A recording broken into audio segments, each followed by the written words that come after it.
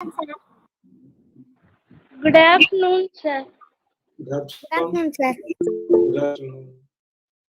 Good afternoon. Sir. Good afternoon. Good afternoon, sir.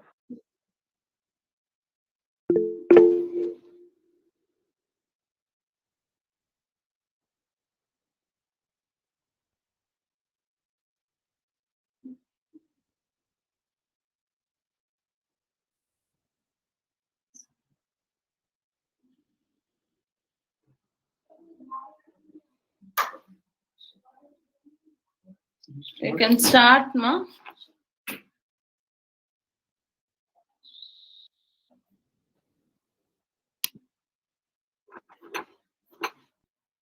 Phoebe and Anisha, Yes, ma'am. start please. Imagination leads to creativity. Creativity blossoms thinking. Thinking provides knowledge, and knowledge makes you great. Are you ready for Bethel Spectaculo? Hope everyone is eagerly waiting. So here we go. May I now request our correspondent sir to lead us in prayer? Oh, let us look to God in prayer now. We pray God to bless this event and also pray God to give you more wisdom and also more talent and gifts for you to shine well. And also we pray God to help you out and to improve your studies and all your skills. So this day's program is a special program for you, the science and the math students. And we appreciate all the teachers for all the efforts they have been taking to train you and also to equip you, make you to present your projects, and also participation of all the students for the enthusiasm shown as well as for all your hard works. We appreciate all the parents as well as for the cooperation and coordination in this program. We pray for the school as a whole and God will bless you. Now let us look to God in prayer. Most loving and gracious Father God, we thank you and praise you, Lord. For this wonderful afternoon, Lord, we pray for this program. Lord, be with every student who participates in various events, Lord, various projects. Lord, we pray that you give them the wisdom and the knowledge to present the projects very well, to exhibit all their talents and also all the gifts you have given them. Bless every staff member who are back supporting the program and also helping the students to present well. Also, we pray for all the parents for their active participation and cooperation in this project. Thank you, Lord, for this hour, for this time. Commit everything into your hands. Bless us to you. Thank you for your blessings. We're grateful to you that you're able to help us, oh God. Thank you, Lord, again for every blessings and every gifts. For all the prayers you ask and receive. The Master's name of Lord and Savior Jesus Christ. Amen and amen. Wish you all the best. God bless you. Thank you. Thank you, sir. Welcome. A very good afternoon to one and all present here. This is me, Anisha, and my co-host Phoebe Kessia. Really excited to start this amazing event. Science is a treasure which is difficult to measure. It is a magic that works and a method of organizing curiosity. And of course, mathematics is the queen of science. A very warm welcome to all the spectators for Standard 6 to 12 Science and Maths Project Exhibition 2021. I'm confident all of you are exceptionally energized. So, with no further ado, let's get started. When we pray in song, we are offering to God not only our thoughts, but all that we are. May I now call upon Rachel Ruby Rebecca of Standard 12A for the prayer song.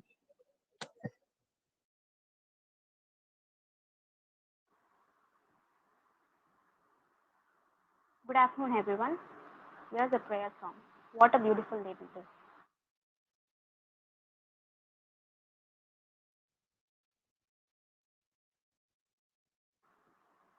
You were the word at the beginning, one with God the Lord Most High.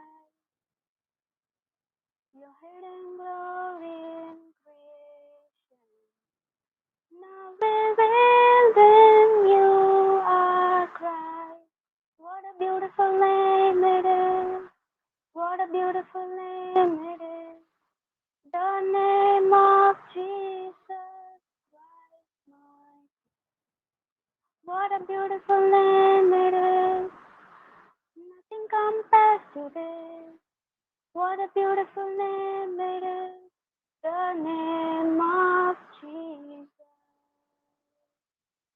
Who didn't want heaven without us? So Jesus, you brought heaven down. My sin was great, your love was greater. What could separate us now? What a wonderful name it is. What a wonderful name it is. The name of Jesus Christ, my King. What a wonderful name it is. Nothing compares to this. What a wonderful name it is. The name of Jesus. Thank you. Thank you, Rachel, for the wonderful song. God speaks to us through dreams, prayer, and reading of the Holy Bible. May I now call upon Martina Anna Faria of Standard 12 for the Bible reading. Good afternoon, girls. Today's Bible reading is taken from Proverbs chapter 2, verses 6 to 12. For the Lord gives wisdom, from his mouth comes knowledge and understanding. He holds success in store for the upright. He is a shield to those who walk in blameless. For he guards the course of the just and protects the way of his faithful ones. Then you will understand what is right and just and fair, every good path. For wisdom will enter your heart, and knowledge will be pleasant to your soul. Discretion will protect you, and understanding will guard you. Wisdom will save you from the ways of wicked men, from men whose words are perverse. Thank you. Have a good day. Thank you, Martina. Next comes Bhargavi of Standard 12 for the welcome address. Good afternoon to everyone present here. I warmly welcome you all to Bethel Spectaculo, Science and Max Club. It is my great pleasure to welcome our principal, Dr. Mrs. Florence Dureraj, correspondent, Dr. Mr. Dureraj, our adorable administrators, Dr. Mr. Rennie Robin and Dr. Mrs. Doreen Robin, our beloved teaching and non-teaching staff. And last but not least, our lovely friends in the event who exhibit their new talents. Science is a system of knowledge and the methods you use to find that knowledge. Science is involved in our life. Science, we have achieved many things like sending a satellite to space, preparation of medicines, agriculture purpose, manufacturing machines, etc. India's greatest scientist Dr. APJ Abdul Kalam sir said that science is a beautiful gift to humanity. We should not destroy it. Finally, I end up with a cup. You will ask me what is there in cup. It is about concentrate, understand and practice. First, you must concentrate on your subject, then understand it. After that, practice it. I thank you for the opportunity given by our teachers. I hope you will enjoy by spending your time with us. Thank you. Thank you, Bhargavi. Now let's Thank begin our spectacular. Have you ever wondered why do objects float or sink? What is the mystery behind them? Here comes Annal Elizabeth of Standard 6A to explain the phenomena of floating and sinking.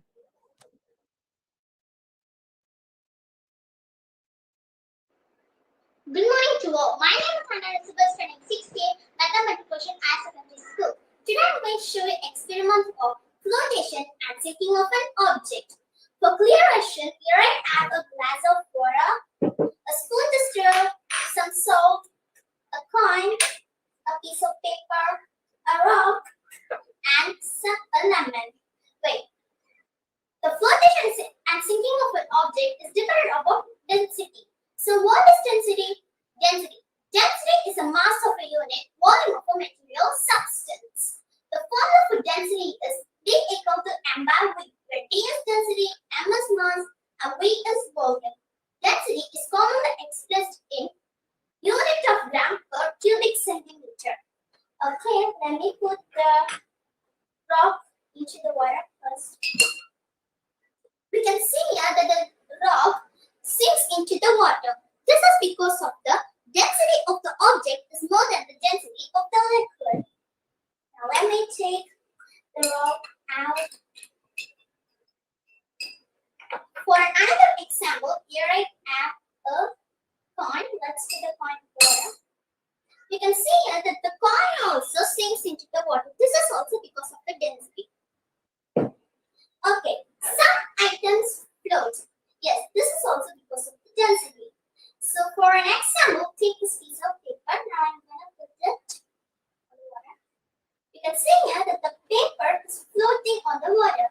This is because the density of the paper is low than the density of the water. We can also make a sinking object to float. For example, this lemon. The lemon will sink into the water, but we can make it float by adding some salt. So let's add the salt and stir it well.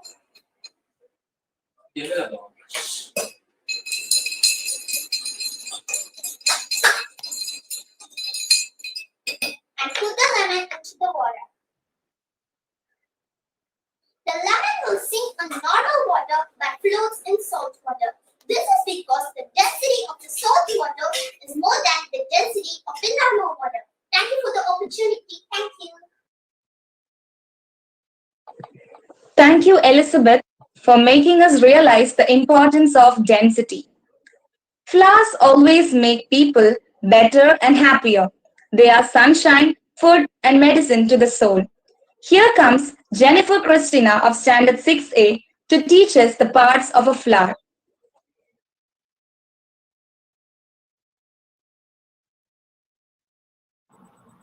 Good evening to one and all present here. I am Jennifer Christina from 6A. I am going to explain about parts of the flower.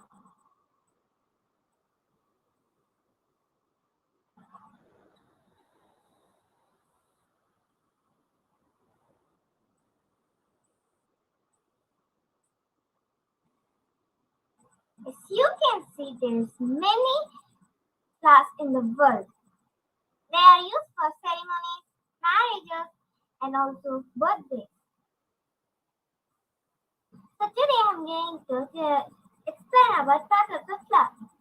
The first part is from petals. Usually petals are the most prominent part of the flower structure, owing to their vibrant color, and sometimes scent. Their main function is to attract pollinators and also protect the inner reproductive structure of a flower. In some flowers, petals are absent or reduced. Anther. The anther is a key structure in the reproduction of flowering plants. It sits atop the filament of the male structure known as the stamen. It produces the male sex cells, stores them, and provides a place for them to stay until the time is right for them to be dispersed. The third part is filament. The stamen of a flower, the part that produces pollen, consists of a slender stalk called the filament and an anther. The filament supports the anther, which is where pollen develops. The word filament is from the Latin word filum, which means that filament in fact can be a synonym for thread. The fourth part is stigma. As you can see, the stigma is very important to the process of reproduction in flowering plant. It provides a receptacle for pollen to land on be rehydrated before entering the style to travel the ovary. Without stigmas, flowering plants would not exist. The fifth part is the sepal. The sepal is the leaf-shaped structure found in flowering plants or angiosperms. It is found on the outermost part of the flower and like a petal.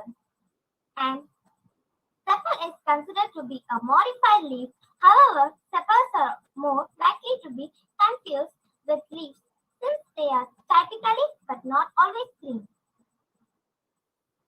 The seventh part is thalamus. Thalamus can be found near the flower stalk. It is an old term for the part of the flower that is specifically the part of the stem known as the receptacle. The thalamus, also known as the flower's receptacle, is the platform on which the ovary develops into a part. The next part is pedicel. The pedicel is a short flower stalk in an inflorescence or cluster of flowers. The function of pedicels is to expose flowers to the sun and wind and put them in a position so their aroma and color attract pollinating insects more easily. Next part is ovule. The ovule is the organ that forms the seed of flowering plants. It is born in the ovary of the flower and consists of nucleus protected by integuments, precursors of embryo, endosperm, and seed coat respectively. Ovary. Ovary in botany, enlarged basal portion of a pistil, the female organ of a flower. The ovary contains ovules which develops into seeds upon fertilization. The ovary itself will mature into a fruit, either dry or fleshy, enclosing the seeds. It has one lobule, water chamber, within which are the ovules. Last but not least, thank you for Madam to this online expo idea. And also in this lockdown, Madam given opportunity to learn in online. Thank you, Madam, for giving the opportunity. And also thank you, teachers, for giving this awesome opportunity for the expo. Thank you. Have a nice day. Thank you, Jennifer, for an awesome presentation. Now let me call upon Latika of Standard 6A to explain about human excretory system. Good afternoon to everyone present here. I am V. Latika. I am studying 6th Standard A section in Bethel Matriculation Higher Secondary School. I am here to give a speech about the human excretory system. The human excretory system comprises of the following structures: two bean-shaped kidneys, two ureters, one urinary bladder, and one urethra. Kidneys are the main organs of the human excretory system. Kidneys are paired organs that are located one on each side of the spine at the level of the liver. The main function of the kidney is to collect and remove wastes from the body. These remove the nitrogenous wastes produced due to the various metabolic activities of the body. Some other organs that carry out excretion are the lungs, liver, and skin. Kidneys are a pair of bean-shaped excretory organs. Kidneys filters the blood as it passes through them. Kidneys remove the wastes and produce urine. Thank you. Thank you, Latika. Nice model. Next, may I call Hasini of Standard 6A to explain about the states of matter.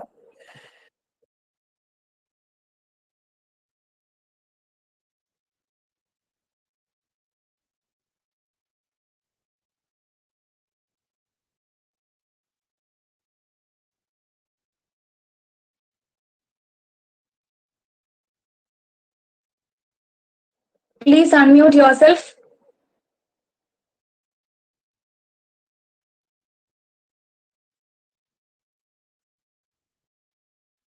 Hasini.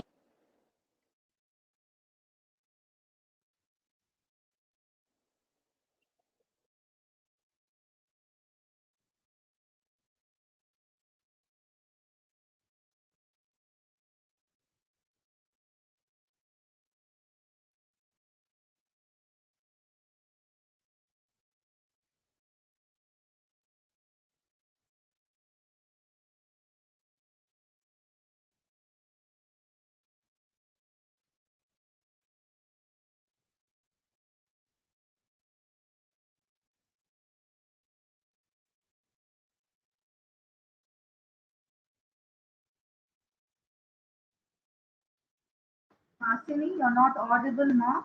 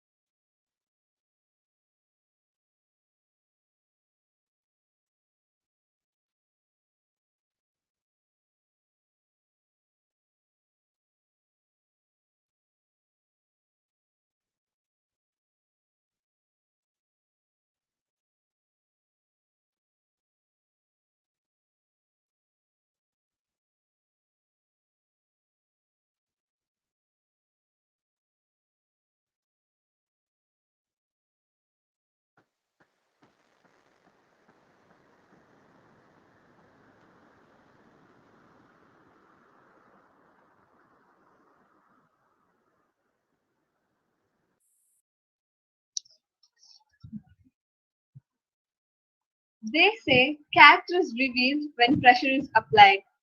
Here comes Shirley Giovanna of Standard 7A to explain about what happens when there is air pressure.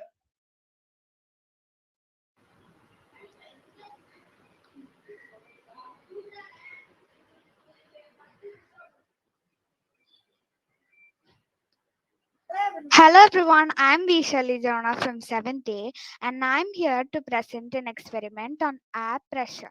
So air has gases like oxygen and carbon dioxide. So air has a pressure. So by this experiment, we're going to see the effect of this pressure. So materials required are a plate, two bottles of the same size, and you have to drill holes on the bottle's lid, one hole each, and you also have to drill a hole on the top end of one of the bottle. And then you need a cup,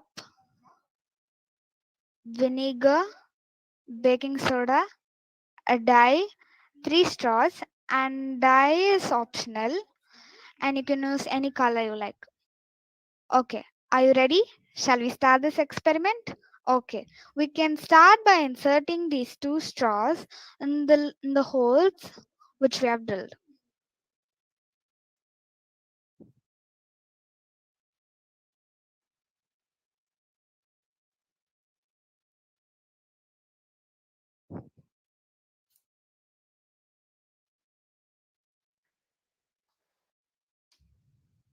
Okay, the lids for the straws ready.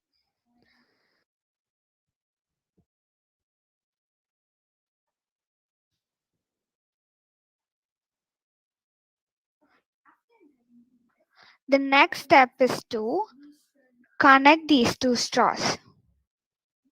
It might be a little difficult, so see carefully how I'm doing it.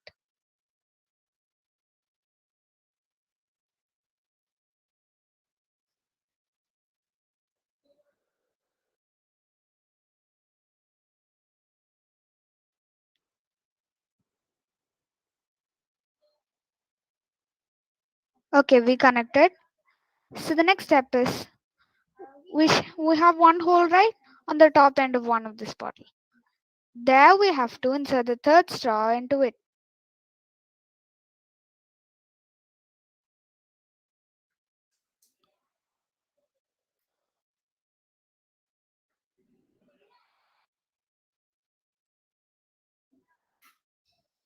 Okay, we inserted.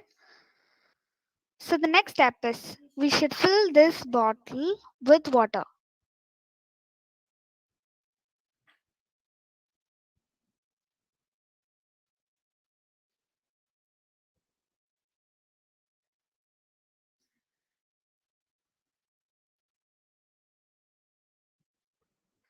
Okay, the next step is to add the dye into the water.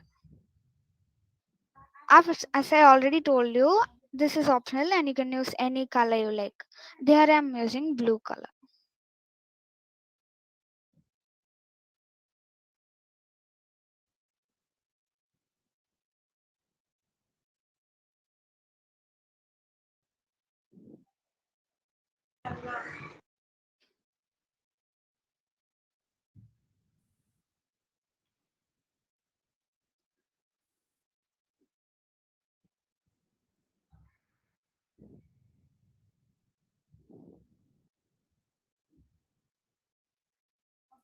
Okay, the color has mixed well. So the next step is we should add the vinegar into this bottle.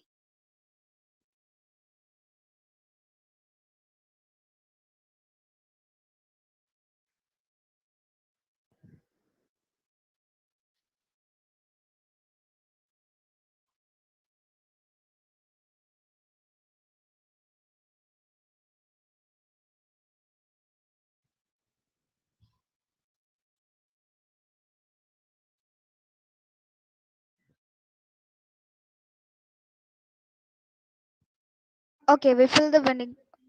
So the next step is to add baking soda. So this time you need to be fast because as soon as you put the baking soda in, you need to close the bottle's lid. So you need to prevent the gas from escaping.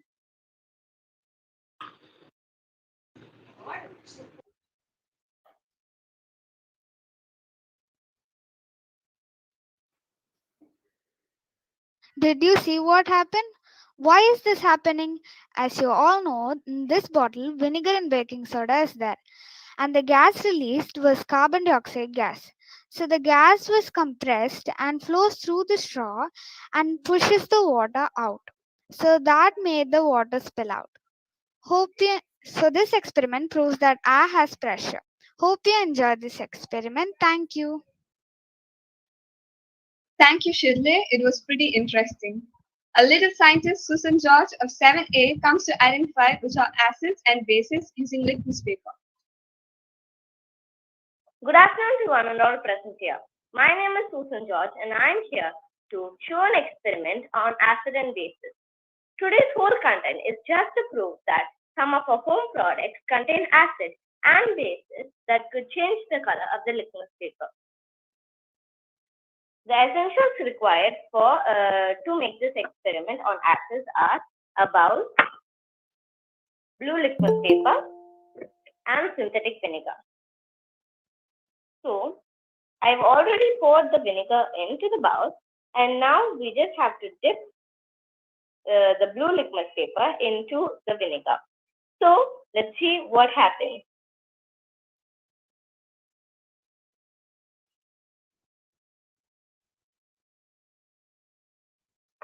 As you can all see, the blue litmus paper just disappeared and a new red litmus paper appeared. This is because since vinegar contains acetic acid. Now moving on to bases. For bases, the essentials required are about a spoon, a cup of water, red litmus paper, and baking powder. You could also use baking soda, but baking powder is way more powerful. So, first, we'll add the baking powder in. We need half a spoon of baking powder. And we have to pour the water in. And as you can see, there's a reaction happening. So now we have to dip the red litmus paper in. It takes quite a long time to change because this is not that powerful as vinegar.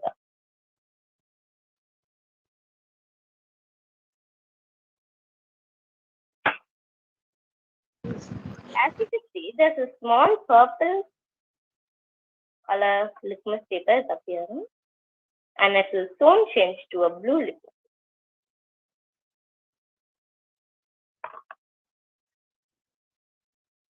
Now it's a total blue litmus paper. See? This is because baking powder and water mix together and forms a base which can change the color of the litmus paper. I hope you all enjoyed this experiment on acid and base. Thank you. Have a nice day. Thank you, Susan.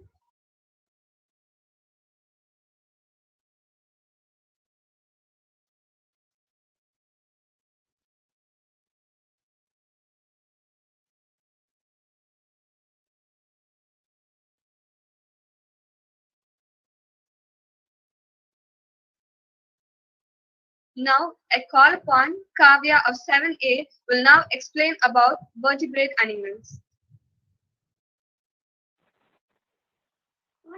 Good afternoon to everyone. My name is Kavya from Sandy. Today I am going to explain you all about classification of vertebrates. Vertebrates are animals with backbone or vertebrate column. They are classified into 5 classes.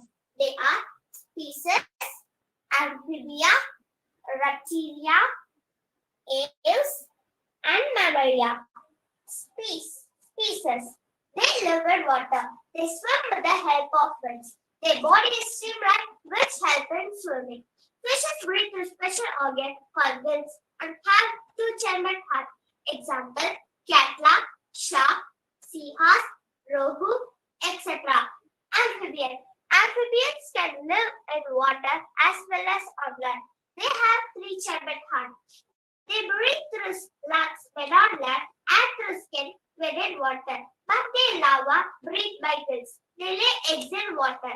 Example: frog, salamander, and toad, etc. Reptilia. Reptiles are mainly land vertebrates. Their skin is white and covered with scales. They have 3-chambered heart. Their egg is large, leathery, and yolky eggs. Example: lizard, snakes, crocodile, and tortoise. Is the body of birds is covered with feathers. They have wings to fly. Their heart is 4-chambered and feet are claws for patching on trees. Birds lay hard shell and yolky eggs. Example: peacock, sparrow, pigeon, etc. Mammalia, milk nourishing animals. The body of mammals is covered with hair. They possess projecting external ears. They have 4 legs and a tail. They have 4-chambered heart. The females have milk nourishing mammary glands. Mother gives birth to young ones and nourish them with their own milk. Example: giraffe, elephant, kangaroo, bat, tiger, etc. Here are some of the examples of classification of vertebrates: species, amphibia, reptilia, aves, and mammalia. Thank you for listening to me. Thank you, Kavya, for this wonderful model. Next, may I call upon Hasini of Standard 6A to explain about states of matter.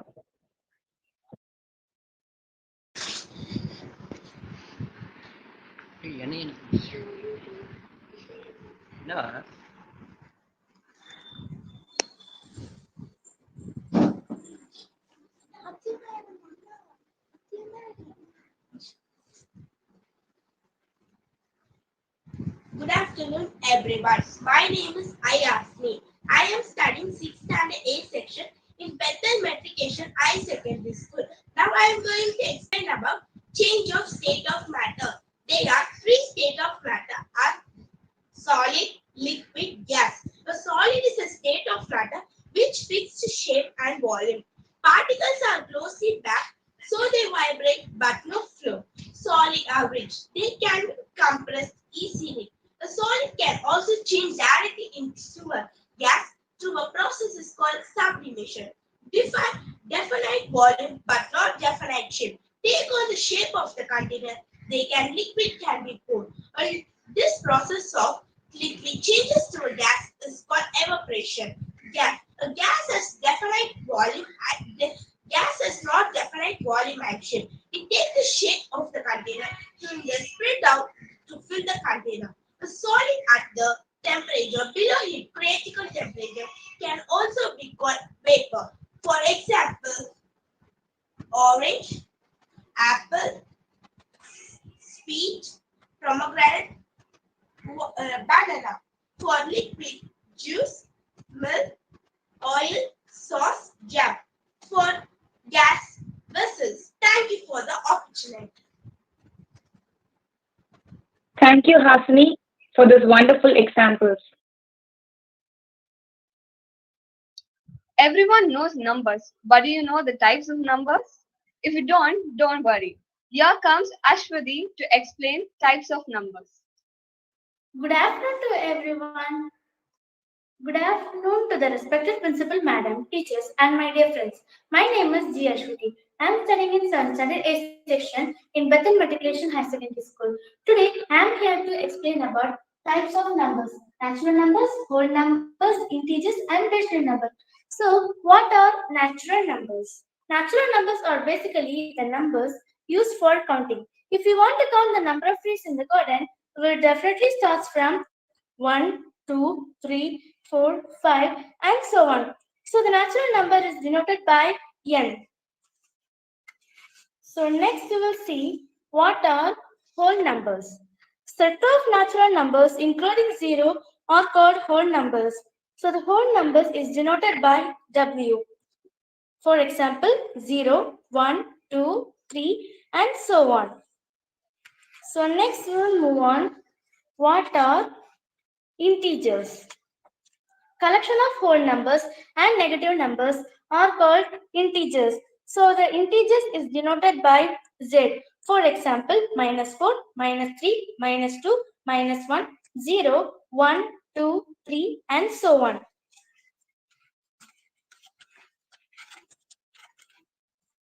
So next we will see what are rational numbers. Numbers that can be expressed in the form of a by b, where a and b are integers, b is not equal to 0, are called rational numbers.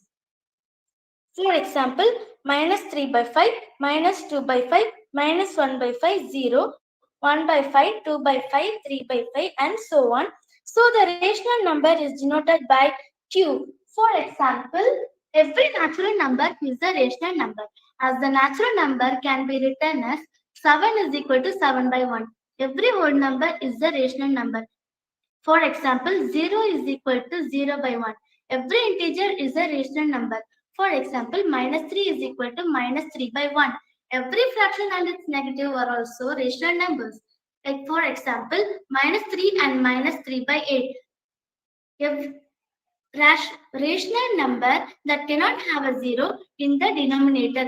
Thus, the natural numbers, whole numbers, integers, and fractions are the part of rational numbers. Thank you. Thank you about teaching us numbers, Ms. Medis. Here comes Asna Begum to explain communicable and non-communicable disease.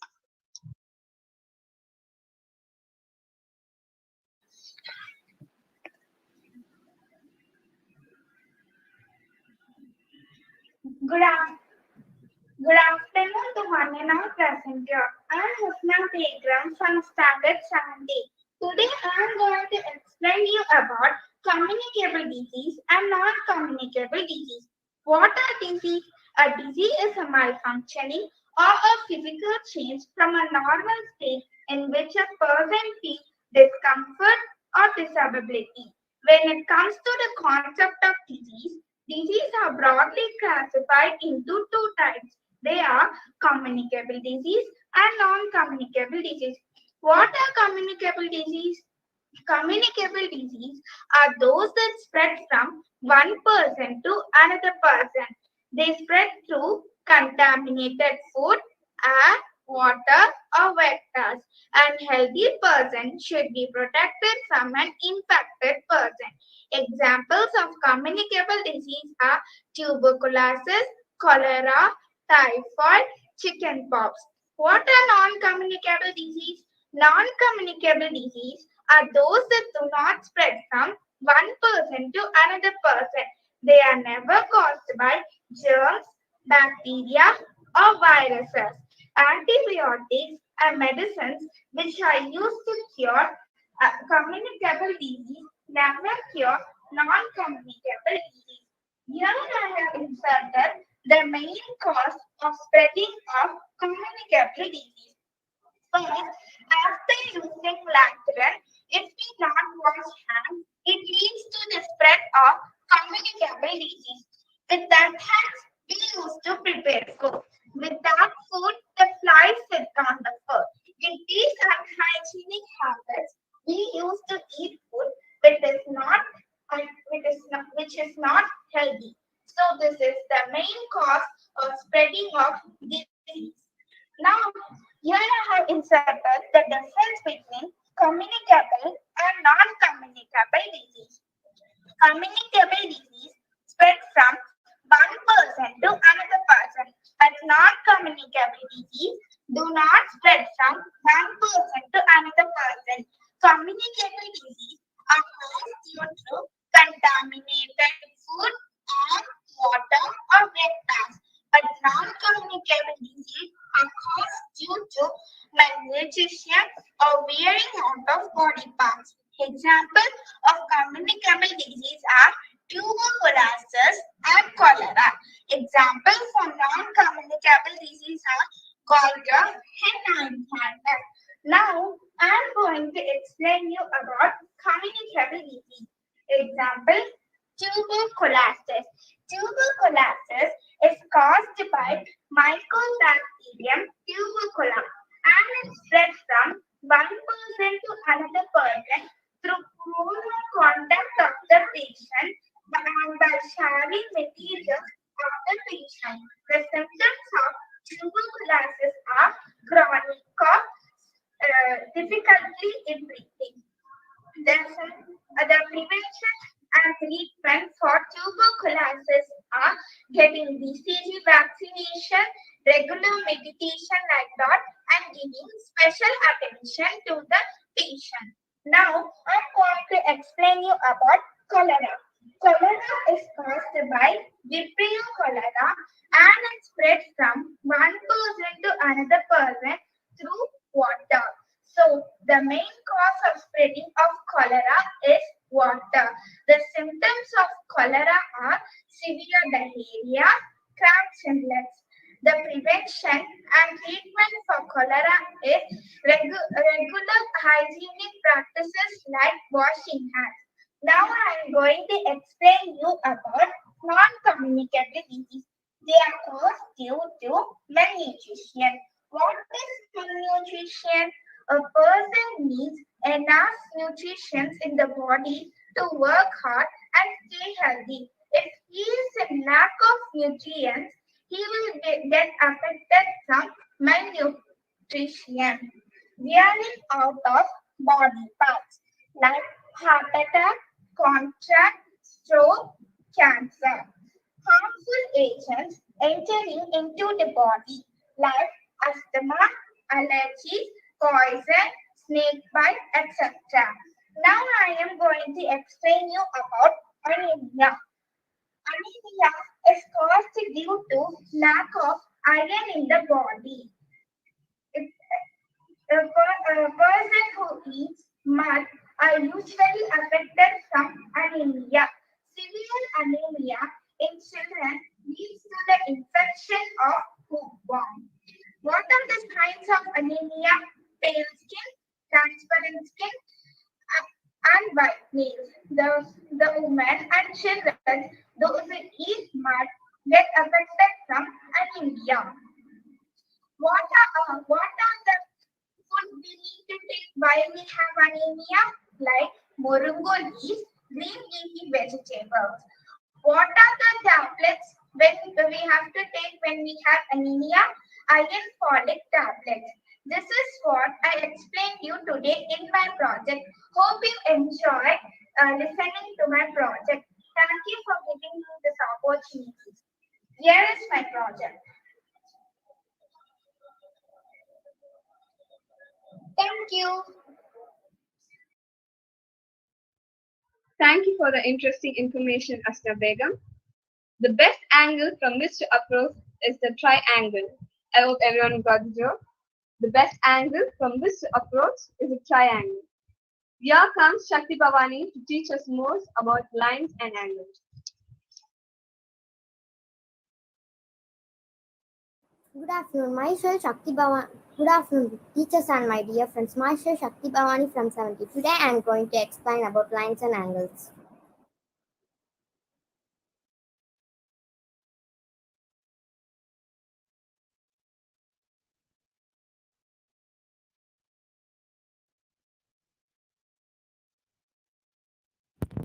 Parallel line. The line have the same length. It doesn't meet each other.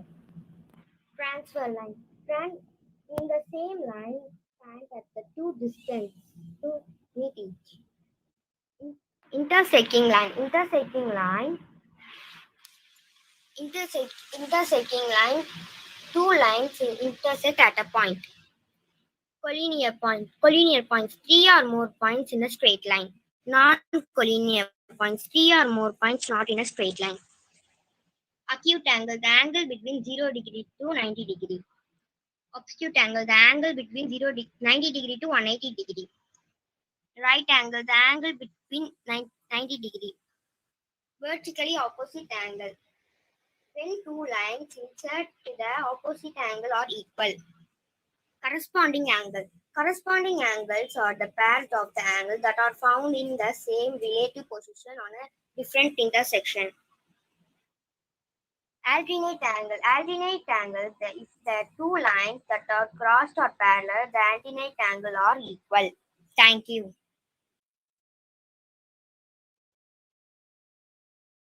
Thank you, Shakti Bhavani. It is estimated that 98% of plants' energy is used in the work of transpiration. How does this process work and why is it so essential? So let me call Dakshani of Standard 8A to explain the phenomenon of transpiration. Good afternoon. My name is Sri Dakshini from 8th.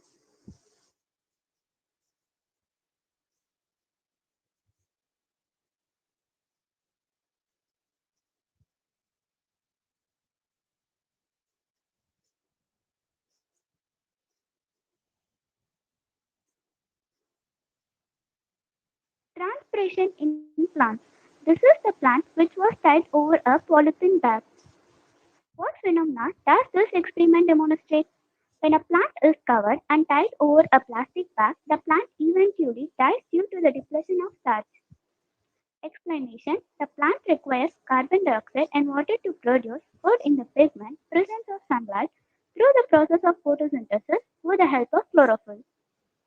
Why was the plant covered with a transparent polythene bag? If the plant was placed outside in sunlight, the transpiration will occur and water droplets will form inside the polythene which cover the plant. What will you find if the setup is placed inside a room? If the plant was placed outside in sunlight, the transpiration will occur and water droplets will form inside the polythene which cover the plant. While if the plant is in a dark room, then transpiration will not occur and water droplets will not form. Thank you.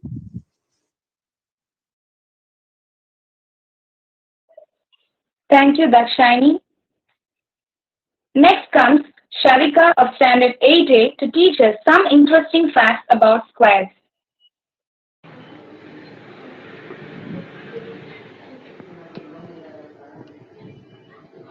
Good afternoon, ma'am, sir, teachers, and my dear friends. I am Sharika from 8A in Bethel Matriculation Higher Secondary School. I am going to explain about a perfect square of 1 to 10 numbers.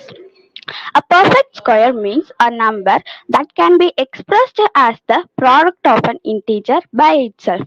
For example, 25 is a perfect square because it can be expressed as the product of two equal integers. Example, 25 equal 5 into 5, 36 equal 6 into 6.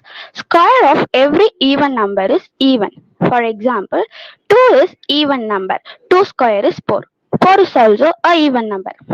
Square of every odd number is odd. For example, 5 is odd number. 5 square is 25. 25 is also a odd number. Now I am going to show my working model of perfect square.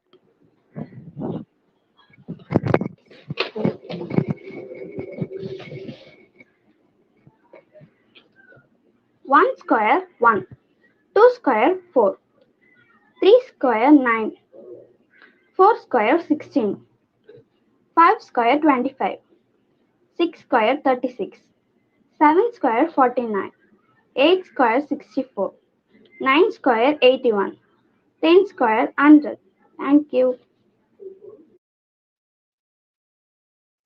Thank you, Sharika. Now let's understand what are elements, compounds, and mixtures. Here comes Darshini of Standard 8A to explain them with many examples.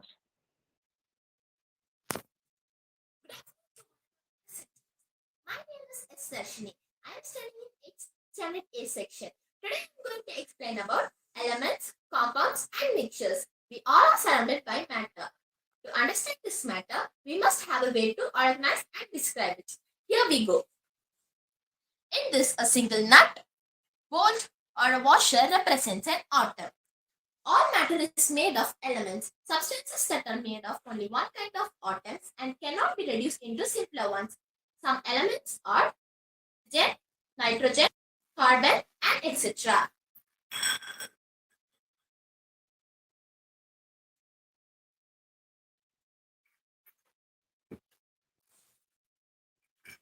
In this case, the nut, bolt, and washer are bonded together. This is a compound. A compound is a substance composed of two or more atoms that are chemically bonded together. This represents how compounds cannot be separated by physical or mechanical processes and only can be destroyed by chemical processes. Some examples of compound are salt and water.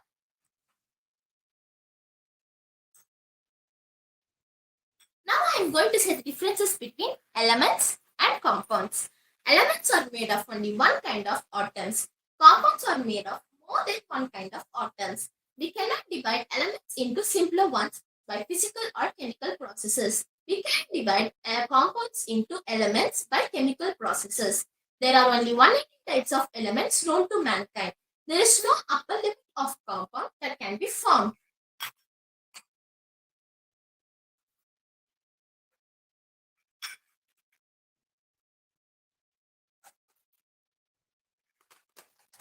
This is a mixture. A mixture is a material containing two or more elements or compounds that are in close contact and mixed in any proportion.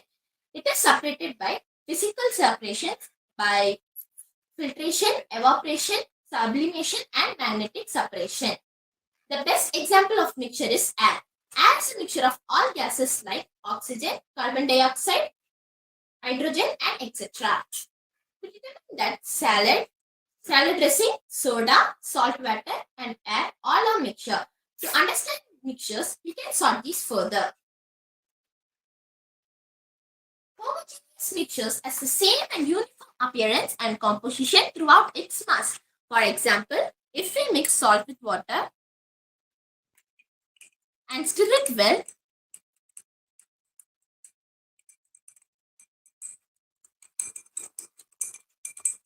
we cannot able to see the salt. It is fully dissolved with the water. This is homogeneous mixture. Heterogeneous mixture consists of visibly different substances and is not uniform in its composition. For example, if we mix oil with water and stir it well, we can see the oil in the top of water. It is not mixed with water. Hope you get a better understanding about mixtures. Thank you. Thank you, Darshini, for those wonderful examples. Next comes Janicia of Standard 8A to explain about the laws of exponents.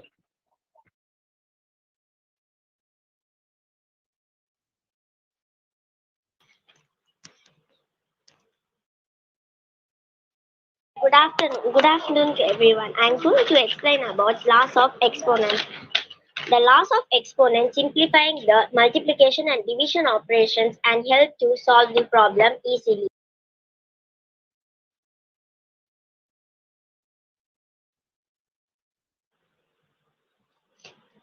In laws of exponents, 7 laws is there. First law, power of a product rule. Second law, power of a quotient rule. Third law, product rule. Fourth law, quotient rule. Fifth law, zero exponent rule. Sixth law, negative exponent rule. Seventh law, power rule. First law for rule. xy is equal to x power m, y power m. Power of a quotient rule. X power m by y is equal to x power m, y power m. Product rule. X power n is equal to x power m plus n. Quotient rule.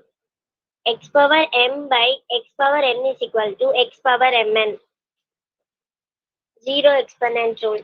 X power 0 is equal to 1. Negative exponent rule. X power minus is equal to 1 by x power m. Power rule. X power mn is equal to x power mn. Thank you.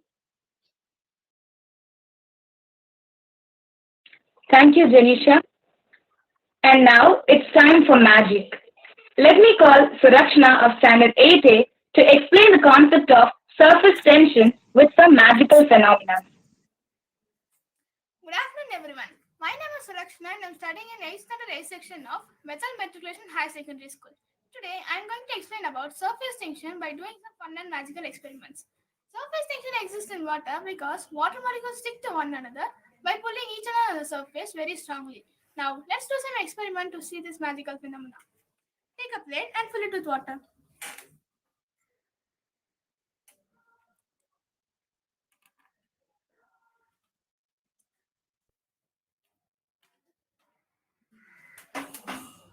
Make a boat using a paper and place it in the water.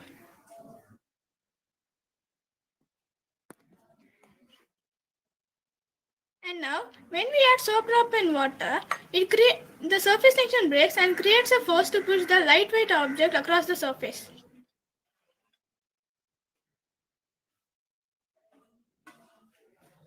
Now, take a plate and fill it with milk.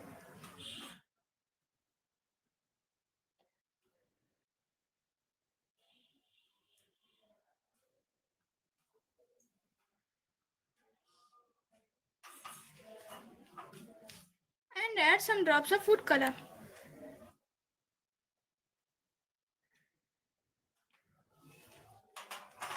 Take an earbud and dip it in soap.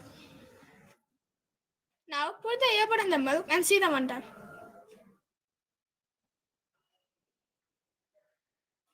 The soap breaks the surface tension and reacts with effect. This reaction will cause the milk particles to move around and creates a rainbow-like effect.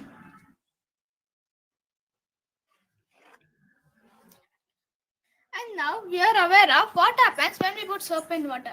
This experiment is another way to demonstrate the same. Take a bowl and fill it with water.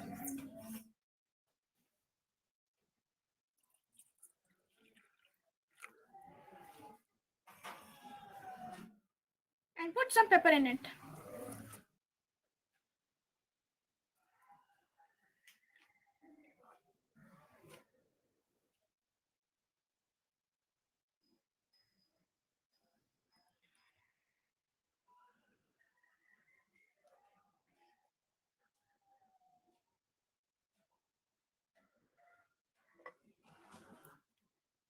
And now, when we add soap drop in water, the surface tension breaks, causing the pepper to move along. Application of surface tension. During heavy storms, the ships are damaged due to the surface tension of water. By pouring oil or soap powder into the sea, the sailors remove its impacts. What is the Thank you. Really mind-blowing experiments. Thank you, Surakshna. Next comes Ashwini and Amira Fatima of Standard 9A to explain the applications of Pascal's law using hydraulic lift. Good afternoon to honorable present here. This is Amira. And this is Ashwin. Of Standard 9A from Bethel Education Higher Secondary School.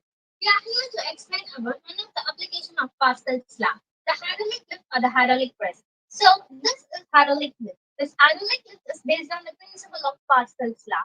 The law states that the external pressure applied on an incompressible liquid transmitted uniformly throughout the liquid. We have taken two cylinders of different cross-sectional area, such that the cross-sectional area of the piston in the bigger cylinder is set to A and the cross-sectional area of the piston in the smaller cylinder is set to A2. The two cylinders are connected by a tube. The object which is to be lifted is placed on the stand. Now, when we apply force on both the pressure, the piston exerts pressure. This pressure is now equally transmitted to all the directions. Now, let us see how this hydraulic lift works on this principle.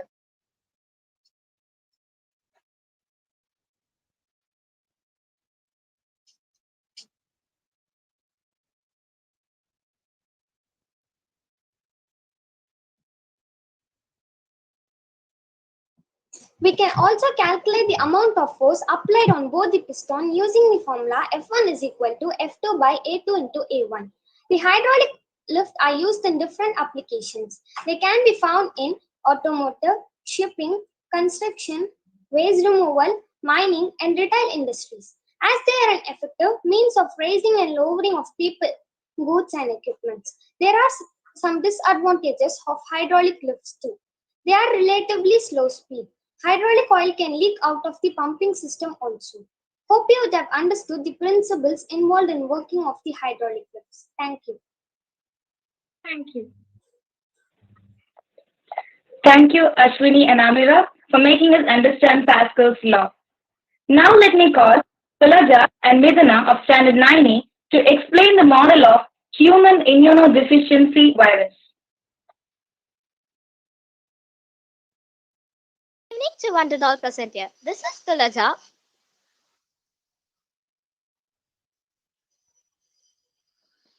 Good evening to one and all present here. This is Tulaja. And Vituna of 9A. We are of 9A of Bethel Matriculation High Secondary School. We are going to tell about structure of immunodeficiency of virus. It's a acquired immunodeficiency virus. It's transmitter of an caused by the retrovirus or RNA virus. This virus is attacks with a white blood cells or a lymphocytes virus or a weakness of a body immunity or a self-defense of a mechanism. It is transmitted through the sexual contact and blood contact of an by a surgical equipment of a mantle and mantle of an for fetal transmission. It causes weight loss, prolonged fever, sweating in the night, and chronic diarrhea are the important symptoms. Prevention and control of HIV virus. Disposable syringes and needles should be used. Screening of blood before blood transfusion. People should be educated about AIDS transmission. Avoid shaving blades or razor. HIV was first recognized in Atta, USA in 1981. In India, the first confirmed evidence of HIV was reported in April 1986 in Tamil Nadu. The AIDS vaccine RV144 trial was conducted in Thailand in 2003 and 2003 and the report was presented in the year 2011. Thank you. Thank you, Tulaja and Miduna. Nice model. Mathematics is the only subject which gives us a hope that every problem has a solution. Here comes Kavya and Kirtana Priya of Standard 9A to teach us the multiplication of polynomials. Good afternoon to one and all present here. I am Kirtana Priya from 9th A. And Kavya from 9th A. We are from Bethel Matriculation IM Secondary School. We are going to explain about polynomials. Polynomials are arithmetic expression consisting of variables and constants. Polynomial used in biology, computer science, and in communication system. Polynomial can be classified as three terms: monomial, binomial, trinomial. Here we have Kavya to explain about multiplication of two polynomials. I'm taking one example as x plus 1 into 3x plus 2. In the first term, we have x plus 1. We can place x here and 1 here. And next we have, in second term, we have 3x plus 2. We can place 3x and 1, 2 here.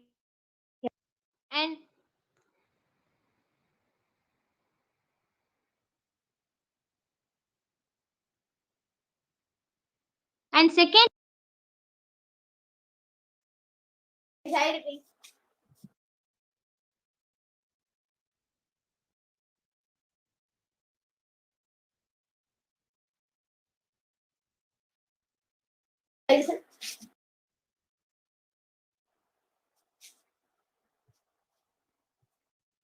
the answer.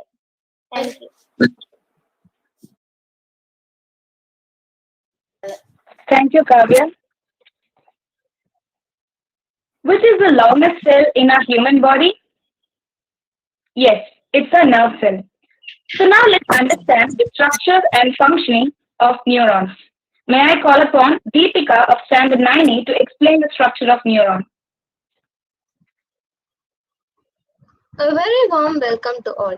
My name is Deepika. I'm studying in 9th standard A section. Today I'm here to explain about the structure of neuron and its function.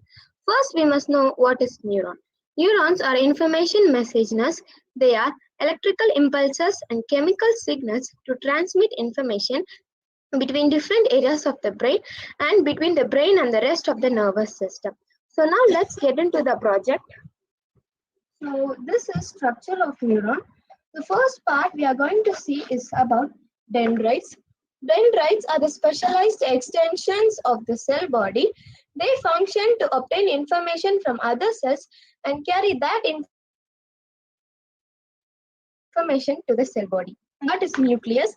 Nucleus controls and regulates the activities of the cell, example, growth and metabolism, and carries the genus structure that contains the hereditary information. Next part is nodophrema. Nodophrema is the periodic gap in the insulating sheath myelin on the axon of certain neutrons that to facilitate the rapid conduction of nerve impulses. The next part is myelin sheath. Myelin is an insulating layer. The myelin sheath allows electrical impulses to transmit quickly and efficiently along the nerve cells. The next part is axon terminal. The axon terminals are specialized to release the neurotransmitters of the presynaptic cell. The transmitters release transmitter substance into a gap called the synaptic cleft. The next part is Schwann cell. Schwann cells are the major glial cell type in the peripheral nervous system. They play essential role in the development, maintenance, functions, and regeneration of the peripheral nerves. And the next part is axon. Axons are the next part is cell body. Cell body, also known as a soma, the cell body is the neuron's core. The cell body carries genetic information, maintains the neuron structure, and provides energy to thrive activities. Next part is axon. Axon, also called nerve fiber, portion of a nerve cell neuron that carries nerve impulses away from the cell body. And the last part we are going to see is about cell membrane. Cell membranes protect on generalized cells. All cells have outer layer plasma membrane that regulates only what enters the cell, but also how much of the substance comes in. So I hope you have understand the structure of neuron and its functions. Thank you all. Thank you, Deepika, for teaching all the parts of neuron. Quantum mechanics has explained all of chemistry and most of physics. Here comes Monisha of Standard 9E to teach us the electronic configuration of atoms. Good afternoon to all and all present here. This is Monisha of Standard 9A studying in Bethel Matriculation High Secondary School. And I'm here to explain about the geometric representation and electronic configuration of elements. There are many elements in nature, out of which I'm going to explain about a few elements like hydrogen, helium, sulfur, and oxygen. Do you know what is electronic configuration? The distribution of electrons in different shells is known as electronic configuration. Before going into the geometric representation, there are certain rules such as Bohr's rule of electronic configuration. The maximum number of electrons that can be accommodated in a shell is given by the formula 2n square. Electrons are distributed in stepwise manner. The outermost shell of an atom cannot have more than 8 electrons. The first is hydrogen. Hydrogen is a chemical element with the symbol H, and the atomic number and the mass number is 1. The number of proton and electron is 1, and it does not have neutron. Hydrogen is the lightest element and the only element which does not consist of neutron. Since it has only one electron, the one electron is filled in the first shell K shell. And the next is helium. Helium is a chemical element with the symbol He. Atomic number is 2 and the mass number is 4. The number of proton and electron is 2. And since it has only 2 electrons, the 2 electron is filled in the first shell K shell. And the next is oxygen. Oxygen is a chemical element with the symbol O. Atomic number is 8 and the mass number is 16. The number of proton and electron is 8 and the number of neutron is also 8. Since it has 8 electrons, first 2 electrons are filled in the first shell K shell. The remaining 6 electrons are filled in the next shell L shell. And the next is sulfur. Sulfur is a chemical element with the symbol S. And the mass number is 16 and the atomic number is 32. The number of proton and electron is 16 and the number of neutron is also 16. Since it has 16 electrons, the first 2 electrons are filled in the first shell, K shell. The next 8 electrons are filled in the next shell, L shell. And the remaining 6 electrons are filled in the last shell and the next shell, M shell. Hope you all would have understood about the electronic configuration of these simple elements. Thank you. Thank you, Monisha. Next comes Harini of Standard 9A to explain about the human excretory system.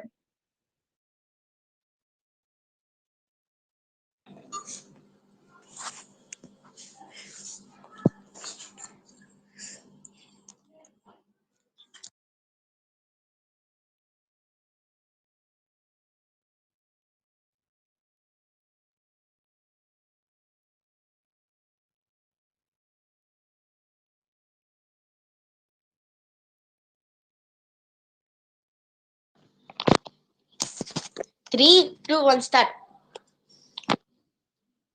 A very welcome to all. I'm Harni Hedge from 9th A. Today I'm here to explain you about human excretory system. In human beings, urine is the major excretory product. So the tissues associated with removal of waste which produce urine. The excretory system filters the waste product so it will not make harmful to our body. The excretory system consists of a pair of kidney. There are 4 main types. First is the kidney and next is the ureter and urinary bladder and urethra. Let me explain this topic.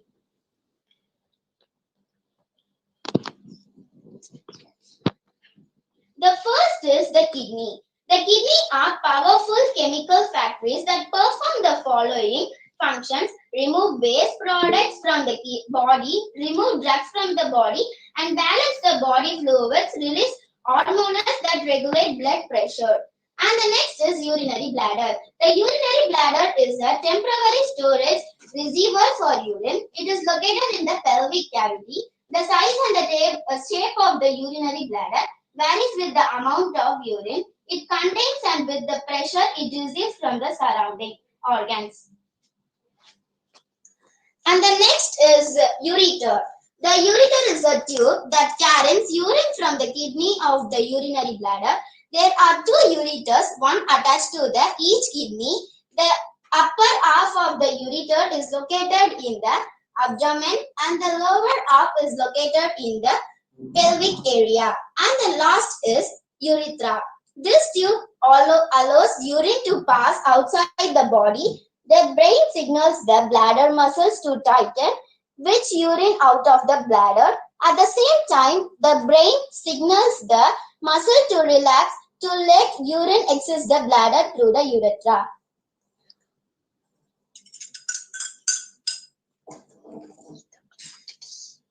Now the urine circulates through kidney, urinary bladder, urethra and ureter.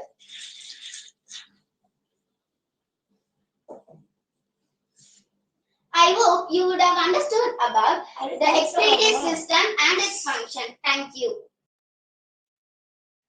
Thank you, Harini, for an attractive model. Next, let me call Monisha of Standard 9A to explain the structure of human respiratory system. Good afternoon to one and all passengers. I am here to explain about the respiratory system with a model.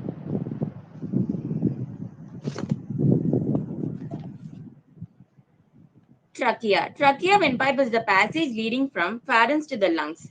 Bronchioles. Bronchioles end in tiny air sacs called alveoli, where exchange of oxygen and carbon dioxide takes place.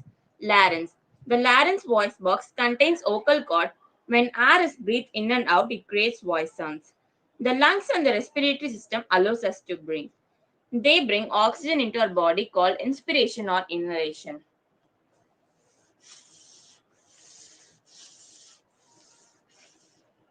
and sends out carbon dioxide called expiration or exhalation. This exchange of carbon dioxide is called respiration. Hope you all would have understood about this respiratory system. Thank you.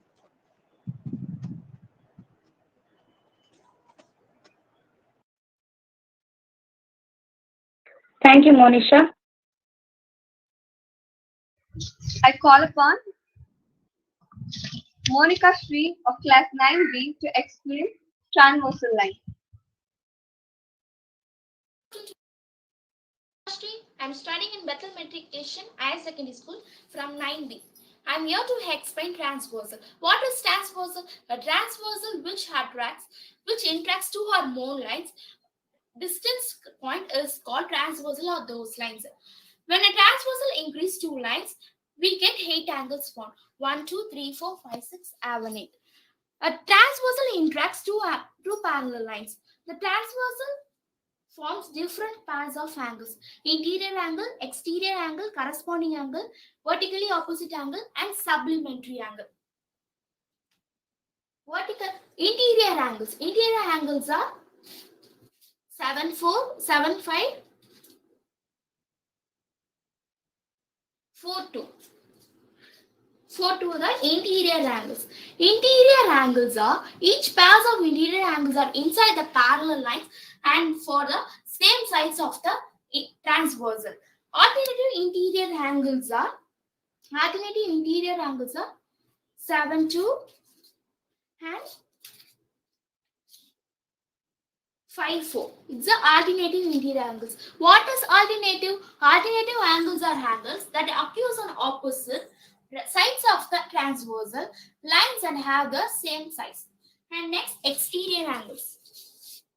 What is exterior angles? Each pair of exterior angles are outside the parallel line and the same side of the transversal.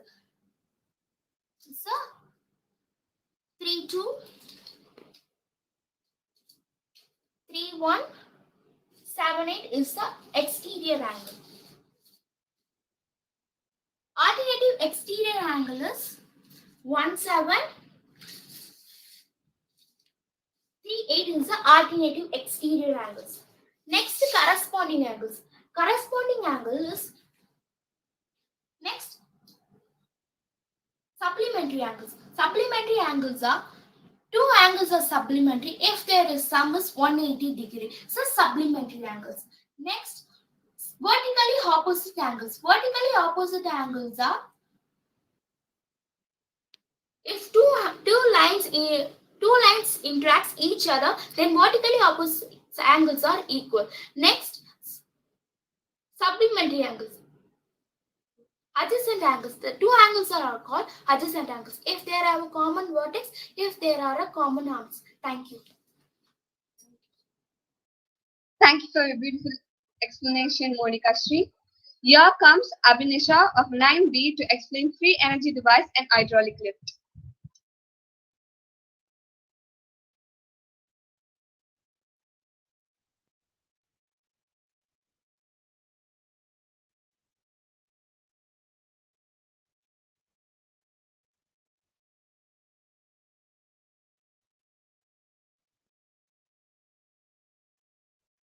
Good evening to one and all present here. I am Abhinisha from Bethel Matriculation Higher Secondary School, studying in 9th standard B section. Now I am going to show the model of the hydraulic lift.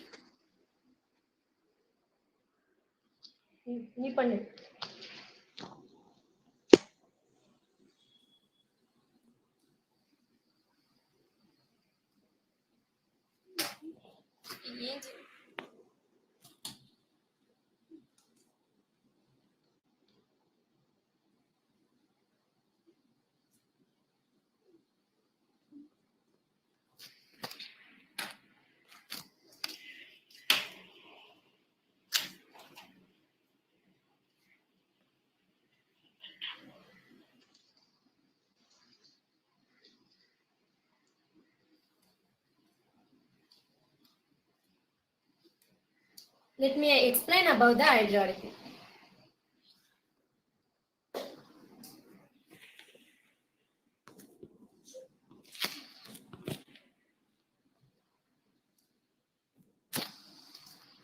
Good evening. Hydraulic lift. The law states that the external pressure applied on an incompressible liquid is transmitted uniformly throughout the liquid. Pascal's law became the basis for one of the important machines ever developed, the hydraulic press. It consists of two cylinders of different cross-sectional area. The object to be lifted is placed over the piston of large cross-sectional area. The pressure field produced by small piston is transmitted equally to the large piston. Applying Pascal's law, the pressure on large piston of area will be the same as that on small piston. Since the ratio is greater than 1, the force that acts on the large piston is greater than the force acting on the small piston. Hydraulic system working in this way are known as force multiplier. Thank you. Thank you, Abhinisha. It was a beautiful experiment. And now I call upon Monica Sri of class 9B to explain about mushroom fungus.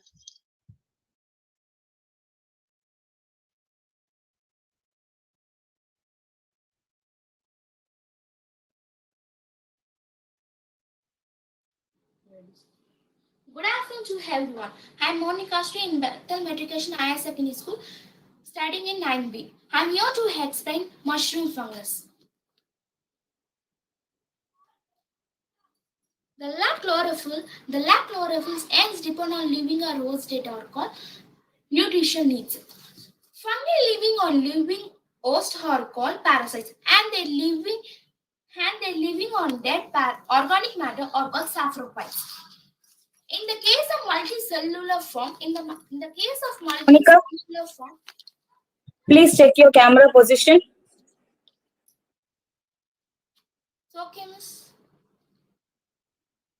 In the case of multicellular form talus, it is called micellular. Micellular is the complex of several thin filaments called hypha.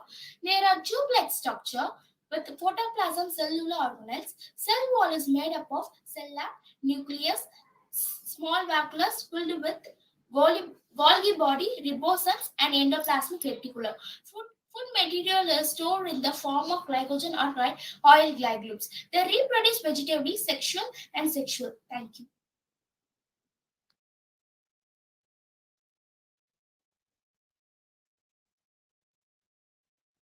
Thank you, Monica Sri. We've seen friendship bond, family bond, sisters bond, brother bond. Yeah, brothers bond. Here comes Shakti Devi to explain a different bond that is none other than ionic bond.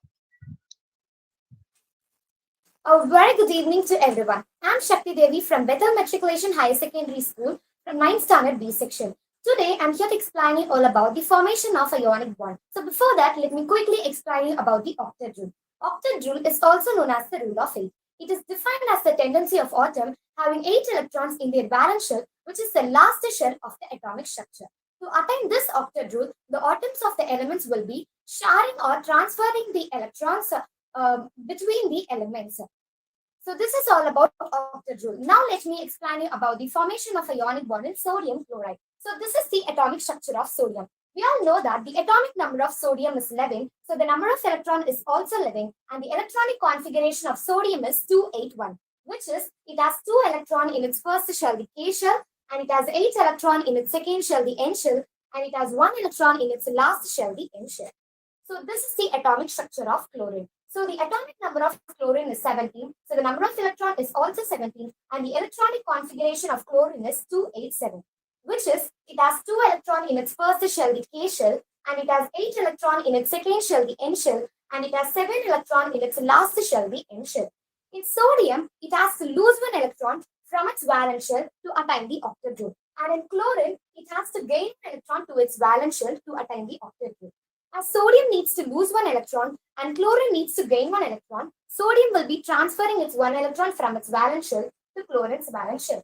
Now the octet rule is satisfied in both the elements. As sodium already had 1 electron in its last shell, that is also removed and transferred to chlorine's valence shell. So now the last shell has nothing, so it will be removed and the remaining shells will be K and N. So the N shell will become the valence shell which has 8 electrons, so the octet rule is satisfied in sodium.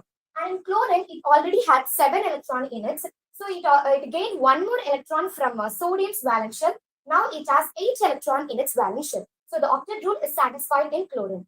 Now the electronic configuration of sodium will be 2,8. And in chlorine, the electronic configuration will be 2,8,8. As sodium loses 1 electron, it will form a cation, which is the positively charged ion. And in chlorine, as it gains one electron, it will form an anion, which is the negatively charged ion. As both the elements have oppositively charged ions, they will be attracted due to the electrostatic force between them. As the bond is between the ions, it is known as ionic bond, and being electrostatic, it is also known as electrostatic bond. So this is how formation of ionic bond takes place. So I hope you all understood the formation of ionic bond. Thank you for giving this wonderful opportunity to share this with you all. Thank you. Thank you for explaining ionic bond, Shakti Devi. Anisha, I know you're good at algebra, but I heard someone is best. Really? Yeah, really. Here comes Subita of class 9B to explain algebraic identity.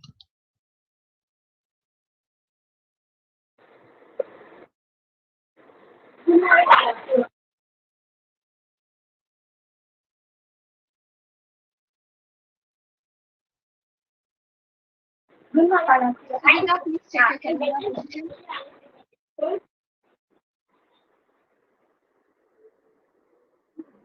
In Bethel Matriculation Higher Secondary School, 7th. Today we are going to learn how to understand A plus B whole cube through an activity. This is A plus B whole cube. Its length will be also be A plus B.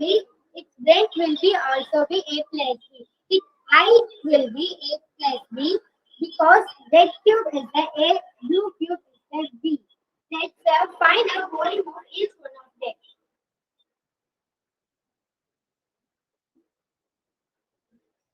A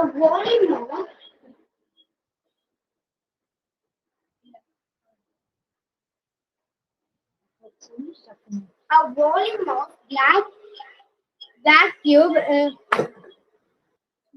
a volume of black cube is equal to A.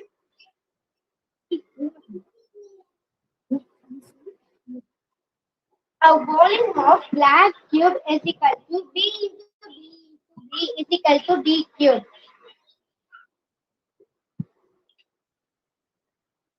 A volume of pink cubide is equal to B square A.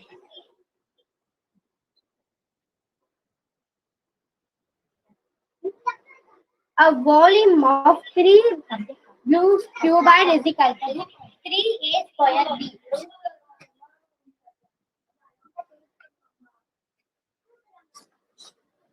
A volume of red cube is equal to A into A into A is equal to A cube.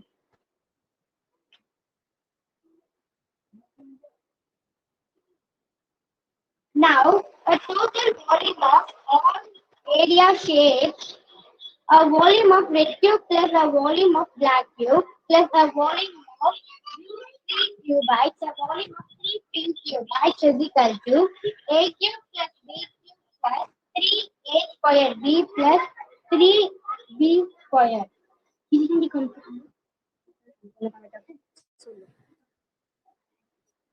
This is the A plus B whole cube. Now we arrange the answers.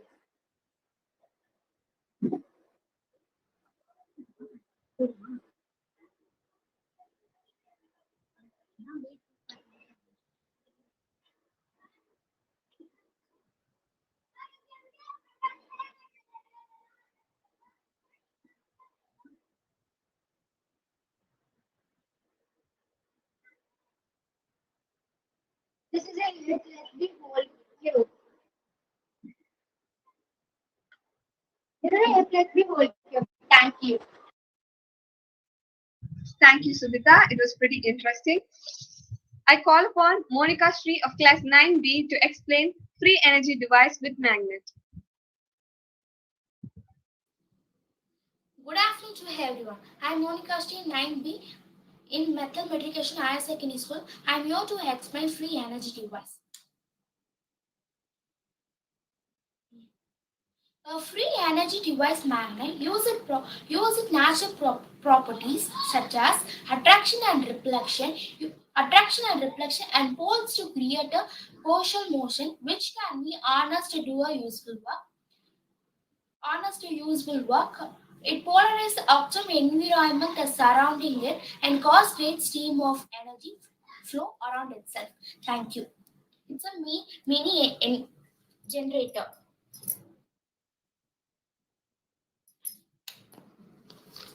Thank you. Thank you, Monica Shri. Now I call upon Abhinish. Now I call upon Arnika Blessing of class 9B to explain about structure of bacteria. Good evening. I'm Arunika Blessina from 9th Standard B section, studying in Bethel Matriculation High Secondary School. Today, I'm going to explain you about the structure of bacteria. I have made a model of bacteria. Let me show it to you.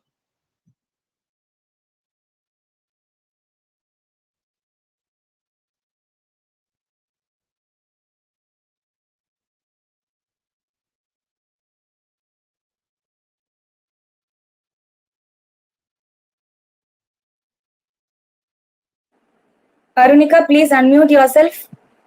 Yes.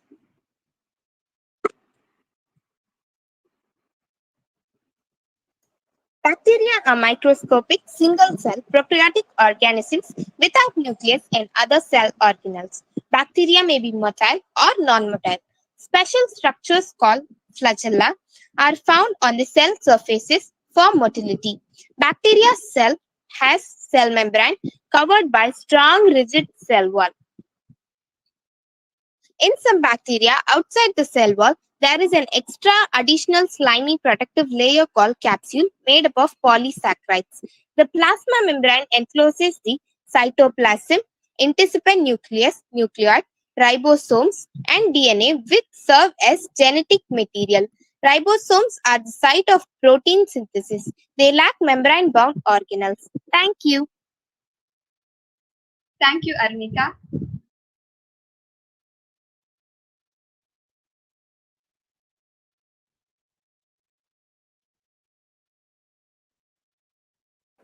Mathematics is the cheapest science. Do you know why? Unlike physics or chemistry, it does not require any expensive equipment. All one needs for mathematics is just a pen and paper. Here comes Mohana Lakshmi and Shivani of Standard 9C to teach us addition and multiplication of polynomials.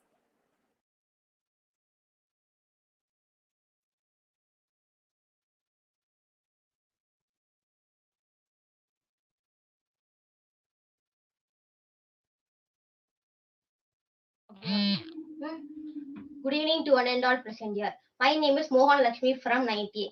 Today we are going to learn how to add and subtraction of polynomials.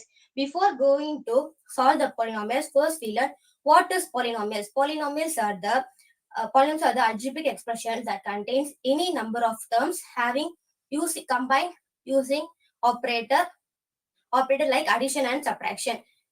There are some examples. 5 having only one term is called monomial. 7 plus 2 having two term is called binomial. 7x plus 3 plus 2 having three term is called trinomial. Now how to add the polynomials? To add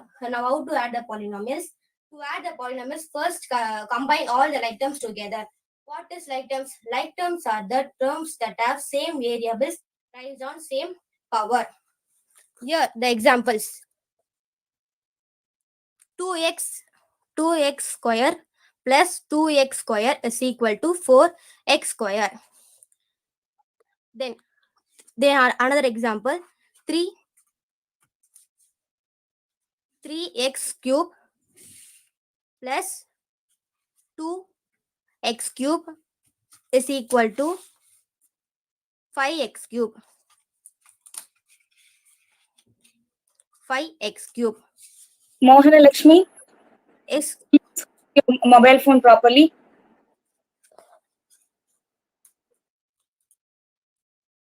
Now a subtraction of polynomials. 5x cube minus 2x cube. 2x cube is equal to 3x cube. Another example: 6x cube minus 6x square minus 3x square is equal to 3x square.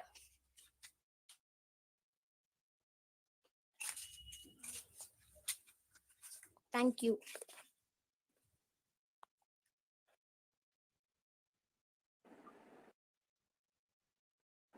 Thank you, Mohan Lakshmi, for these amazing examples.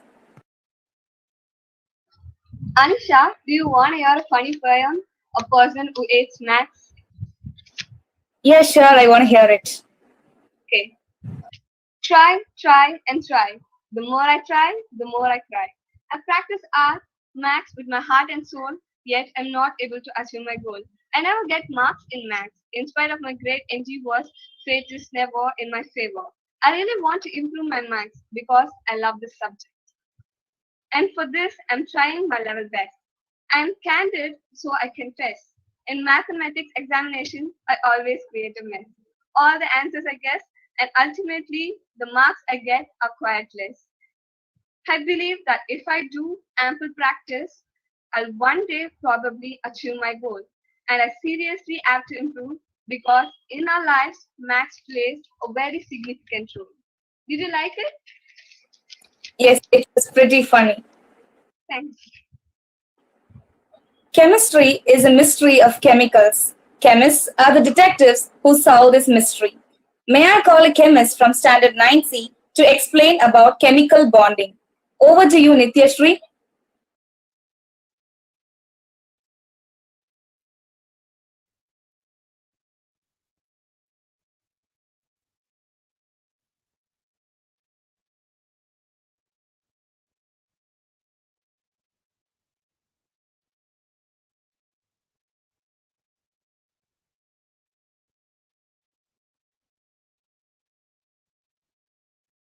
Please unmute yourself. Today I'm going to explain about covalent bond. Covalent bond forms when two non-metal atoms share a pair of electrons. The electrons involved are in the outer shells of the atom. An electron shares one or more of its electrons, completes its outer shell. Covalent bonds are strong. A lot of energy needs to break them.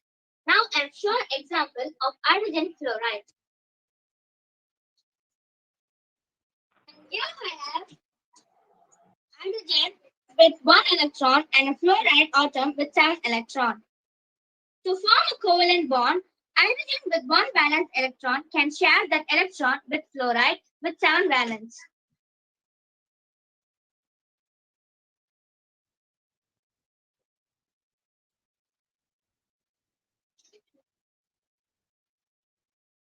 The hydrogen atom has bonded with fluoride atom, meaning there is now a shared pair of electrons. After bonding, the fluoride atom is now in contact with 8 electrons in its outer shell, so it is stable. The hydrogen atom is now in contact with 2 electrons in its outer shell, so it is also stable. Both nuclei are strongly attracted to the shared pair of electrons in the covalent bond. So covalent bonds are very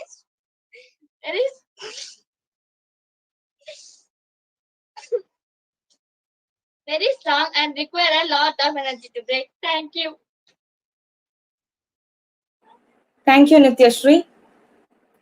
Next comes Kirtana and Mitra of Standard 9C to explain the structure of human digestive system.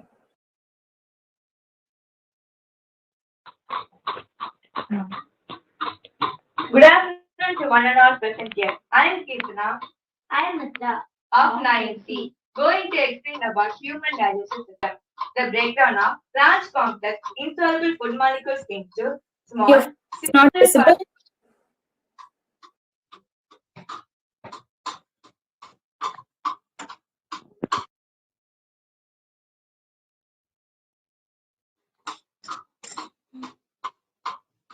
The breakdown of large complex insoluble food molecules into small simpler food particles by the action of digestive enzymes is called digestion.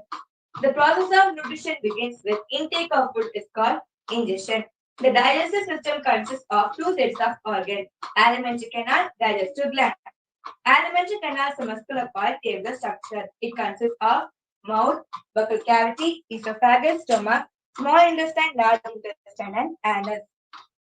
Digestive gland is associated with alimentary canal. They are salivary gland, gastric gland, pancreas, liver, and intestinal gland. Small intestine is the longest part of the alimentary canal, which is a long coiled tube measuring about 5 to 7 meters. Large intestine is passed into the undigested food. The unabsorbed and undigested portion of the thrown out from the body through unaperturous fecal matter. This is known as egestion. In simple words, the process of removing waste materials from the body is called egestion. So the water passes through mouth, liver, pancreas, large intestine, small intestine, and thrown out from the body through anus. Parts of the body concerned with digestion of food forms the digestive system. Thank you.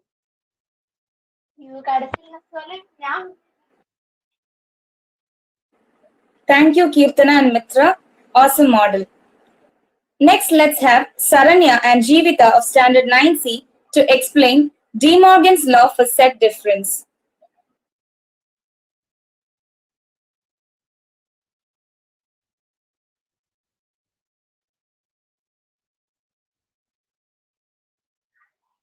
Good afternoon. I'm Saranya from 9th standard. Now we are going to explain about De Morgan's law of set difference. In the De Morgan's, we have two types, combination and set difference. But now we are going to explain about De Morgan's law of set difference. In that we have A difference B union C is equals to A difference B intersection A difference C. In the left hand side part we have A difference B union C. In the bracket we have B union C, so that we are going to solve that first. Union means we have to write all the elements of the both the set.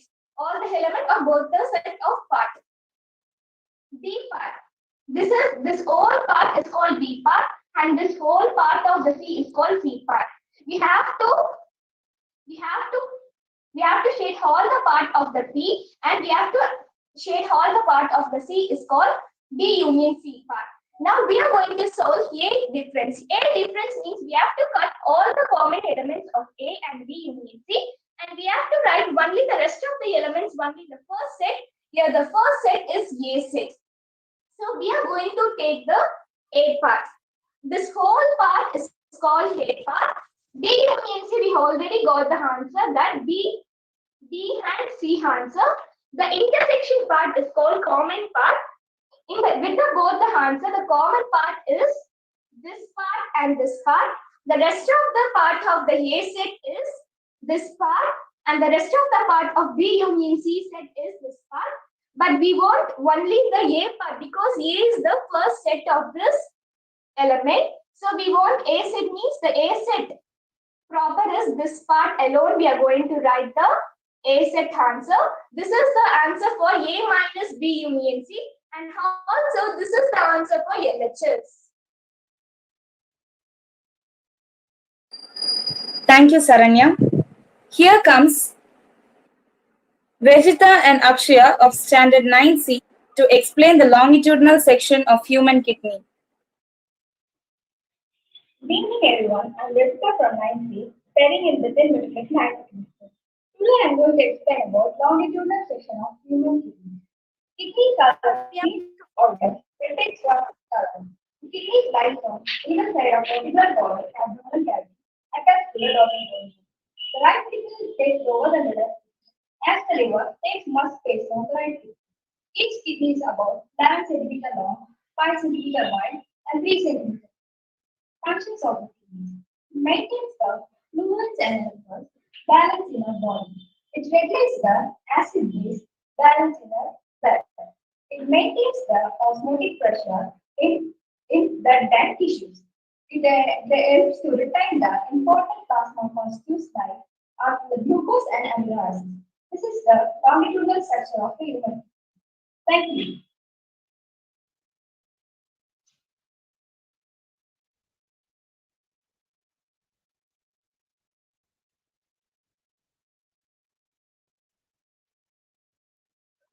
May I Anisha, call which Saranya is to, your favorite law in physics? may I call Saranya to explain De Morgan's law for set difference? Good afternoon. I'm Saranya from 9th standard to explain De Morgan's. In the De Morgan's, we have two types, complementation and set difference. Now we are going to explain about De Morgan's law of set difference. In that we have A minus B union C is equals to A minus B intersection A minus C. In the left hand part, we have A minus B union C. Union means we have to write all the part of the B and C. This whole part is called B set and this whole part is called C set. We have to shade all the part of the B set and C set. That is the answer for B union C. Now we are going to solve A difference. A difference means we have to cut all the common elements and we have to write only the rest of the elements, only the first set. Here the first set is A. So we are going to take the A part and B union C. We already got the answer B and C. So we are going to take B and C and A part. This whole part is called A part. While we are cancelling this, we have the intersection by the common part of B union C and A is this part will become under the common part, but we are going to write remaining part of the A set because A is the first set of this element. Thank you, Saranya. So now I am Anisha, I was about to ask you, which is your favorite law in Complete, ma. Wait.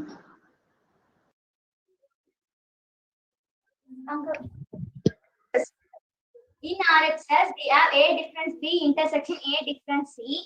So difference means we have to cancel all the common part and take only the rest of the part. A minus B we have in first bracket. So we are going to solve that first. For A minus B, we have to take A part and B part. This whole part is called as A. This whole part is called as B. So we are cancel the common part in this part. This is intersection part. So when we cancel the rest of the part in B is this part and A is this part. We have to take only the first set. Here the first set is A set. So we got the answer. Next, in another part we have A minus C. For A minus C, we have to take A part and C part. Cancel all the common part. Here the common part is this part, intersection part. So when we cancel the rest of the part in C part is this whole part and this part. We have to write only the first set. Here the first set is A set, so we have to shade it. Next we have intersection part. For intersection means we have to take only the common part of that both answer. So for A minus B, we got intersection answer as A part, and A minus C, we got intersection answer as this A part. So we have to shade only the A part. For LHS, we got the same answer. For RHS also, we got the same answer. Hence, LHS is equal to RHS. Hence, it is equal. We hope you understand this topic, De Morgan's law of set difference of Venn diagram. Thank you.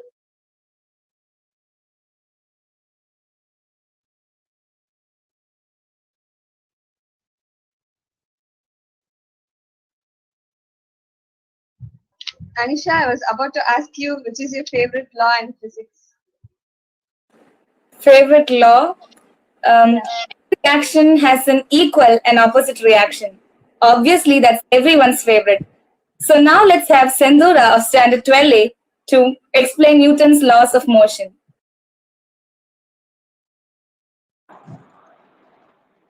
Good evening to one and all present here. I'm Sendura, studying in 10A, Bethel Matriculation High Secondary School. I'm going to explain in detail about Newton's law of motion with some activities. Now we will see about Newton's first law of motion. Every body continues to be in the state of rest or in the state of uniform motion along a straight line unless it acts upon an external force. Now I have a glass. At the top of the glass, I place a card, a coin at the top of the card. Now flip the card ahead. Before the external force acts, the object always remains at rest, like this coin. Now when an external force acts, the coin falls vertically to the glass. Do you know why? I'll show it. So the coin follows law of inertia. The inertia of a coin changes rest portion. As a result, the coin does not move together to the card, it falls into the glass due to its gravity. Now we will see about Newton's second law of motion. Force acting on a body is directly proportional to the rate of change of linear momentum of a body, and change this momentum takes place in the direction of the force. Now you can see the setup which I made now here. I place a lighter ball. I apply some force to this thing.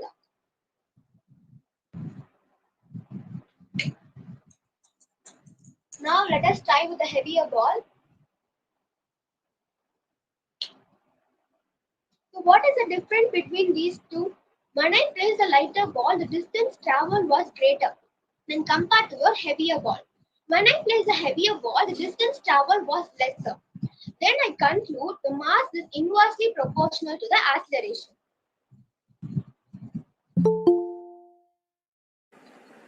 Thank you, Sendura, for those amazing examples. Akka, I didn't complete.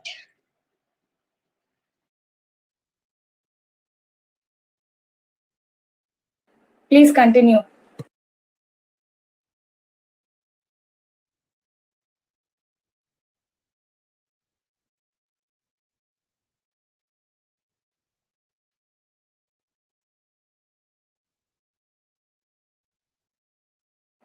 Sendura? Yes, Akka, 1 minute.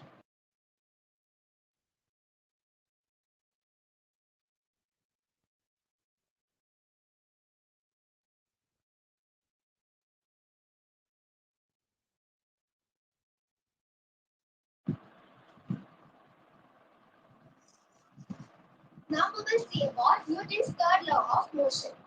Every action there is an equal and opposite reaction. They are also having two different bodies. So now I blow a balloon. I attach this balloon into the string. So what is the difference between when the balloon was released? It makes to move forward direction. What makes the balloon to move forward direction? The air which is touching out, it makes the balloon to move forward direction. The same principle involved in the propulsion of rocket. Similarly, when a bird flies, there is a pushes of air in downwards and air pushes the bird forward, upward. Could you all understand the three laws of motion? Thank you. Thank you, Sendura. Great examples. Never let your relationship meiosis and reduce, rather mitosis and multiply. So here comes Varsha of Standard 9E to explain about mitotic cell division. Hello everyone, my name is S. Varsha. I am from 10th Standard A section. Today I am going to explain about mitosis. First of all, what is mitosis? Mitosis is a type of cell division which was discovered by Fleming in 1879. In this type of cell division, one parent cell divides into two identical daughters with each having nucleus, same amount of DNA, and same number of chromosomes, genes as the parent cell. This mitosis contains two events, namely karyokinesis and cytokinesis. I'm going to explain about karyokinesis. Karyokinesis contains 5 phases. They are interphase, prophase, metaphase, anaphase, and telophase. Interphase. This is the resting phase of the nucleus. The cell prepares itself for the next cell division, prophase. During this phase, the chromosomes become short and thick and are clearly visible inside the nucleus. The nuclear membrane and nucleolus disappear gradually. Metaphase. In this phase, the duplicated chromosomes are arranged over the equatorial plate and form the metaphase plate. Anaphase plate. The chromosomes which were arranged over the equatorial plates divide and migrate towards the opposite pole. Telophase plate. Each daughter chromosome lengthens, becomes thin, and turns into a network of chromatin threads. Nuclear membrane and nucleolus reappear in each daughter cell. This is what karyokinesis is. Thank you, everyone. Thank you, Varsha, for making us understand mitosis. Beautiful model. Pure mathematics is in its own way the poetry of logical ideas. Here comes Kavya of Standard 10A to explain the concept of arithmetic progression. Good evening to one and all present here. I am Ekavya of Standard 10 is here to present a project on arithmetic progression. Arithmetic progression. An arithmetic progression is a sequence whose successive terms differ by a constant number. Let a and d be real numbers, then the numbers of the form a plus d, a plus 2d, a plus 3d, a plus 4d, and a plus 5d. Now, we take the same set of numbers into another set.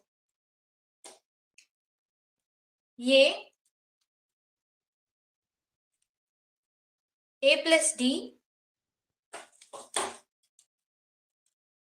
a plus 2d,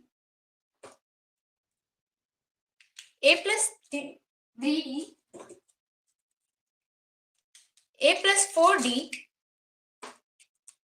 and a plus 5d. Now you obtain a rectangle.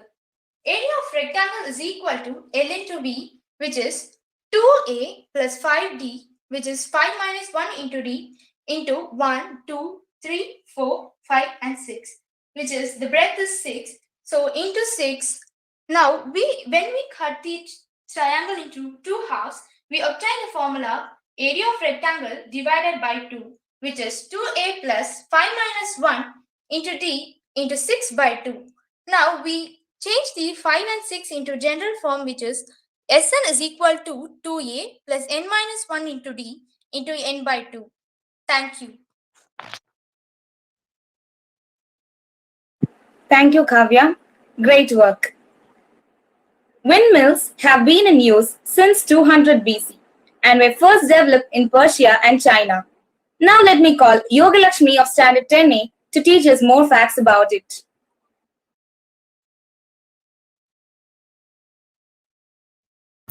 Good afternoon all, I'm Yogalakshmi from 10A. Now I'm going to explain about a windmill. A windmill is a machine that extends the energy by wind into rotational energy by broad plates attached to the rotating axis. When the blowing air strikes the blades, when the blowing air strikes the blades of the windmill, it exerts force and causes the blades to rotate. The rotational movement of the blades operate a generator of the windmill. The electricity is produced. The energy output from each windmill is coupled together to get an electricity on a numerical scale. Advantages of wind energy. Wind energy is a free, eco-friendly, renewable source of energy, and it does not cause a pollution. Thank you.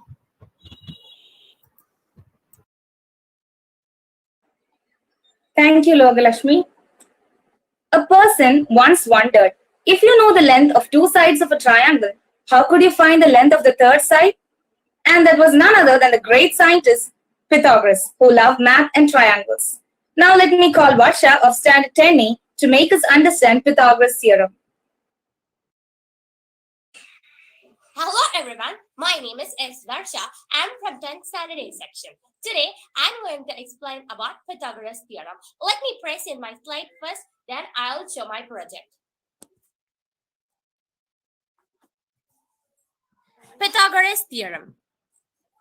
If a right angle triangle is there, the side opposite to the angle is known as hypotenuse and the other two sides were known as perpendicular and base. According to Pythagoras theorem, hypotenuse square will be equal to perpendicular square plus base square. If we take the length of the hypotenuse to be C and the length of the perpendicular to be A and the length of the base to be B, we get a formula that A square plus B square is equal to C square. Let me prove this through my model. This is what the model I have done for the Expo. This is going to be our perpendicular side, this is going to be our base, and this is going to be our hypotenuse. Now, let me take an example that 4 and 3. 4 is going to be our base and 3 is going to be our perpendicular. If I rotate here, I can change the angles.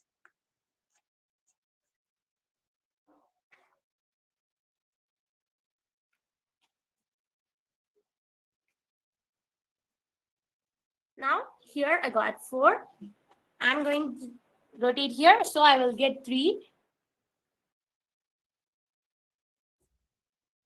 Here I got 3. So, 4 and 3, I got the hypotenuse as 5. Let me check this. 4 square will be 16 and 3 square will be 9. 16 plus 9 will be 25. The square root of 25 is 5, which is our C. Let me check this through another example that let me take the base as 12 and the perpendicular as 5.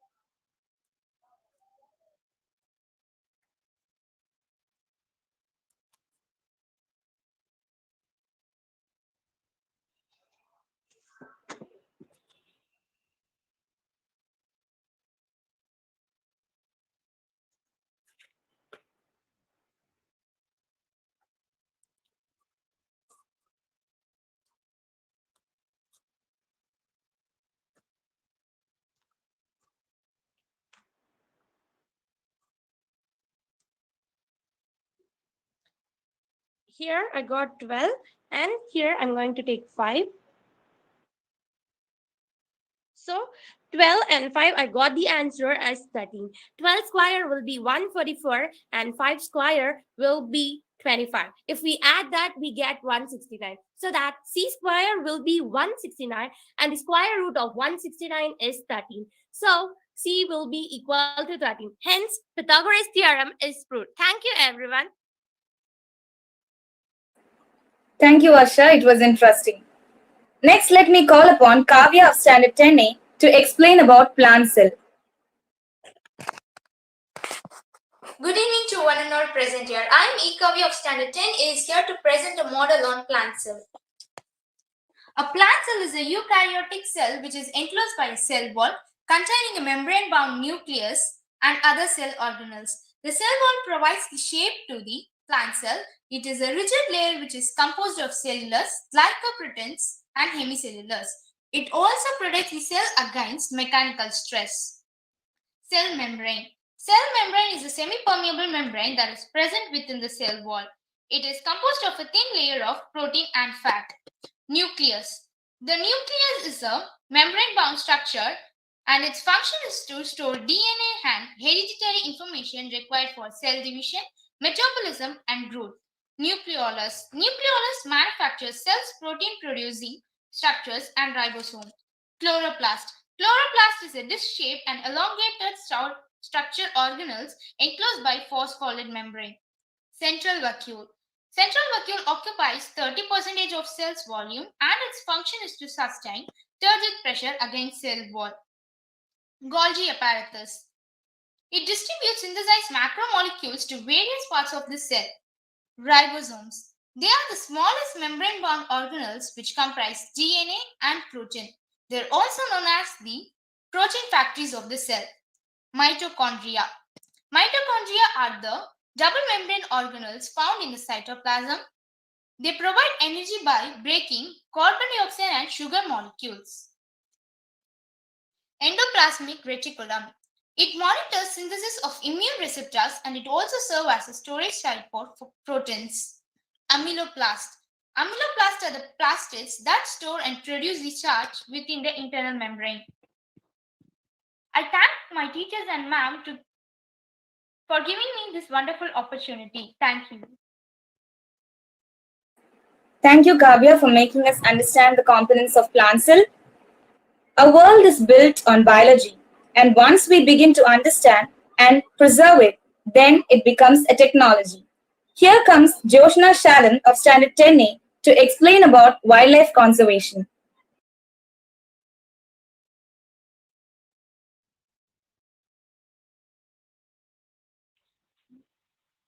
Good afternoon to everyone.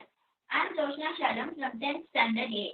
I have done a model. I'm going to explain about the wildlife conservation. Come, let's see a wildlife.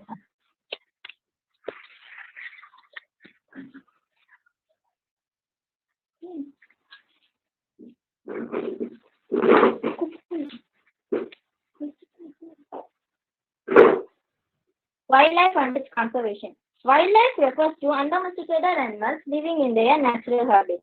Example, forest, grassland, and deserts. An area without human beings, an area without having human inhabitants, they are needed for maintaining biological diversity. It also helps in promoting bioeconomical activities that generate revenue to tourism. Conservation of forests, like wildlife, is interrelated with each other. In recent years, increase in human encroachment posed a threat of Indian's wildlife. It is our responsible to conserve our wildlife. Thank you.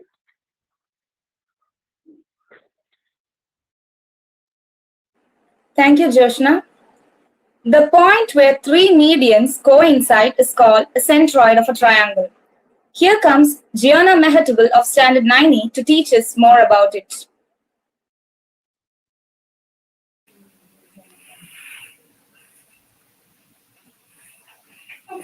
Good evening to one and all present here. I am Gianna Megatabel from 9A and now I am here to teach centroid. So this is this is an obtuse angle triangle, and in this triangle, I'll teach you how to find the centroid. So now I have set pins here. One, two, and three. And after that, you must measure half. For example, if I'm measuring this for 20 centimeter, I will be taking 10 centimeter and marking a point here, and the same here and the same here. After I do this, I will just connect a thread with this, and I will get the center point, and I will replace a pin there, and this is the centroid of this triangle. So now I'll teach how to find the centroid for acute angle triangle. In this also the same. So we must find the center, and we must place some pins here, and we must just connect some threads over here, and we will get a center point, and we will just mark we will just place a pin here, and that's we got our centroid. And for the last, I took right angle triangle. So this is the right angle triangle. This is a 90-degree here, and the same way I will just mark. I'll just mark the points. Normally, while using the paper and pen, you'll be using compass and drawing. But while doing with this, you'll be using pens to understand this concept very easily. So this is the way we can find our center of the triangle. Thank you. Thank you, Gianna. Phoebe? Yes, Anisha. Do you know what is today's specialty? No idea, Anisha. Anyone knows about it? October 23rd is regarded as Small Day. It is an unofficial holiday celebrated among chemists on October 23rd between 6:02 a.m. and 6:02 p.m. The time and date is derived from the Avogadro number, which is exactly the number of entities in 12 gram of carbon-12 isotope. Just a small piece of information in between. Now, may I call upon Gianna to explain us about meiotic cell division.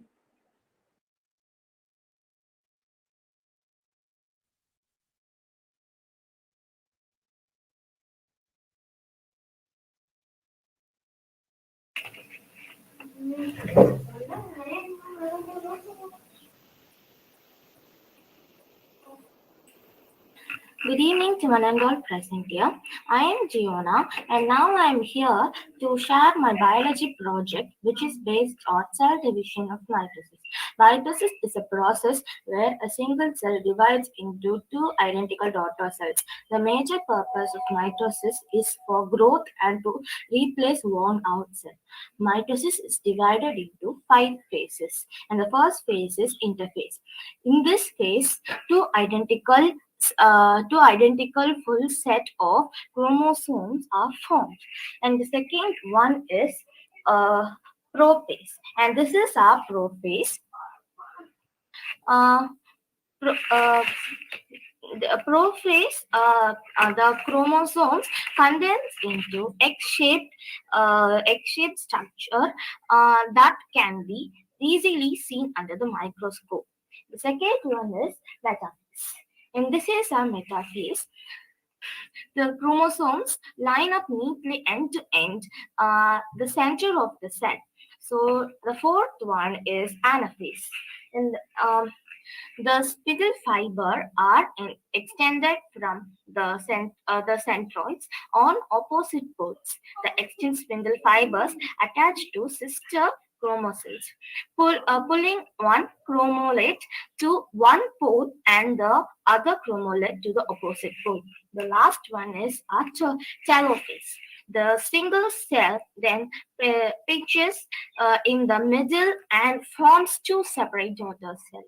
Thank you. Thank you, Gianna. It was an awesome model.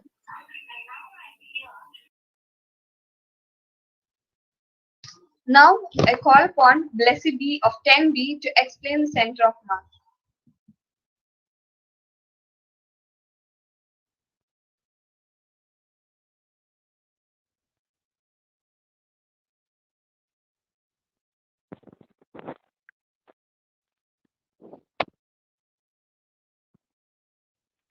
Good afternoon to one and all present here. This is Blessy of 10B studying in Bethel Matriculation Higher Secondary School. Here I am going to explain the principle involved in working of dancing doll. Dancing doll is based on the principle of center of mass. By adjusting the orientation of the foot, the doll gets balancing at the tip of the point. Now this is the dancing doll. Now I'm shaking the dancing doll, but it balancing itself. No matter how much ever you move it, the doll gets dancing itself by balancing itself at the tip of the point. Center of the mass. What do you mean by center of the point? It is the point at which entire mass of the object is concentrated. The tip of the pencil is the center of the mass of dancing doll. The dancing doll has three bodies, two pencil and one pencil, two fork and one pencil, where the center of the mass is concentrated at the tip of the point. Calculation of mass. The center of mass of fork is this, the another center of mass of fork is this, the center of the pencil is this. We can calculate the center of the mass using the formula x is equal to m1 into x1 plus m2 into x2 plus m3 into x3 divided by m1 plus m2 plus m3. Y is equal to m1 into x1 plus m2 into x2 plus m3 into x3 divided by m1 plus m2 plus m3, where m1, m2 and m3 are the mass of the fork and pencil, where x1, x2 and x3 are the position with respect of x coordinate, where y1, y2 and y3 are the position with respect of x coordinate. Thank you. Thank you, Blessy. It was nice. Theory of life. When flood comes, the fish eat ants. But when water dies, the ants eat fish. Life gives chance to everyone. Just have to wait for our turn. Now comes an interesting topic called origin and evolution of life. I call upon Samya and Preeti of 10B to explain it.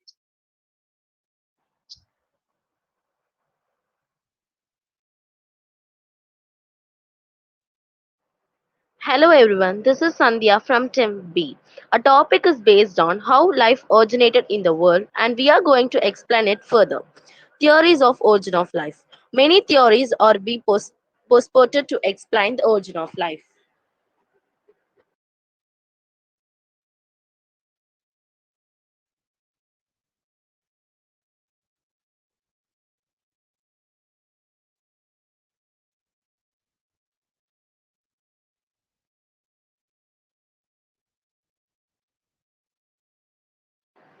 Special creation. This idea embodies that life on earth is a divine creation and also attributes to supernatural event at a particular time in the past. It also emphasizes that life has not changed over since its origin. Spontaneous generation. According to this theory, life originated spontaneously from lifeless matter. It was behaved that fishes originated from mud, frogs from moist soil, and insects from decaying matter. Biogenesis. It was spectaculated by Louis Pasteur. The life originated from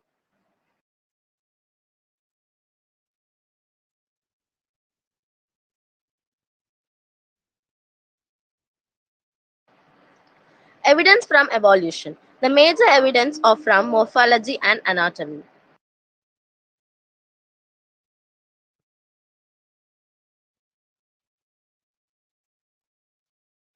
Here we are comparing the homologous organs and analogous organs. Homologous organs are those which have inherited from common ancestors with similar developmental pattern in embryos. The forelimbs of mammals are homologous structures. A human hand, a front leg of a cat, flipper of a whale, and a bat's wing look dissimilar and adapted for different functions. They are known of development and basic structure of bone are similar. Here we have four limbs of vertebrates showing homologous structure. Analogous structures look similar and perform similar functions, but they have different origin and developmental pattern. The function of the wings of a bat, the wings of a bird, and wings of an insect are similar, but their basic structures are different. Further, we are going to see about evidence from embryology. The study of comparative embryology of different animals supports the concept of evolution. The embryos from fish to mammals are similar in their early stages of development. The differentiation of these special characters appear in the later stages of development. Biogenetic law or recapitulational theory was given by Ernst Haeckel. According to this theory, ontogeny recapitulates phylogeny. The stages of development of the individual animal repeats the evolutionary history of the entire race of the animal. The most interesting theory that impact me most in Lamarckism. Use and disuse theory. Lamarckism use and disuse theory states that if an organ is used constantly, the organ develops well and gets strengthened. When an organ is not used for a long time, it gradually degenerates. Example, horse to giraffe. The elongated neck of giraffe is elongate from the horses. Hope you all understood how life is originated. Thank you. Thank you, girls. It was a very beautiful presentation. Here comes Geetapriya and Afra of 10B to explain the structure of DNA and RNA.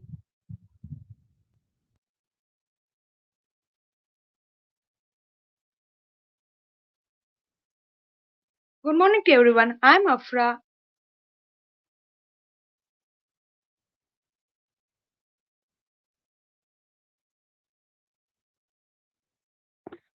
Today we are going to explain about DNA and RNA. DNA stands for deoxyribonucleic acid. DNA is a large molecule consisting of millions of nucleotides. Hence, it is also called as polynucleotide. Each nucleotide consists of three components. Number one, a sugar molecule, deoxyribose sugar. Number two, a nitrogenous base. There are two types of nitrogenous base in DNA. They are purines and pyrimidines. Number three, the phosphate group. What's an quick model of DNA? DNA molecule consists of two polynucleotide chains. These chains forms a double helix structure with two strands which run antiparallel to one another. Number three, nitrogenous base of centers are linked to sugar phosphate unit, which forms the backbone of DNA. Rising pair between the nitrogenous base is very specific and is always between purines and pyrimidines linked by hydrogen bonds. Adenine linked with thymine with two hydrogen bonds. Cytosine linked with guanine with three hydrogen bonds. This is called complementary base pairing. Hydrogen bonds between the nitrogenous base make the DNA molecule stable. Each turn of double helix is 34 angstrom. There are 10 base pairing in a complete turn. The nucleotides in a helix are joined together by phosphodiester bonds. RNA.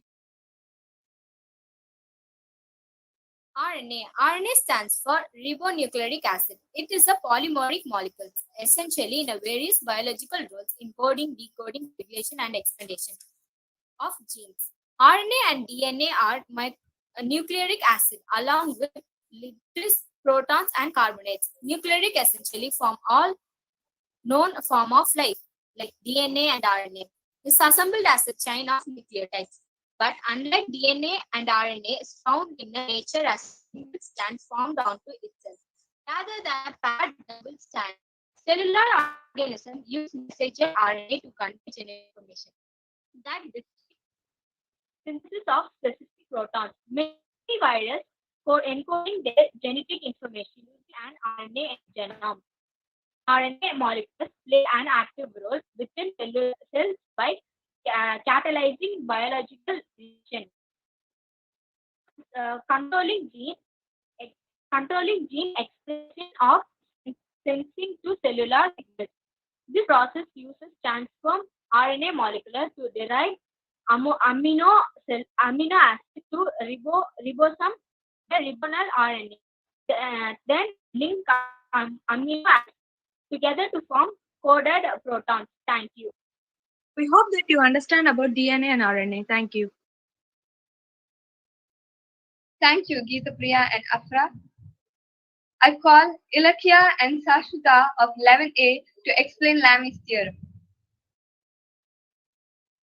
Good evening all. Today we are going to explain about Lamy's theorem. Lamy's theorem states that when three forces acting on a point are in equilibrium, then each force is proportional to the sine of the angle between the other two forces. Now Ilakya will explain how it works. Hi guys, I'm Ilakya. Let me explain how Lamy's theorem works. As you can see, I've already made a setup, and these are the three forces P, Q, and R.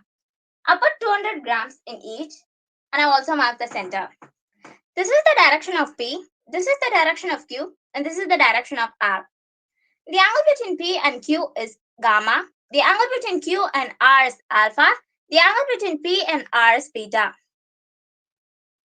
As stated earlier, each force is proportional to the sine of angle between the other two forces.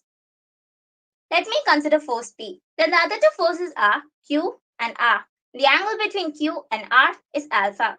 So P is proportional to sine alpha, hence we have P by sine alpha. Similarly, for the other two forces, Q and R, we have Q by sine beta and R by sine gamma. Thus, by Lamy's theorem, we have P by sine alpha is equal to Q by sine beta is equal to R by sine gamma is equal to a constant. Hence, proof. Hope you all understood Lamy's theorem. Thank you. Thank you for the beautiful explanation, Ilakya and Sashwita. Want to see your brain how it look like? Here comes Sweta of 11A to explain the model of brain. Hi everyone, my name is Shweta. I'm studying in 11th standard. Here I'm going to explain the structure of brain. The brain receives information through our five senses: sight, smell, touch, taste, and hearing, often many at one time. It assembles message in a way that has meaning for us and can store the information in our memory. The brain controls our thought, memory, and speech, movements of arms and legs. The central nervous system is composed of brain and spinal cord. The brain is composed of cerebrum, cerebellum, and brainstem. Cerebrum. Cerebrum is the largest part of the brain, is composed of right and left hemisphere.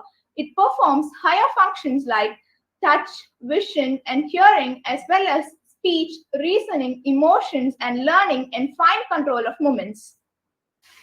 Cerebellum. Cerebellum is located under the cerebrum. Its function is to coordinate muscle movements, maintain posture, and balance. Brainstem. Brainstem acts as a relay center connecting the cerebrum and cerebellum to spinal cord. It performs many automatic functions such as breathing rate, breathing, heart rate, body temperature, weight and sleep cycle, digestion, sneezing, coughing, vomiting, and swallowing.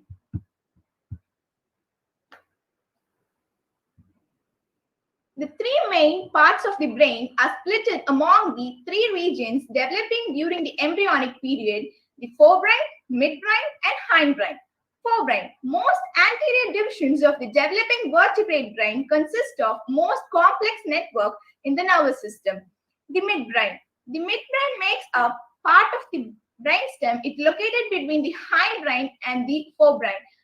Hindbrain, the well-protected center core of the brain.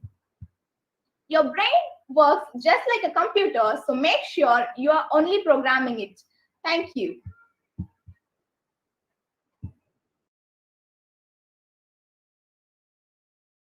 Thank you, Sweta. Now I call upon Grace and Madhumita to explain about gaseous law.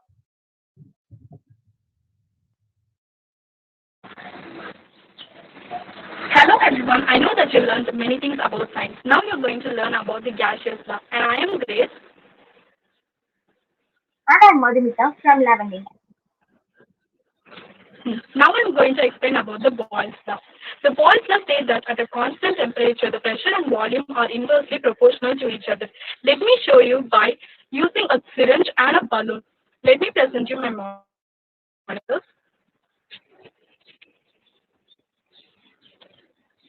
This is my syringe. I already inserted the balloon inside this. I'm closing the lid with my finger. When I increase the pressure, you can see the volume of the balloon started to decrease. If I release the pressure, you can see the balloon retains to its original position. And again, I'm closing the lid with my finger.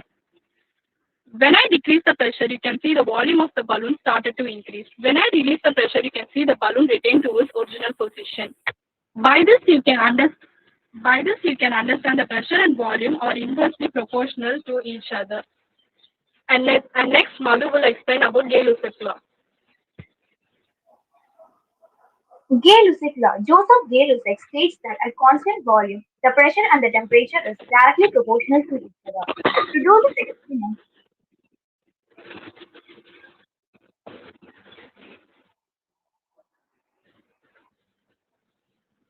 do this experiment, we need a matchbox, a glass, a plate, a fired candle, and a water.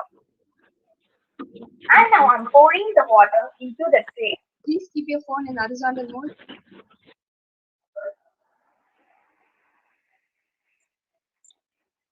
And I'm placing the lighted candles into the tray.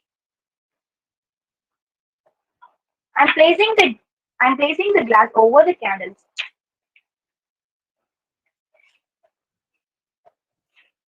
After a while, you can notice the candles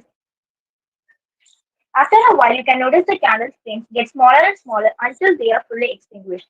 If you watch closely, you can see that the water level begins to rise up. When the candles are fully extinguished, you can see that the water in the jar is more than the water in the tree.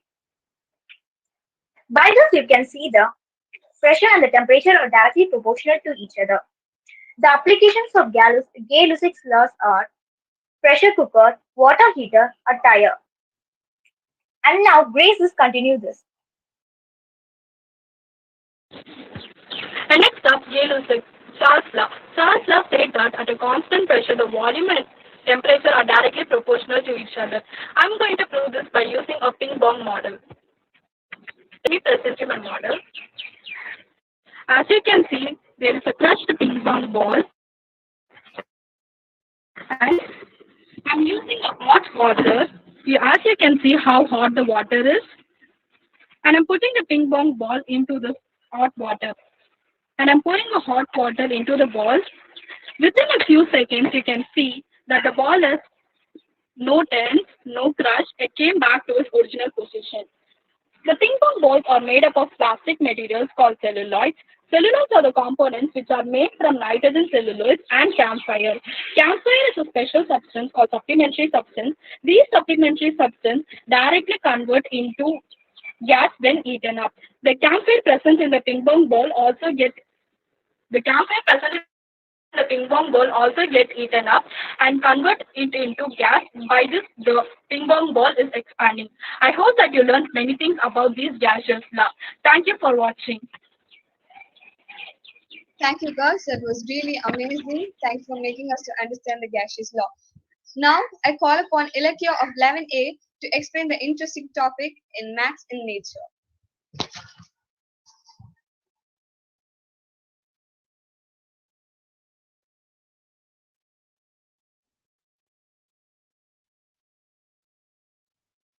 Hi guys, I'm Ilakya of 11A. Do you guys know that mathematics is everywhere around us? We study mathematics everywhere. Have you noticed the mathematics around yourself? Do you guys know where we use mathematics in our real life? Galileo said mathematics is a language with which God has returned the universe. It's true, mathematics is everywhere. Even though we may not notice it, mathematics is also present in the nature, in its landscapes, in its species of plants and animals, including human species. Mathematics is not only beautiful, beauty is also mathematical, says Dr. Thomas Fritz. Let's see the beauty of mathematics in nature. Mathematics is visible everywhere in nature, even where we're not expecting it. It can help us explain the way galaxies spiral, seashell curves, pattern replicates, and river bends. Even subjective emotions like what we find beautiful can have mathematical explanations. Have you heard of golden ratio? It is also known as golden section, which is approximately 1:1.618. And we can see this golden ratio almost everywhere around us.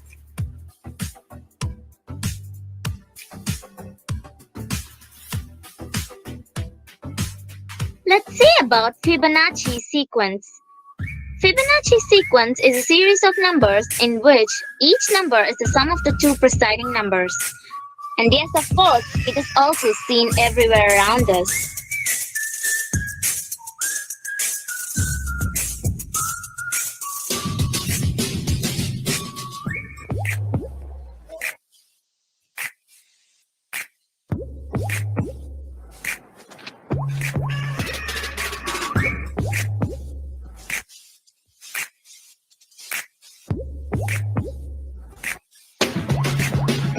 Have you ever noticed it? Nature loves hexagonal shape, and this example proves that.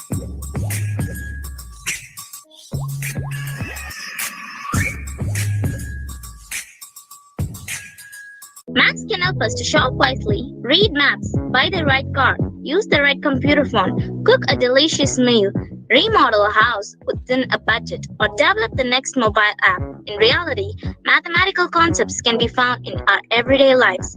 Maths is everywhere. It is said that mathematics is the science of patterns and nature exploits just about every pattern that there is. I hope you guys have learned a lot of new things about mathematics around us in nature. Thank you. Thank you, Ilakya. You've blown our mind. Here comes Janice Miraculin and Fatima of 11A to explain projectile motion and interesting facts about gravitational force. Hello everyone! We are here with a virtual project. In our project, we are going to measure the calculations of Neeraj Chopra's javelin throw. And we are going to show how gravitation works. So let's get into the project.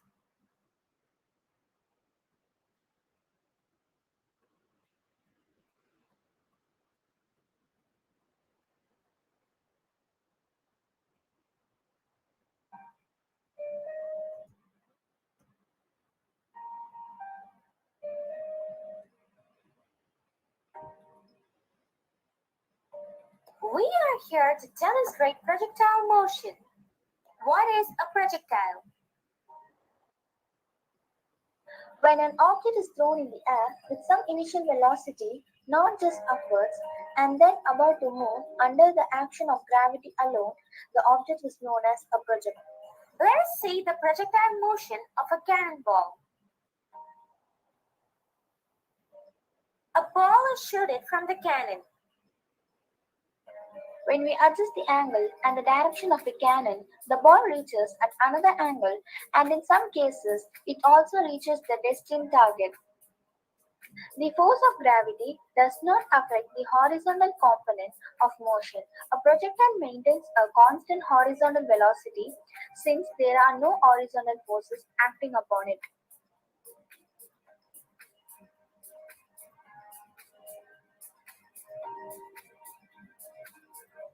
Now let's see what happens when we add the air resistance. When we add the air resistance, the ball reaches the destined target. Now let's see what happens when we add the velocity vectors and acceleration vectors and the components of velocity vectors and the components of acceleration vectors. These are the components of velocity vectors.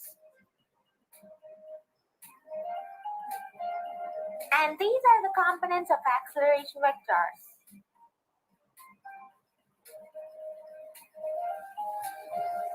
Therefore, it reaches the destined target.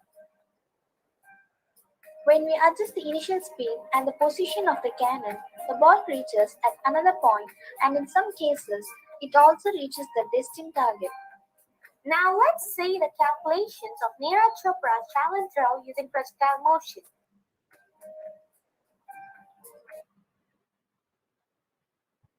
U is equal to initial velocity, G is equal to acceleration due to gravity. R max is equal to U square divided by G into sin 2 theta, where theta is equal to 45 degree. G in Tokyo is 9.798 meter per second square and U is equal to 29.28 meter per second. R max is equal to 29.28 the whole square divided by 9.798 into sin 2 into 45 degree. R approximately 87.5. Now you can see Neeraj Chopra's javelin throw, the moment of perfect projectile motion.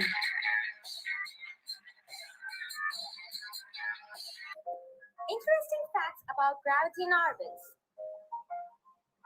What is gravity? It is what holds the planets in orbit around the Sun and what keeps the Moon in orbit around Earth. The gravitational pull of the Moon pulls the seas towards it, causing the ocean tide. Gravity is a universal force that affects all objects in the universe. Newton proposed that the force of gravity has the following properties. Property 1. The gravitational force is a long-range force which exists between two particles, regardless of the medium that separates them. Property 2. The gravitational force is directly proportional to the product of the mass of the two bodies. This means a larger mass will yield a larger force. Now let's see the demonstration of gravity in orbits. We can see the Moon around the Sun, the gravity force of the Moon, the velocity of the Moon, and the path of the Moon. We can see the number of Earth's days in the down right corner.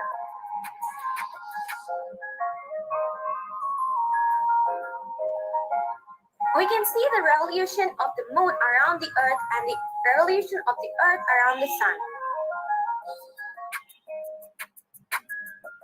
This is a revolution of a satellite around the Earth. The gravity force of the satellite, the velocity of the satellite, and the path of the satellite. We can see the Earth minutes in the down right corner. Augmented reality of satellite around the Earth. Augmented reality of our solar system.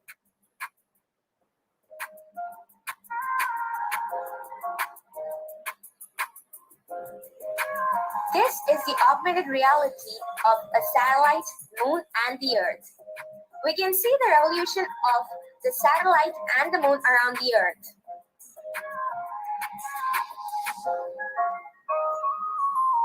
Augmented reality of Moon around the Earth.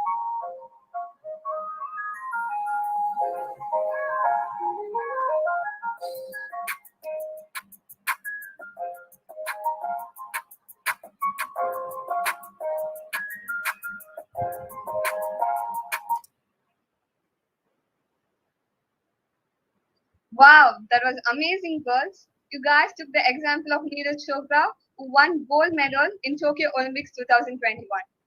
It was a nice presentation. Now I call upon Sister Shiba and Agalya of 11A to explain animal cells.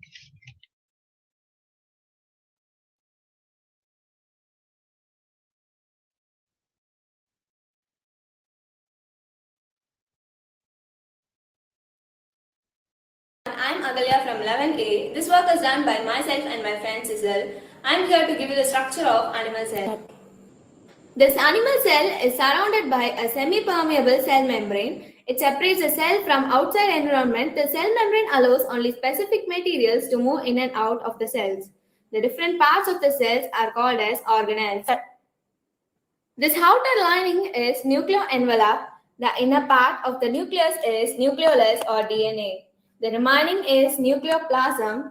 The pores in the nucleus is called as nucleopores. This whole part is termed as nucleus. Being the control center of the cell, nucleus decides and controls most of the functions going on in cell. It is the place where DNA is stored and protected. Cytoplasm. The cytoplasm is a jelly-like substance. It provides a surface for all organelles in animal cells. Mitochondria. Mitochondria are the sites for cellular respiration in cells. They are also called as powerhouse of the cell because they release energy-rich components called ATP. Here, ATP is needed for the functioning, growth, and maintenance of the body.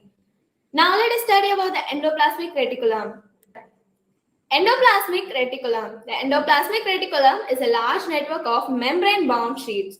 They help in transporting and exchanging the materials. The endoplasmic reticulum is of two types, the smooth endoplasmic reticulum and the rough endoplasmic reticulum. Smooth endoplasmic reticulum helps in the formation of lipids.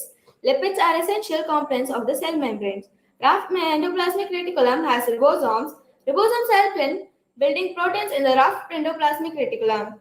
The proteins which are produced by ribosomes will then go to the Golgi apparatus.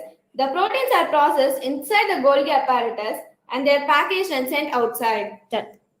This is Golgi apparatus. The Golgi apparatus involved in the formation of lysosomes. This is lysosomes. The lysosomes contain powerful digestive enzymes that help in cell digestion. When the cell is damaged, the lysosome bursts out. After the lysosome bursts, digestive enzymes get released. The digestive enzyme digests their own cell. Hence, lysosomes are called suicide bags of the cell.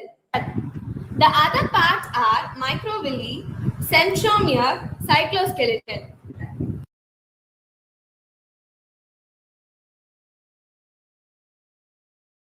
Thank you, girls. Love the model.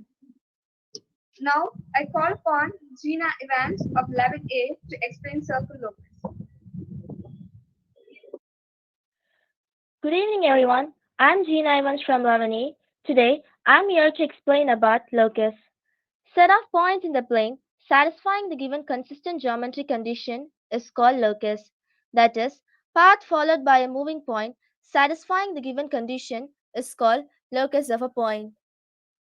For example, take a fixed point C and a moving point P. Now this P moves with the condition that the CP, that the distance of P from this fixed point is always a constant. Now this P moves with satisfying this particular geometry condition. P has to move, but there's a condition given that distance CP should remain always a constant. I wonder many of you would think what I'm showing you now. It's nothing but a circle drawing robot. By placing this robot in the fixed point C, it's going to move. We shall see how P moves. The path traced by P.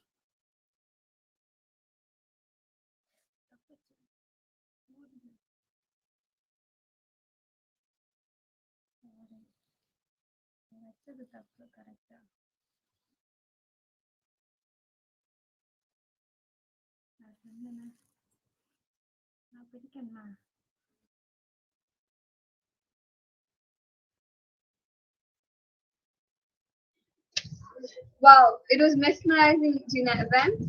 Now, I call upon Veronica and Akshaya to explain the satellite. A warm welcome to Wonderlord present here. We are from Lavani. My name is Akshaya. And my name is Veronica. With sophisticated technological gadgets and are able to communicate to any place on Earth. This advancement was made possible because of our understanding towards solar system. Communication depends on satellite that orbits the Earth. There are many satellites orbiting the Earth. They are used in many ways like weather forecasting, communication, navigation, and etc. Satellite revolves around the Earth just like the planets revolves around the sun. The The path where planets revolve is discovered by Kepler. Kepler's law is nothing but, in early days, scientists believed that planets revolve in a circular orbit. But later, Kepler discovered that planets revolve in an elliptical orbit, as like the satellite revolves the Earth. For a satellite of mass m to move in a circular path, centripetal force must be acting on it. Centripetal force is a force acting on a body moving in a circular path. This centripetal force is provided by Earth's gravitational force. Now, Veronica will show the project.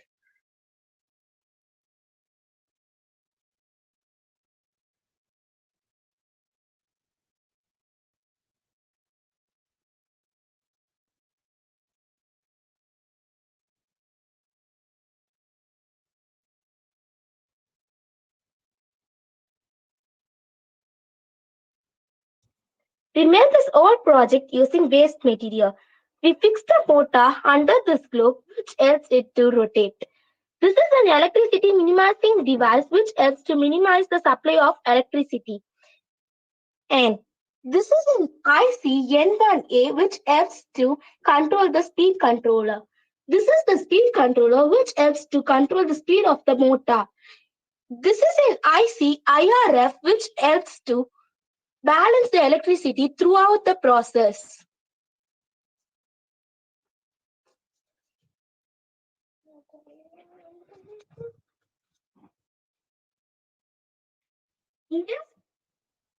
India has launched around 342 satellites for 36 different countries.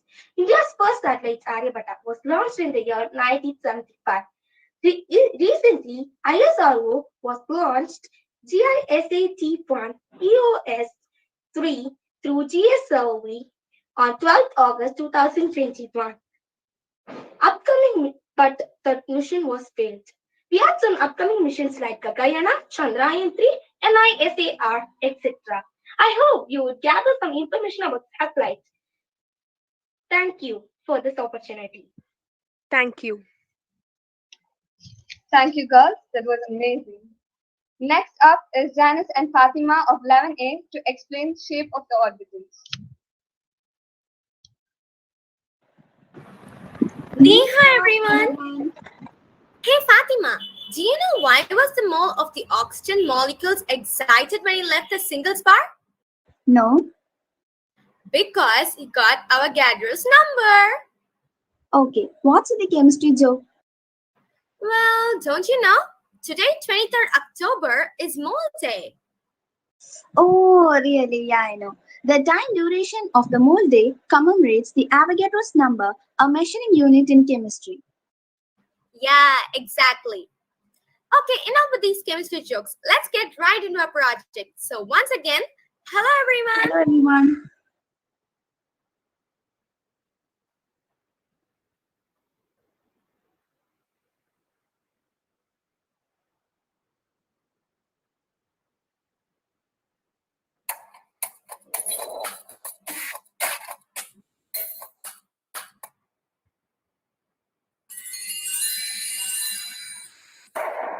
This is Janice Bracken of 11A and I'm Fatima of 11A. We are here to demonstrate two topics.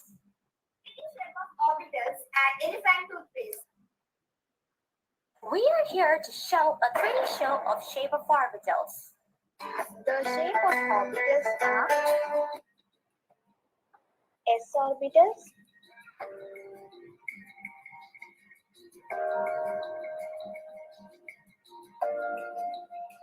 P orbitals,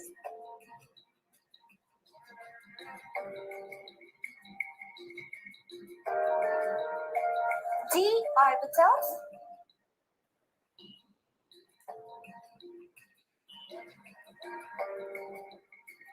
F orbitals.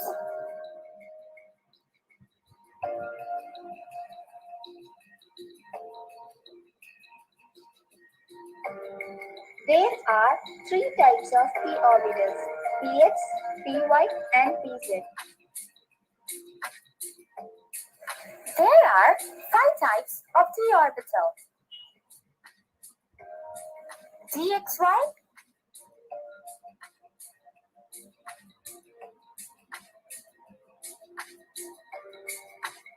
GYZ,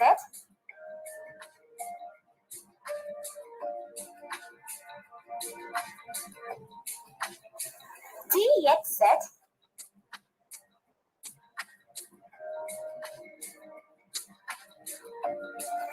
dx square minus y square,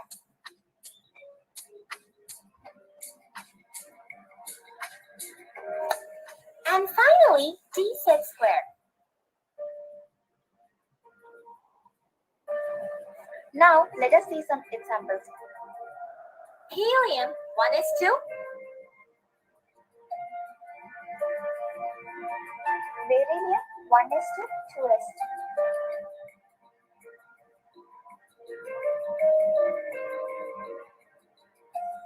Carbon 1s2, 2s2, 2p2. Oxygen 1s2, 2s2, 2p4. Neon 1s2, 2s2, 2p6. Magnesium 1s2, 2s2, 2p6, 3s2.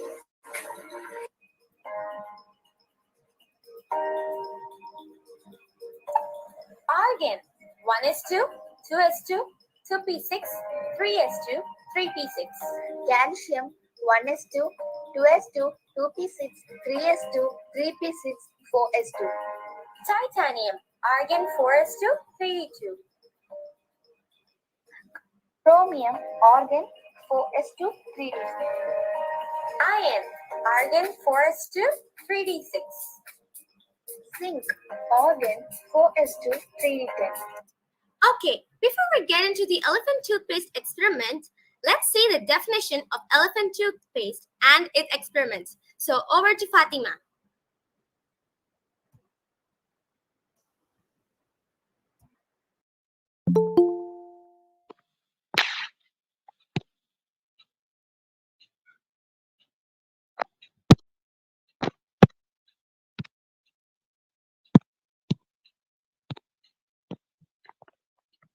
Do you guys know what is elephant toothpaste?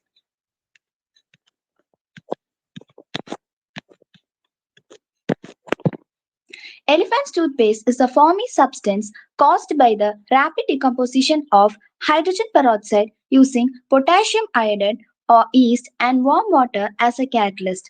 How rapidly the reaction proceeds will depend on the concentration of hydrogen peroxide. Now, do you guys know what is elephant toothpaste experiment? First of all, the elephant's toothpaste experiment is an exothermic reaction as it requires the release of hot foam. The elephant's toothpaste experiment involves the addition of hydrogen peroxide to washing soap or liquid soap. Another solution of potassium iodide or dry yeast plus warm water is mixed and then added to the initial solution in a bottle to release the hot foam. This release of heat as hot foam to the surrounding makes the process an adiabatic process. Reaction: hydrogen peroxide gives water and oxygen.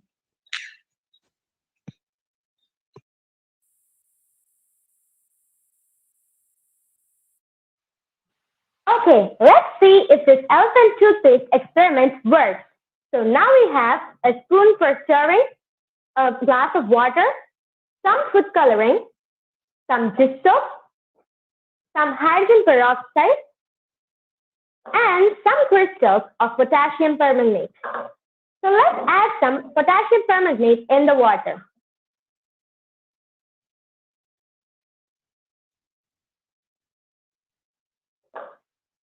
Let it stir well until it dissolves in the water.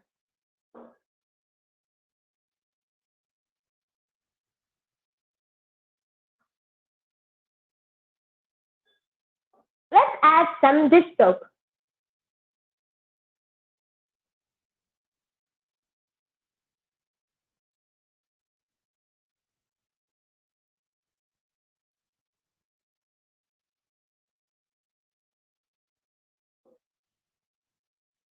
To make it a little more fun, let's add some food coloring.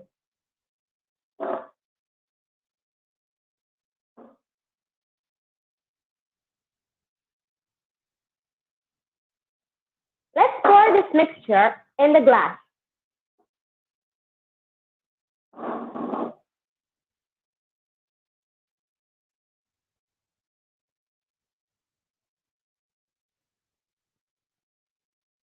Let's add few drops of hydrogen peroxide.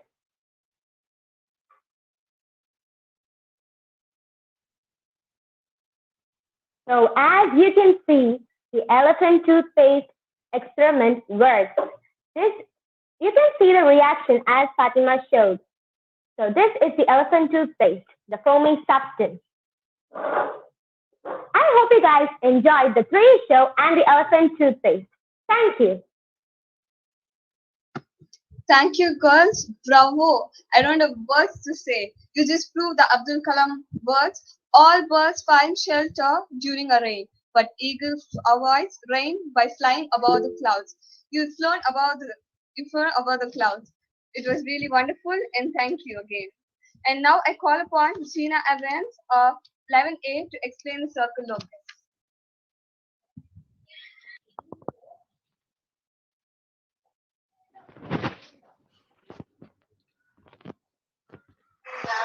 Hello everyone, this is Sheena Evans from 11A. Today I'm going to talk about locus. A set of points in the plane satisfying the given consistent geometric condition is called locus of a point. That is, path followed by moving point satisfying the given condition is called locus of a point. For example, take a fixed point C and a moving point P. Now this P moves with the condition that this CP, that is, distance from P from this fixed point, is always a constant. Now, as P moves satisfying this particular geometric condition, we has to move, but there is a condition given that distance CP should remain constant.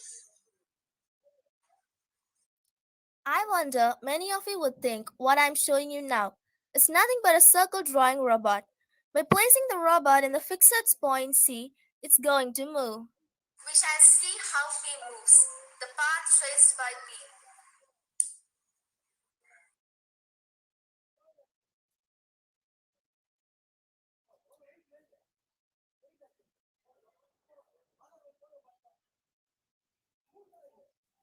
So this becomes a circle. This fixed point C is referred as center and the distance CP as radius. Now with a different radius, I'm going to show how to draw a concentric circle in that. Now for a concentric circle, a point which is the same distance from the circle makes locus for concentric circle. Now let's see how it makes.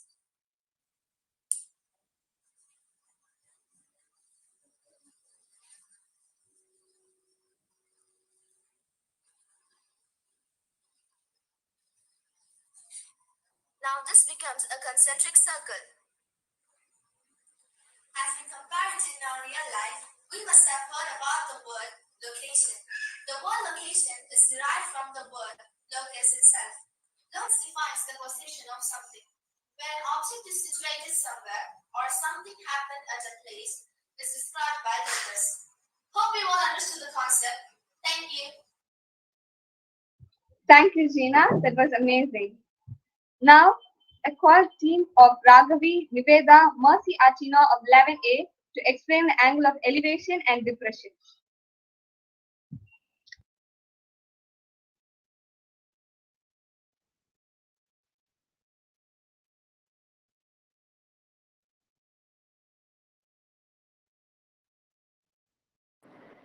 Hi guys, I'm Raghavi of 11A. Today I'm going to explain about angle of elevation and angle of depression.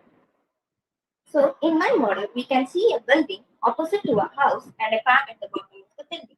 A person is standing some distance away from the building and looking straight at it. The line drawn from the eye of the person to the distance point where the person is looking is called line of sight. This is line of sight.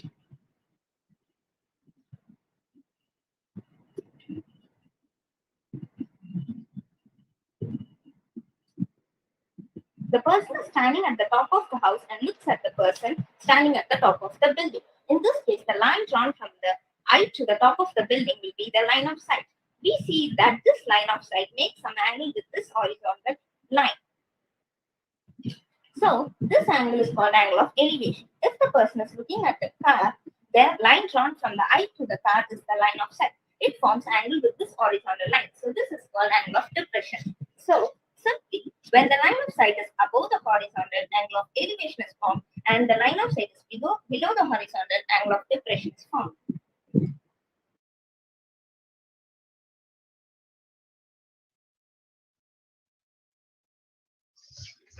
Thank you, girls. Now I call upon Grace of 11A to explain bone marrow model. You can continue.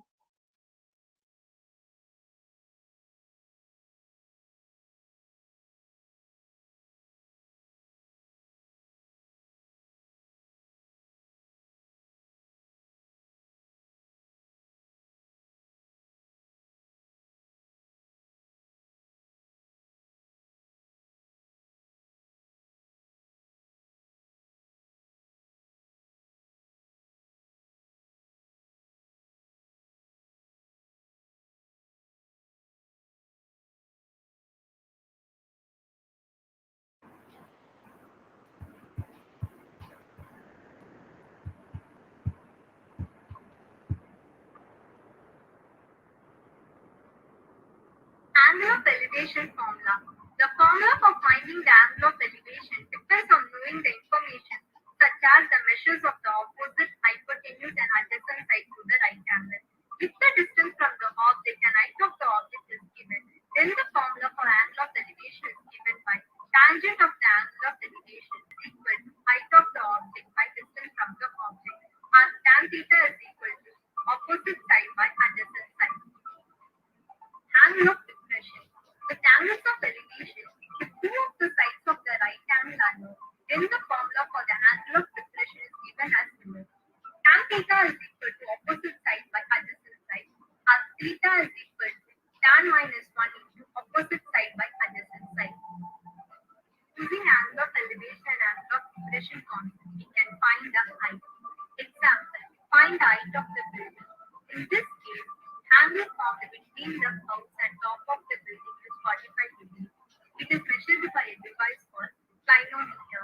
Tan theta is equal to dc by dt. Tan 45 degrees is equal to h minus d by 6. 1 is equal to h minus d by 6. 6 is equal to h minus d. H is equal to 6 plus d by h is equal to 9 meters.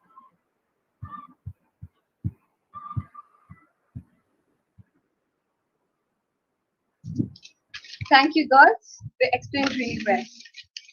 And now I call upon Sindhuja and Pravalika of 11A to explain Internet of Things IoT.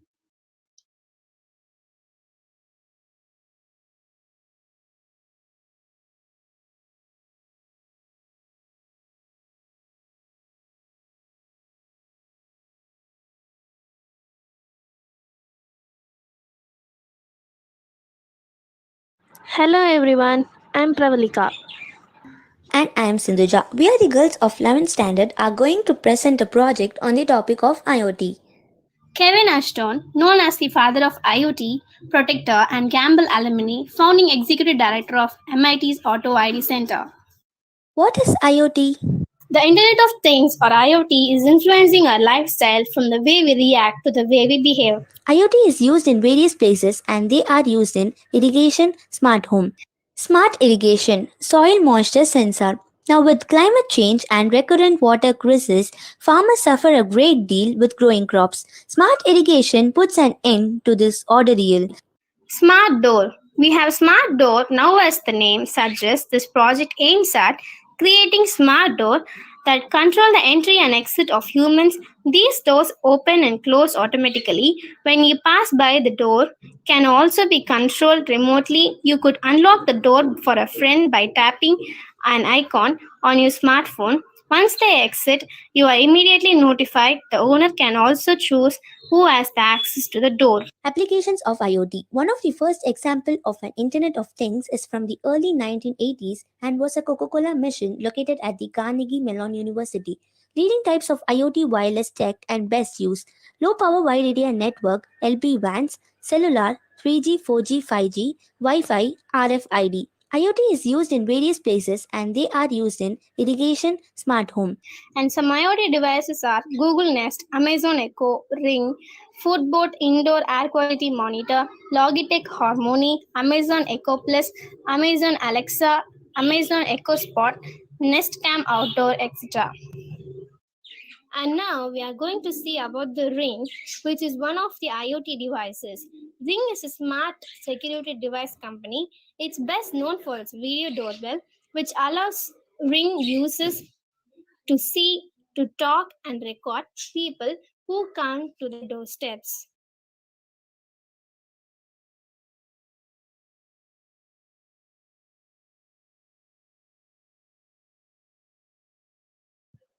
Thank you, girls. And now I call upon Grace of 11A to explain bone marrow model. Bonjour everyone, I am Grace from Lebanon. I am here to explain the structure of bone marrow. First, you need to know what is bone marrow. A bone marrow is a spongy substance is present in the center of the bone and it manufactures bone marrow stem cells and other substance in which it produce blood. Each type of blood has an important role and job, like RBCs carries oxygen to our body. Here, I ask a question. Can a person live without bone marrow? No, it is not possible because our body needs some red blood cells to carry oxygen and WBCs to fight against infection and platelets to clot our blood. And let me present you my model. As you can see, this is cartilage, posterior, nutrition artery, compact bone, yellow marrow cavity, arteries and veins, spongy bone. There are two types of bone marrow, red and yellow. Red bone marrow contains stem cells that can become RBCs, WBCs, and platelets. Yellow bone marrow made mostly of and stem cells that can become cartilage, fat, or bone cells. Bone marrow is separated into a vascular section and non-vascular section. Vascular section supply bone with nutrition and transport blood, stem cells, and mature cells away from the bone and into circulation. Non-vascular section where blood formation occurs, this area contains immature blood cells, fat cells, RBC cells, and thin branching membranes of reticulum connective tissue.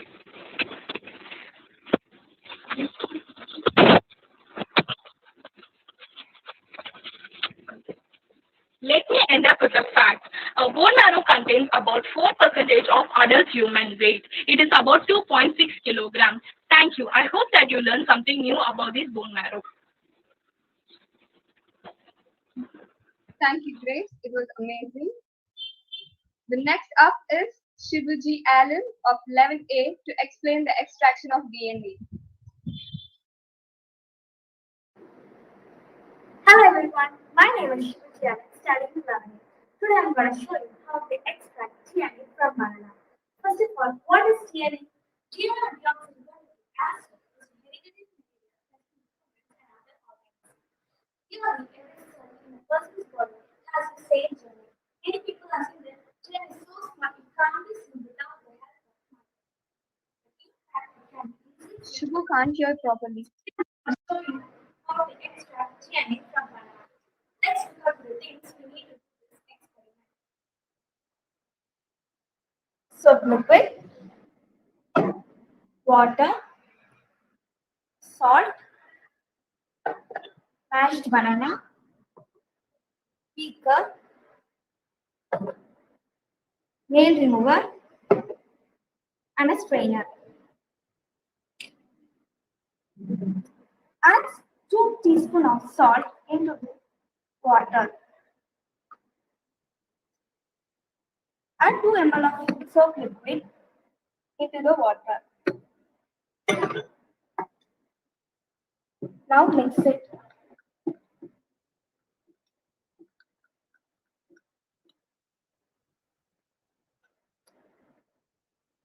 Now add the mashed banana into the solution.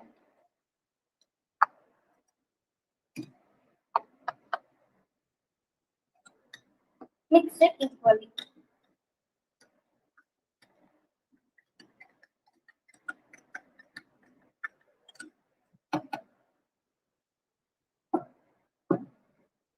Using the strainer, filter the solution.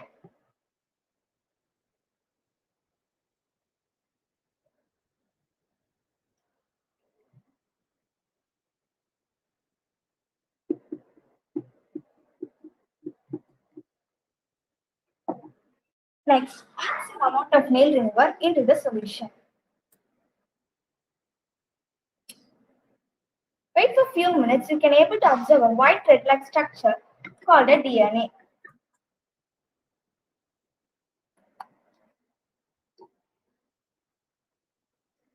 Mashing the banana exposes a major surface area from which to extract the DNA.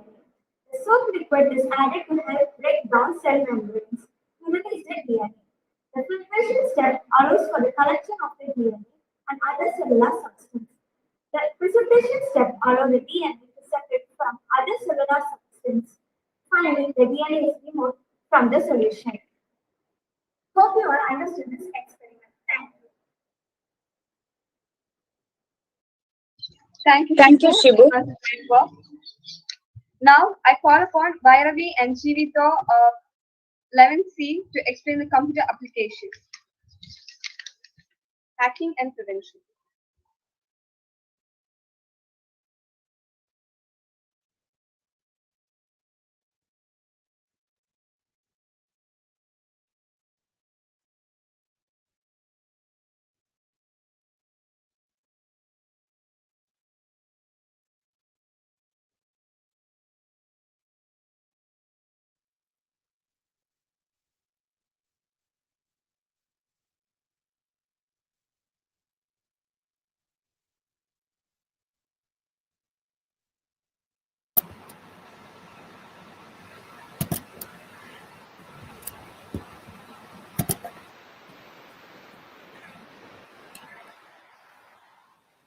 Hello everyone, we are the girls of 11C to show you what is hacking, how it is happening, how it can be prevented. Thanks for giving this opportunity to deliver our speech. What is hacking? Somebody who gains unauthorized access to computer system or network illegally or without permission. Why do people hack? Some common reasons for hacking include basic bragging rights, curiosity, revenge, boredom, challenge, theft, financial gain, sabotage, vandalism, corporate espionage, blackmail, and extortion. Hackers are known to regularly cite their reasons to explain their behavior. Hacking techniques. Phishing, bait and switch attack, keylogger, denial of service attack, click jacking attack, fake web, cookie theft, virus and trojans. Types of hacking. White hat hack, black hat hackers, grey hat hackers, script readers, green hat hackers, blue hat hackers, red hat hackers. State national sponsor hacker, hacktivist, malicious insider or whistleblower. Signs that computer have been hacked. The antivirus is switched off. You receive fake antivirus warnings. Password don't work. Number of friends had grown. New icons appear on your dashboard. The cursor moves on its own. Printer doesn't work properly if you are redirected to different websites. Files are deleted by someone else. Your data is on internet even though you didn't put it there. There is unusual webcam behavior. Computer works very slowly. Advantages and disadvantages of hacking. Advantages. To recover lost information, especially in case you lost your password. To perform penetration testing to strengthen computer and network security. To put adequate preventative measures in places to prevent security breaches. To have a computer system that prevents malicious hackers from gaining access. Disadvantages. Massive security branch, unauthorized system access on private information, privacy violation, denial of service attacks, malicious attacks on the system. How it can be prevented. In WhatsApp, click the three dots, then go to settings option, there will be account option. Click that and go to two-step verification option and enable your verification. This should be done in email also. Thank you for spending your precious time for listening our speech. Thank you.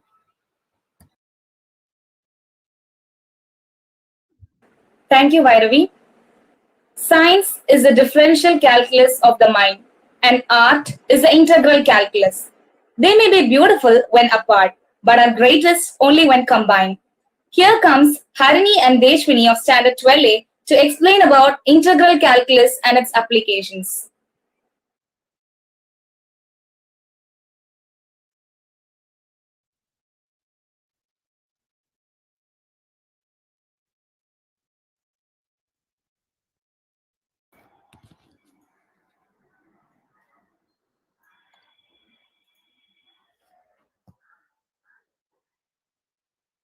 Greetings to everyone. I am here to explain my maths project about differential calculus and its application in medicine. Before going into the project, I have to thank my administration and my teachers for this wonderful opportunity. Now we can go into the introduction of differential calculus. Differential calculus. d by dx of x power n is equal to nx power n minus 1. For example, we can take x square. Now n is equal to 2. d by dx of x square is equal to 2x power 2 minus 1 is equal to 2x power 1 is equal to 2x. Based on the formula, we can explain a working model. Now we can see the differential calculus based on the model. Now we are taking the length of the square as x, then the area will be x square. Extending the square on both sides.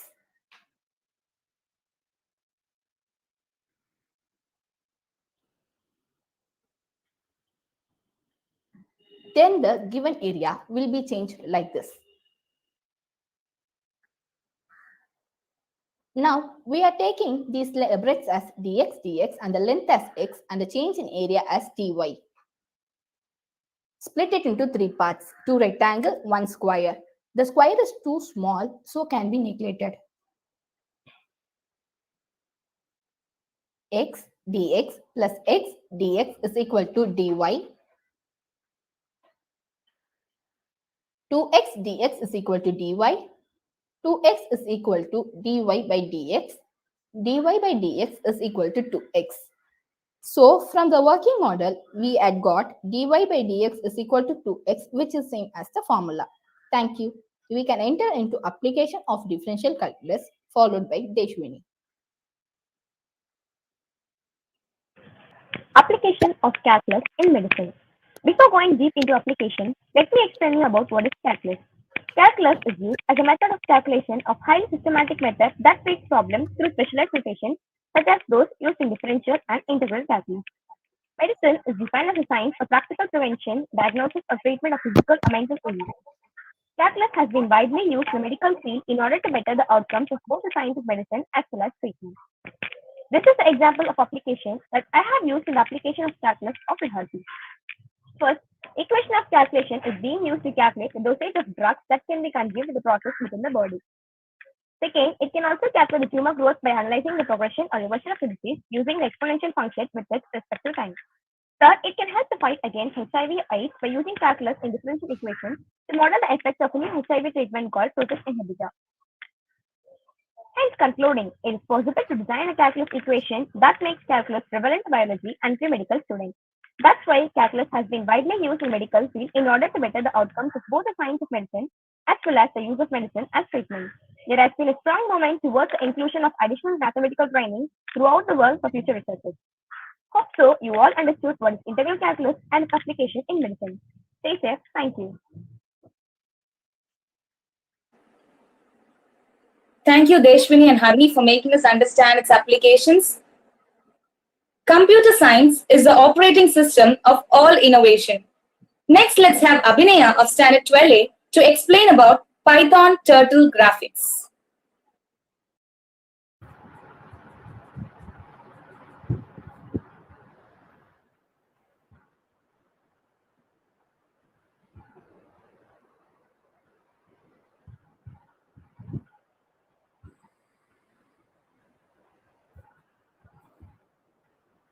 Greetings to all. Myself Abhinaya. I've created a simple graphics using Turtle in Python programming language. Turtle is a Python feature that lets us command a turtle to do some work like drawing pictures, designs, figures, etc. We attended an online free training session on Python programming language, Python Bootcamp on Python from 26 July to 31st July 2021 under the guidance of our Honorable Administrator, Dr. Doreen Robin Ma'am. A sincere thanks to our school management for arranging such a wonderful and interesting program during lockdown. By attending such valuable programs builds a foundation of science skills and fostering our nature curiosity and research skills. Let's get started to program. Let me show a Python program using Turtle module. So in this program, in this code, I'm importing two modules, that is Turtle module and other one is Math module. And then I'm creating the Turtle object. Okay, tip is the reference for accessing the turtle or calling the turtle to do some works. By accessing the turtle, I can set color of the turtle as black and shape of the turtle as turtle and speed of the turtle as 5. Now I'm defining a function. For defining a function, we want to use the keyword def followed by the name of the function dot triangle and followed by parameters within parentheses tip, length and color and followed by colon, and this is the syntax for defining a function. Within this function, I'm using some screen methods. Let me explain the uses of it. So forward is used to move the turtle forward to a certain length, and left is used to turn the turtle in counterclockwise direction, and right is used for moving the turtle or turning the turtle in clockwise direction. Let us code the tree top. So here I'm using the pen up function that is used to picks up the turtle tail, and pen down function is used to pulls up the turtle's tail, and go to function is to move the turtle into position x comma y. So at last I'm hiding the turtle from the screen. So I'm giving turtle done. So let me execute the program and show you the output.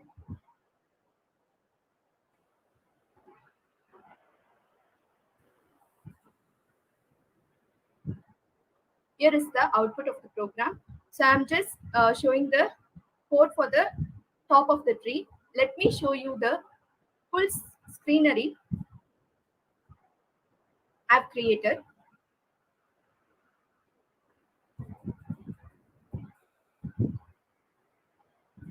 Let me execute it and show you.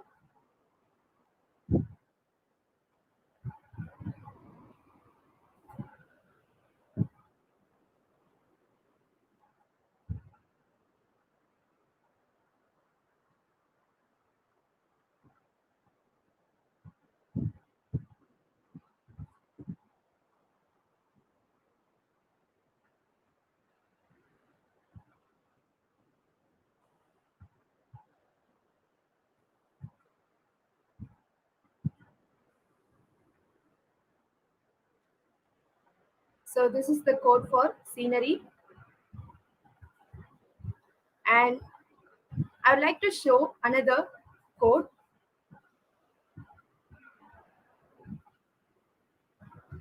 Let me execute it. Here is the output. And I've created 4 turtles here. One is red, one is blue, and one is green, and one is yellow in different colors. So the turtles are moving in certain tracks, in particular tracks. So this is the program.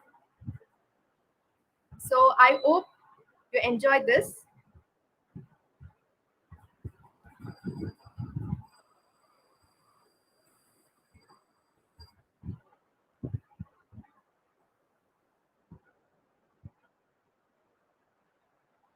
you enjoyed this program. Thank you. Thank you, Abhinaya, for such a creative work. Here comes two great biologists of Standard 12A to explain the procedure of hemodialysis with a working model. Over to you, Divya and Kalpana.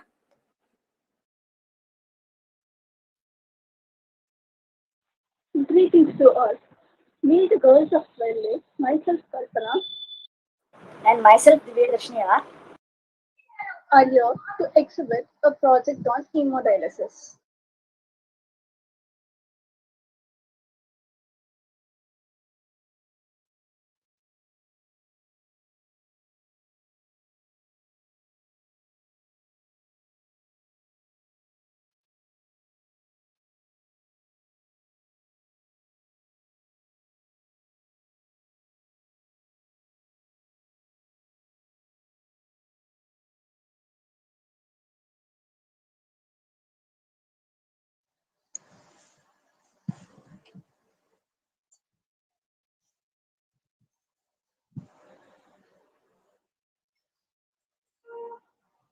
Hemodialysis is also known as artificial kidney. You need dialysis if your kidney does not remove excess waste or fluid from your blood to keep you healthy. It usually happens when only 10 to 15% of your kidney functions left. Hemodialysis is a procedure where a dialysis machine and a special filter called an artificial kidney or a dialyzer are used to clean your blood. It is the common way to treat kidney failure. It usually works on three main principles, namely diffusion, osmosis, and ultrafiltration. Osmosis, movement of particles from higher concentration to lower concentration.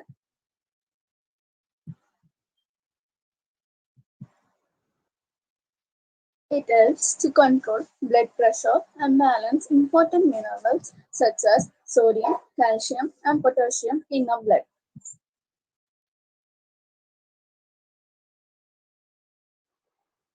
To perform hemodialysis, there need to be an access point where the two needles are connected to carry the blood from the body to the dialyzing machine and to carry the purified blood from the machine to the body.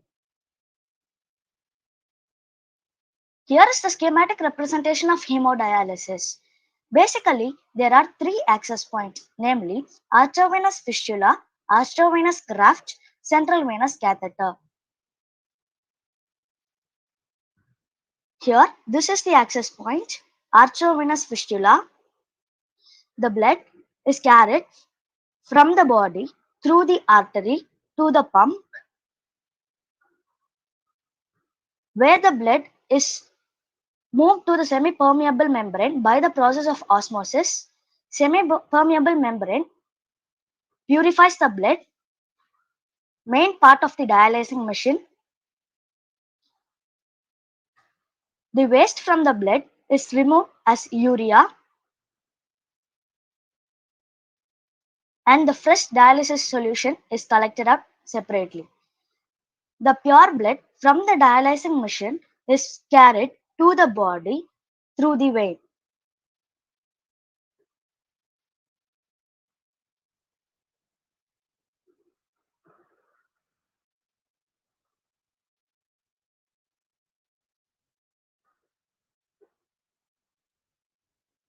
This is the working model on hemodialysis.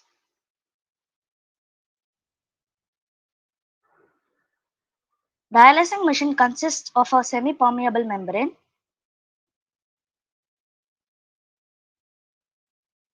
The waste from the blood is collected as urea,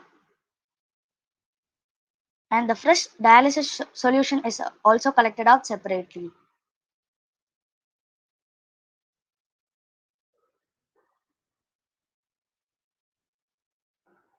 Now let me explain you the working model. The blood from the access point flows to the semi-permeable membrane through the artery where it gets purified. The waste from the blood is collected as urea, and the fresh dialysis solution is also collected out separately. This is the dialysis solution. The pure blood from the dialysing machine is carried to the body through the vein.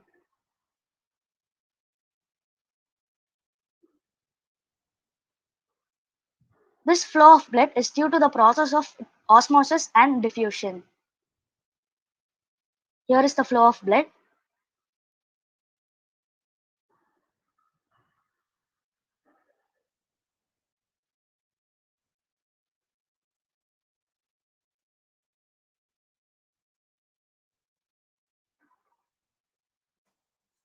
Though hemodialysis is beneficial to the patients with kidney failure,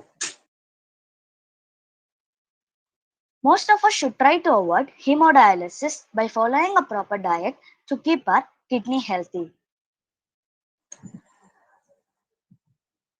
thank you. Thank you.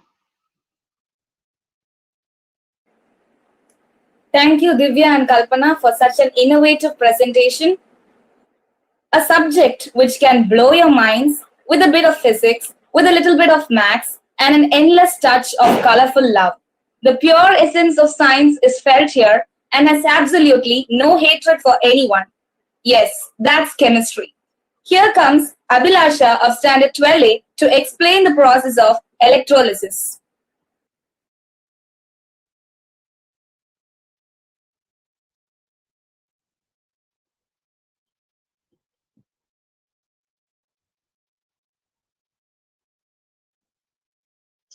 Good evening to all. I'm Abhilasha of 12A. Let us see the demonstration of electrolysis. What is electrolysis? Electrolysis is the decomposition of water into oxygen and hydrogen gas due to an electric current being passed through the water. Materials required for the process: 2 pencils, battery, wire and 2 clips, a glass. A water is poured in glass and we have added salt in the water, as we know that water is a bad conductor of electricity. So we have added salt to make water a good conductor. Then 2 pencils are connected with plates and inserted into the water.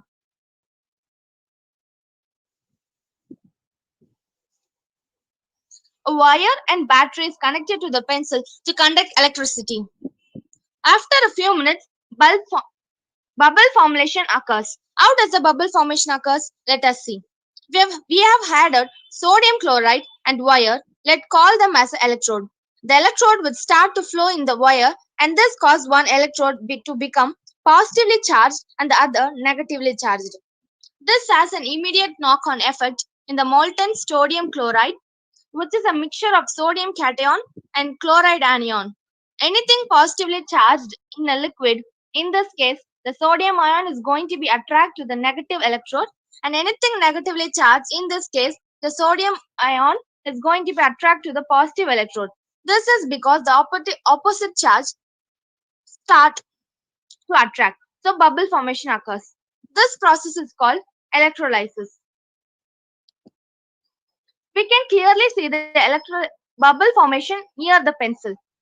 Uses of electrolysis in our day-to-day life. Electrolysis is used in the extraction of metal from the ore. It is used for refining certain metals such as copper and zinc. Electrolysis is used for electroplating.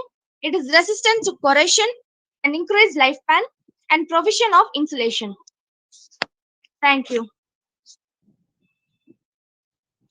Thank you, Abhilasha. Great demonstration.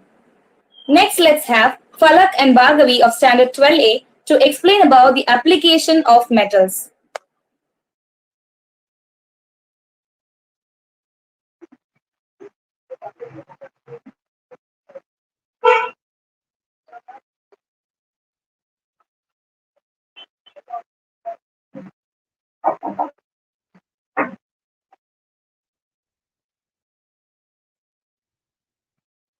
Good evening to one and all present here. I welcome you all to the project. I am myself Bhargavi and with me Falak of 12A. we are going to explain about the applications of metals.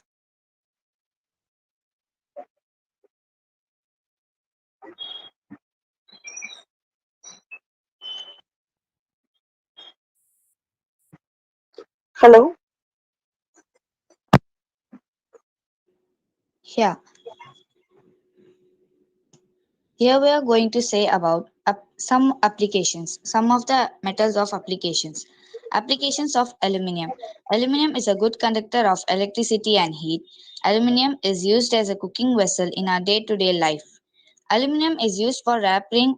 Aluminium foil is used for wrapping food items. Aluminium shows the resistance of corrosion. It is used as the design of a chemical reactor, refrigeration unit, and gas pipeline. Applications of zinc. Metal zinc is used in a galvanizing metal such as iron steel structure to protect them from a rusting and corrosion. Zinc is used to produce die casting in automobile, electrical and hardware industries. Brass and alloy of zinc is used in water value of communication. Zinc oxide is used in a manufacture of many products such as paint, rubber, cosmetics, plastic, inks and textile, etc. Applications of iron. Iron is one of the most useful metal in our day-to-day life.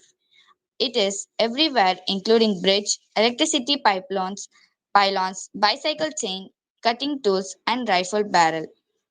Cast iron is used to make pipe, pump, stoves, etc. Nickel steel is used in making cable, automobile and aeroplane parts. Chrome steel are used for manufacturing, cutting and tools and crushing machines. Applications of copper. Applications of copper. Copper is the first metal used by the human. It is used making a coin, ornament along with the gold and other metal. Copper is alloy and used for making wire, water pipe and other electrical part. Copper conducts both heat and electricity. Copper is an essential nutrient for the body. It helps maintain healthy bone, blood vessel, nerve and immune function. Applications of gold. Gold is one of the expensive precious metal. Gold is used extensively in jewelry and it is alloy formed with copper. Gold nanoparticles are also used for increased the efficiency of solar cell.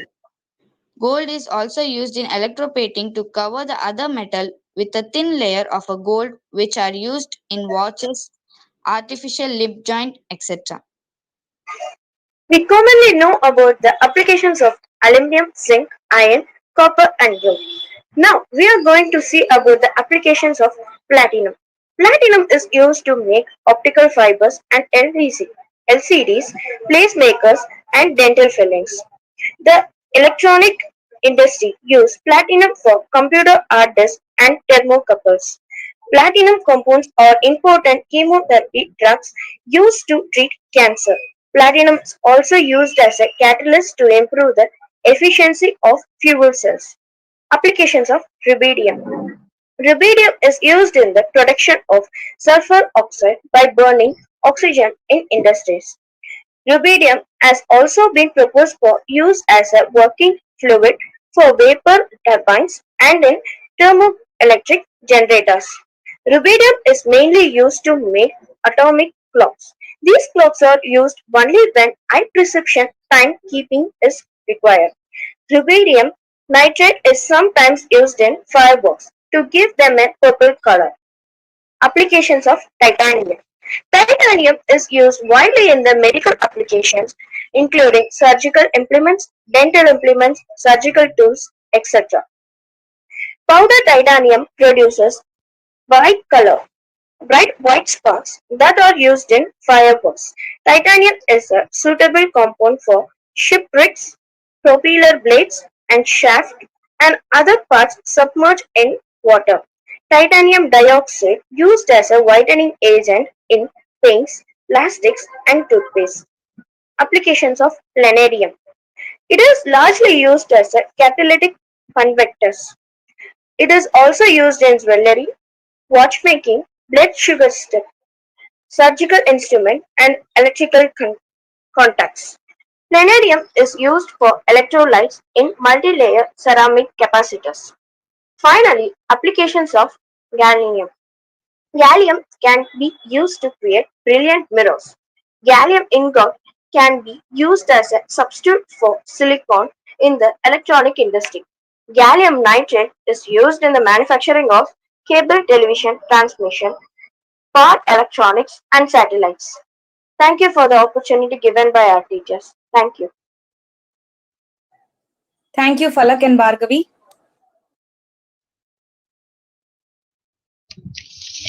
Anisha, do you know we have detectives among us? Detectives? Really? Yes, I'm going to reveal them now. Detective Deepa and Detective Dhanuvasha of 12A are here to share one of the detective technique with us. Over to you, detectives.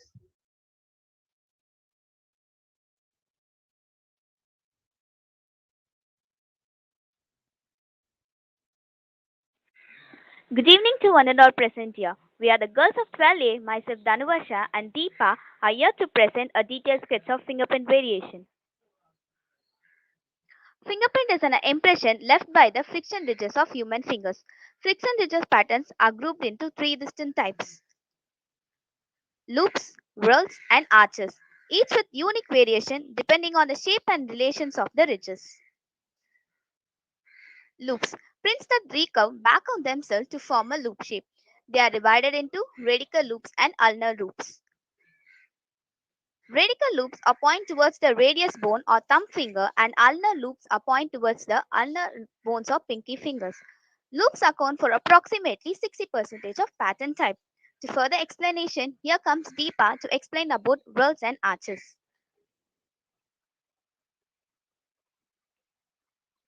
Whorls. It forms a circular or a spiral pattern like a tiny whirlpool. There are four groups of whorls. Plain whorls. It forms a concentric circle. Central pocket loop. A loop with a hole at the end. Double loop. Two loops that creates a slight pattern. And an accidental loop. It is irregularly shaped. Hole makes up to 35% of all pattern type. Arches. It creates a wave-like pattern and includes plain arches and tinted arches. Tinted arches rise to a sharp point than the plain arches. Arches make about 5% of all pattern type. Here are some of the analyses of our classmates based on the understanding of frictional ridges of human fingerprints. Double loop and tinted arch, radial loop and ulnar loop, plain hole and central pocket loop. Radial loop. It is identified based on the point running towards the radial loop bone. Tinted arches. It is identified based on the hill-like structure present in the center. In conclusion, fingerprint is a good way to find the culprits in a crime. Fingerprints have been used for a long time due to how relatable they are. Fingerprints will last for thousands of years and nobody has the same pattern. Investigations have been very careful with evidence because almost all of it has important fingerprint on it that can determine who was involved in the crime. Hope you all understand the frictional ridges of human fingerprints. Thank you. Thank you. Thank you, detectives. Now, I call upon Anisha Mary Stephen of 12A to explain mutual inductance. What the?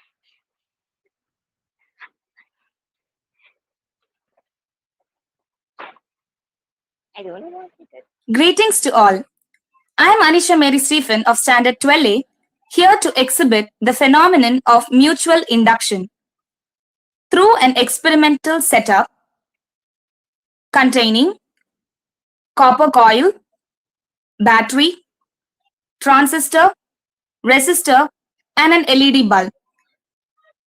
Before that, let me try to explain the phenomenon. The term inductance, it is the capacity of a conductor to oppose the current flowing through it, and it induces an EMF.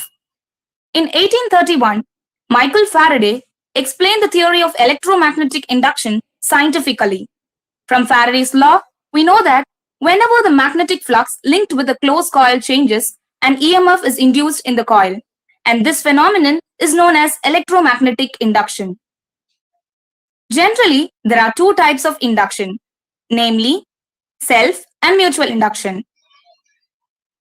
Self-induction is a phenomenon in which the change in current induces an EMF in the same coil, whereas mutual induction is a phenomenon in which the change in current induces an EMF in the neighboring coil.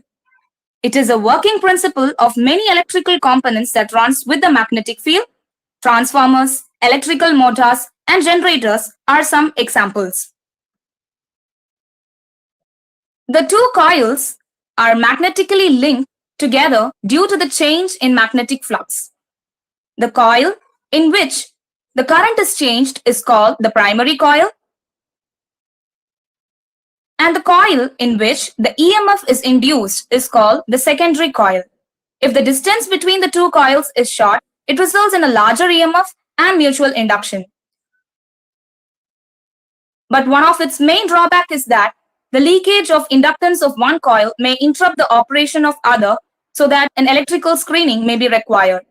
This is a schematic representation of a transformer, which is a very best example for this phenomenon.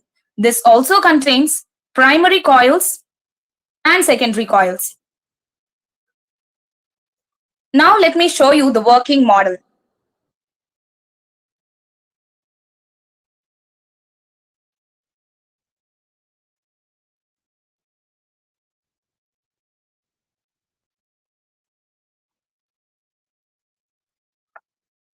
This experimental setup well describes the concept of wireless power transfer, which was introduced by Nikola Tesla. It is the transmission of electrical power without wires as a physical link. Here, a transmitter device driven by an electrical power, it creates a time-varying electromagnetic field which supplies power to the electrical load. As I pass current through one coil, an EMF is induced in the neighboring coil.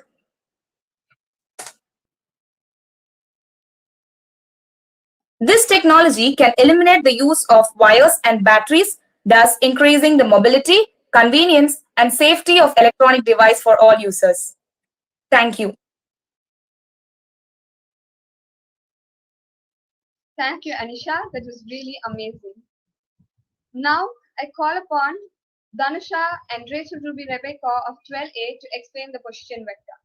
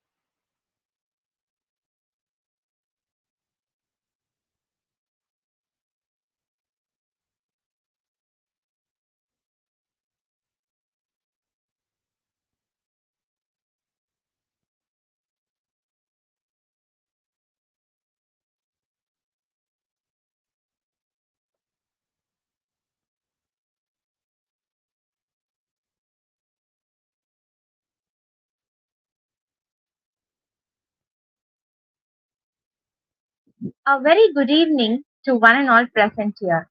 I'm Danusha S. of 12A, clubbing up with my classmate Rachel to present our project. First of all, we thank our school management and teachers for giving us this fantastic opportunity to talk in front of you all. Our project is about position vectors in three dimensions. Rachel will continue with further explanation about vectors. A vector or several vectors working together will take into account the distance, your row, your speed, and your actual distance.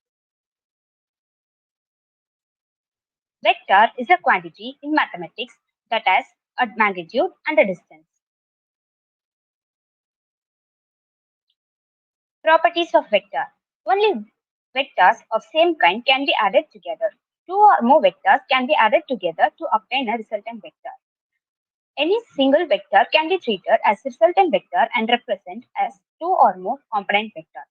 To add vectors of this type requires sophisticated mathematics or use of graphical techniques. Types of vectors: null vectors, position vectors, free vectors, unit vectors, equal vectors, opposite vectors. Position vector. A position vector is defined as a fixed vector that locates a point in space related to another point.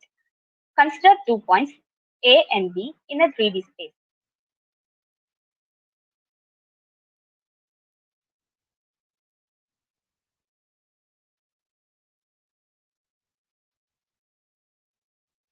This is the model representation of a 3D dimension in position vector. We are considering three axes x, y, and z.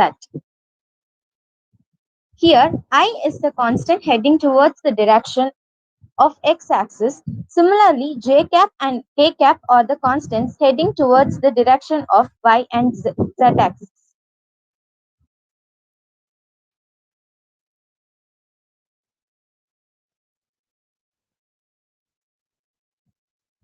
After placing the Rubik's Cube, now the point on x-axis is 10, 0, 0. Then the point on y-axis is 0, 10, 0. And similarly, as the coordinates on x-axis is 0, 0, 10. Now we can calculate the point P, which is placed in 3 dimension using the other coordinates. The value of point P is 10, 10, 10.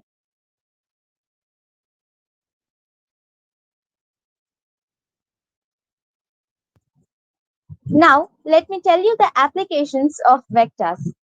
Mainly, it is used in various industries in the construction of networks of pipes. It is used to measure angles and distances between the panels in satellites. It is used in calculating angles and distance between beams and structures in civil engineering.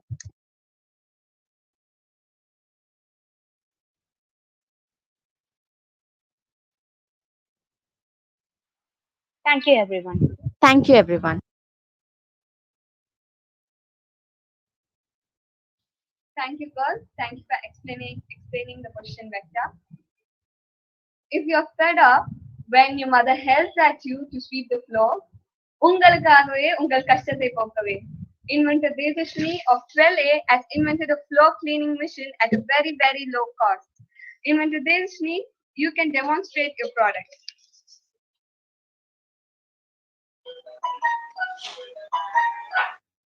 Hello everyone, I am Tejaswini, class of 12, studying in Bethel Matriculation High Secondary School. Here I am going to explain about one of the application of DC motor, which is about the floor cleaning machine.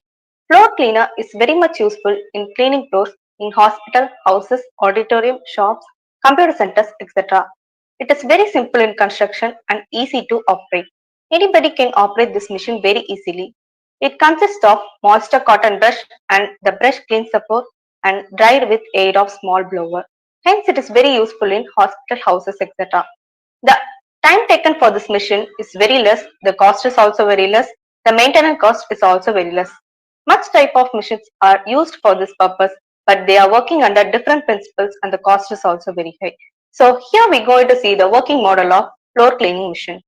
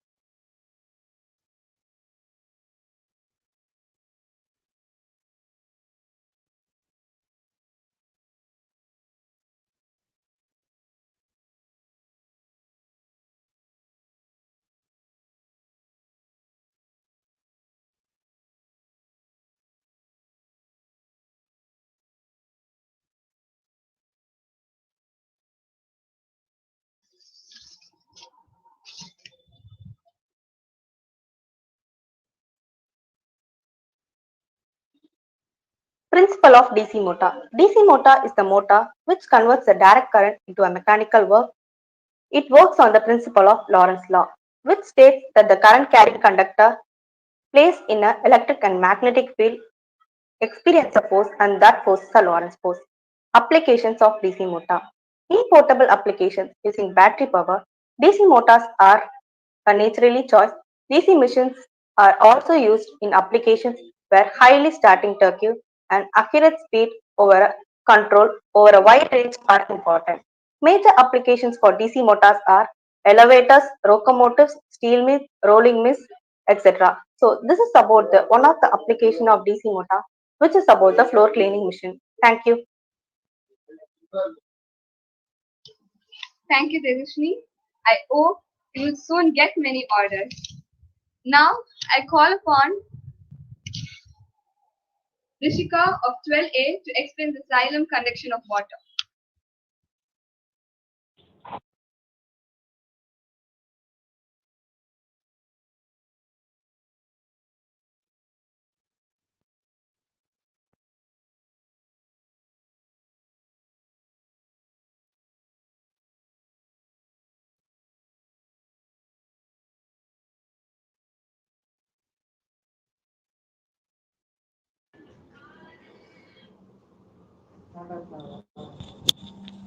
Good evening to everyone. Myself Rishika. I'm going to present a experiment about the transportation of water into xylem.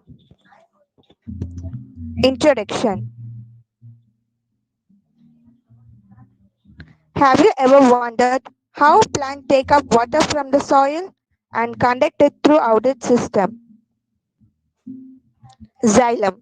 The xylem transports water and soluble minerals, nutrition from the root throughout the plant. It is also used to replace water lost during transpiration and photosynthesis. Let's perform a simple experiment to prove the presence of xylem and its function. Material required for this experiment: a balsam plant,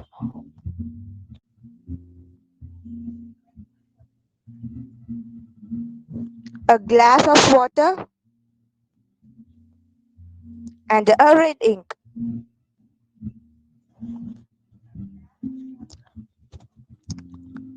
At the glass of water, I just pour a red ink color.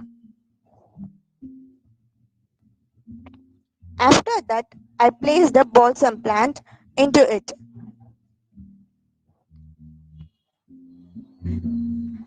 Let me wait to see how the plant absorbs the red ink.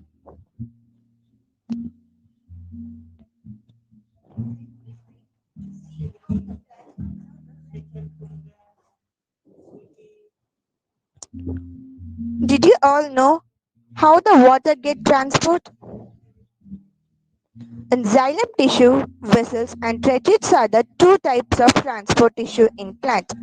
Both vessels and tracheids consist of thick cell wall.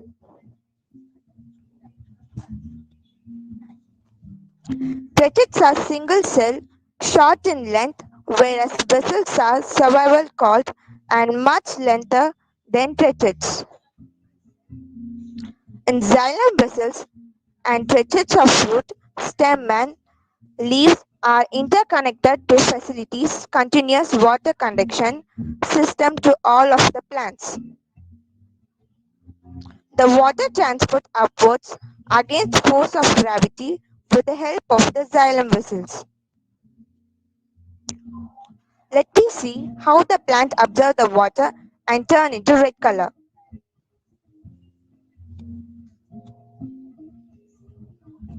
After 3 hours, the plant turns into red color. This is the plant after 6 hours.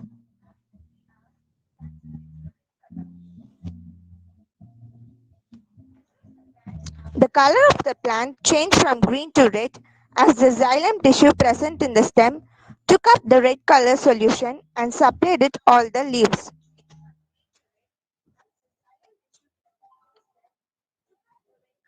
Therefore, gradually the leaves turn into red color. Thank you. Thank you, Rishika. It was really interesting. Here comes M. Arni and Shruti Sri of 12A to explain the DNA model.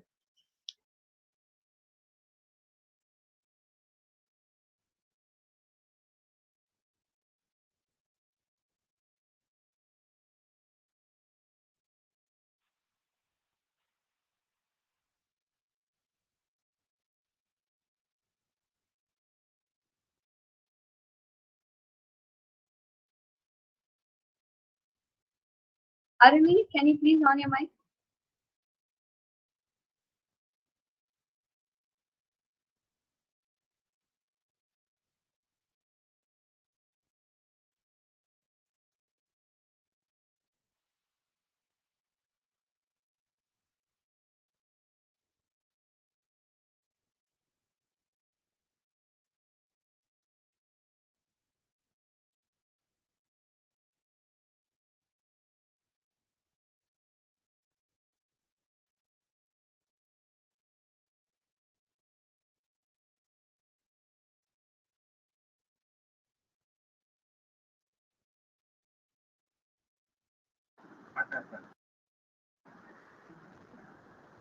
Before that, let's see thought.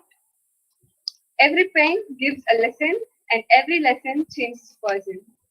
All of us do not have equal talent, but all of us have an equal opportunity to develop our talent. Sometimes it's better to bunk up a class and join with friends because today, when I look back, marks never make me laugh, but memories do.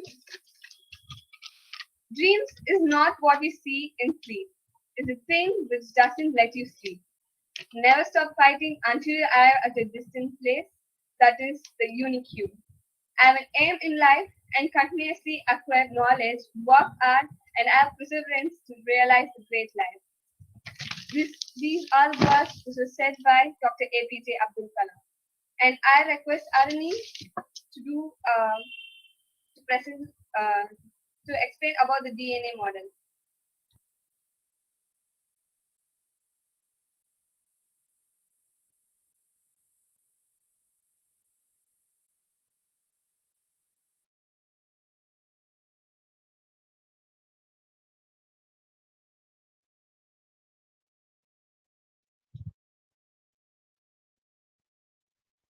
Aruni, I'm sorry we are not able to hear you.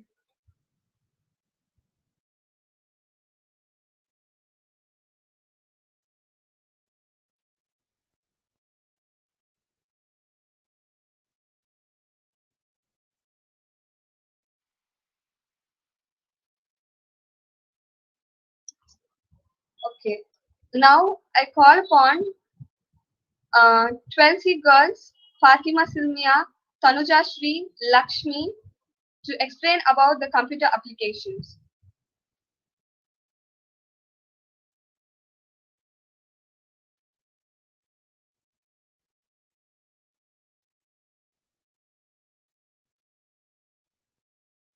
A warm welcome to one and all present here.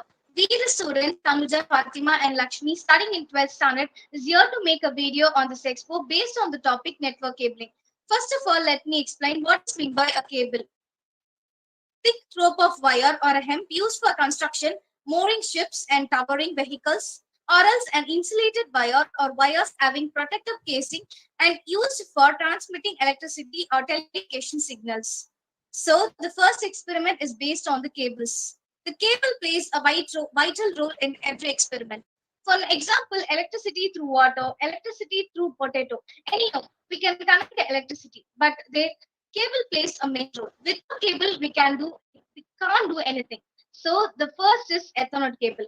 An Ethernet cable, sometimes referred to as a network cable, is a cord that runs from the router, modem, or a network switch to the computer, giving the device access to the local area network lab. In other words, giving it internet access.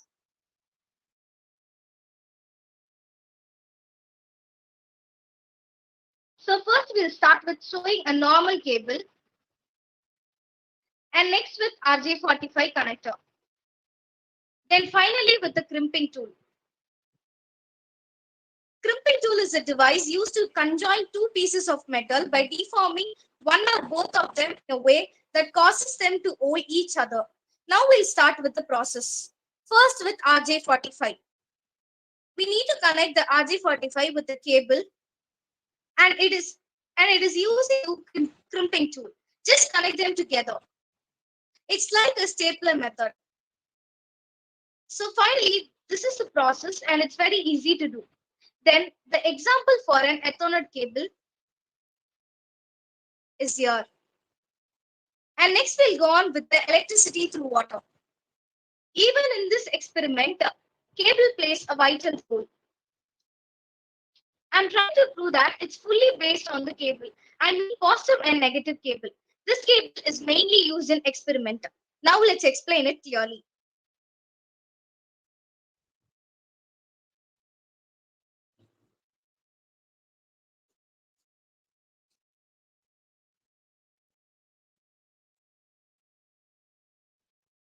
The first step is you need to have a glass of salt water. And then we need a mini bulb, which is connected to the positive and the negative cable. Finally, a blade.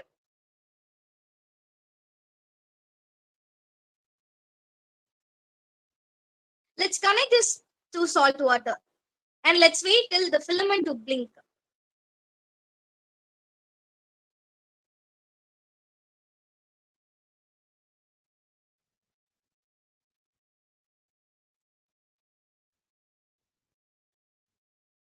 So finally, it's blinking.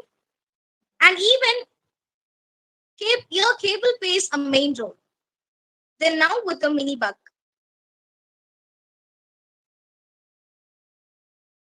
Here, a copper wire cable plays a vital role. Copper has been used in electrical wiring since the invention of electromagnet and in the telegraph in 1820s. The invention of telegraph in 1876 created a further demand for copper wire as an electronical conductor. Copper is an electrical conductor in many categories of electrical wiring. So with the process.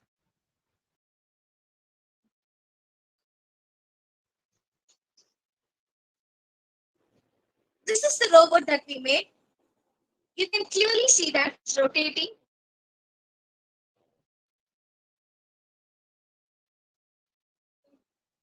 And it's really amazing. Then the last with XW battery. Hope you all know about XW battery. But the main thing is that battery connector. It is really important. So I made a hair dryer through the XW battery and also motor and the connector. So it's time to test the hair dryer. Before that, let me explain about the battery connector. This type is commonly used in a pocket radios, smoke detectors, carbon monoxide detectors, guitar effect unit, and electroacoustic guitars and radio control vehicle controls. They are also used as a backup power to keep the time in a certain electronic clocks. So now let's start. This is the air dryer that we have made. And this is the fan. And under you can see the wire. I mean positive and negative cable and the battery connector. This is the switch. So let's turn on this dryer. Now finally the fan is running and you can see the papers is flying.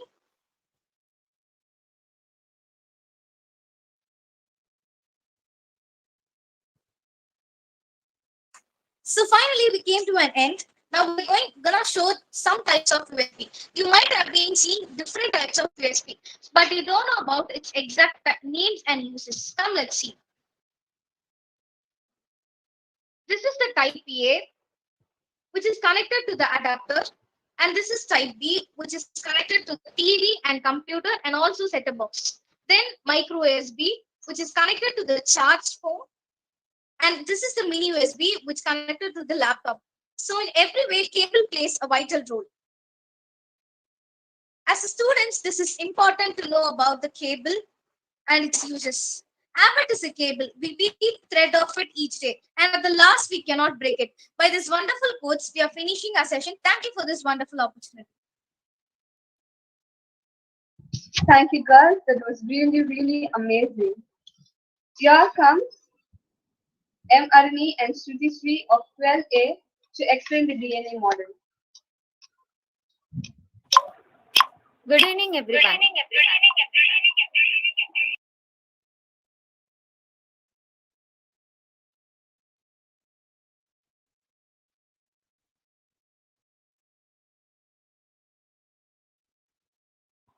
Good evening, everyone.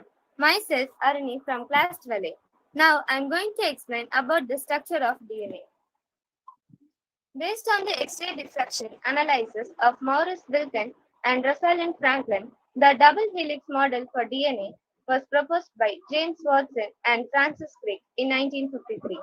The highlight was the basic pair between the two strands of the polynucleotide chain. The pairing occurs between adenine and thymine with 2 hydrogen bonds, guanine and cytosine with 3 hydrogen bonds. Depending on the type of nucleotide, there are 2 types of pentose sugar, namely the one with the ribose sugar are known as ribonucleic acid, and the other one with the deoxyribonucleic acid. DNA is found in the nucleus of the eukaryotes and the nucleotide of prokaryotes. The bases are nitrogen-containing molecules having the chemical properties of a base, a substance that accepts H plus ion proton in a solution. DNA and RNA both have 4 bases. Adenine and guanine have double carbon nitrogen ring structures. Thymine, cytosine, and uracil have single ring structures. Thymine is unique for DNA, while uracil is unique for RNA. And the next topic will be explained by my friend Shatishi. Thank you. Good evening, everyone. Good evening, everyone. I'm Shruti Sri from class 12. Now I'm going to explain about phosphate group. A phosphate group is nothing but it differentiates a nucleotide from a nucleoside. When a nitrogen base is attached to one molecule of sugar, it forms a nucleoside. When a phosphate group is attached to fifth carbon of same sugar, then it forms a nucleotide. These phosphate groups are very important as they form phosphodiester bonds with pentose sugar to form sites of DNA ladder. These sites are hydrophilic in nature as they allow DNA to form bond with H2O. Based on the number of phosphate groups attached to the nucleotide, they are classified into 3 types, namely monophosphate, diphosphate, and triphosphate. A chain of more than 20 nucleotides formed by phosphodiester bond is called as a polynucleotide. This is our DNA model.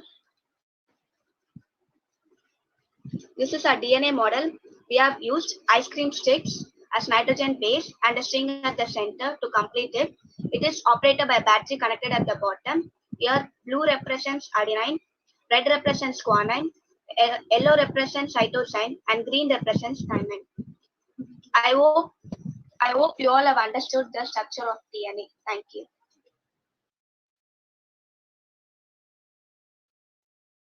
Thank you, Aruni and Sujisri.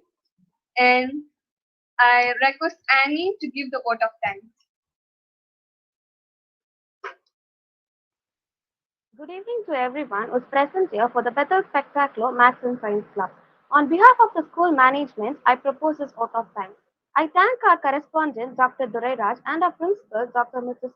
Florence Duraraj, for continually motivating and encouraging us to be active participants in the school events. I thank our administrators, Dr. Rennie Robin and Dr. Doran Robin, for being an inspiration to all the students to achieve their goals. Science exhibition is a platform where students exhibit their dreams and innovation in the field of science. We could see many Einstein, Thomas Alva Edison, Newton, and why not Dr. Abdul Kalam. Today's dreams are tomorrow's reality. Depend on the board, we the students of Bethel will be tomorrow's superheroes. I thank and congratulate all the students who worked hard for the science exhibition. We admire your talents and skill sets exhibited during the show. I thank all my beloved teachers for all your hard work, pushes and pulls to make the students to showcase their talents. I end up by saying all have a passion and dream. Set a goal to achieve your passion and work hard to taste the sweetness of success. Thank you. Thank you, Annie. I'm exhausted. Not because I'm tired of anchoring, but of being amazed again and again and again. I'm really proud to say that I'm a Bethelite. I would like to conclude by saying the words of Dr. APJ Abdul Kalam as this expo is conducted in the remembrance of him. Small aim is a big crime. Have a great aim. Let's rock Bethelites. Come on. Thank you all.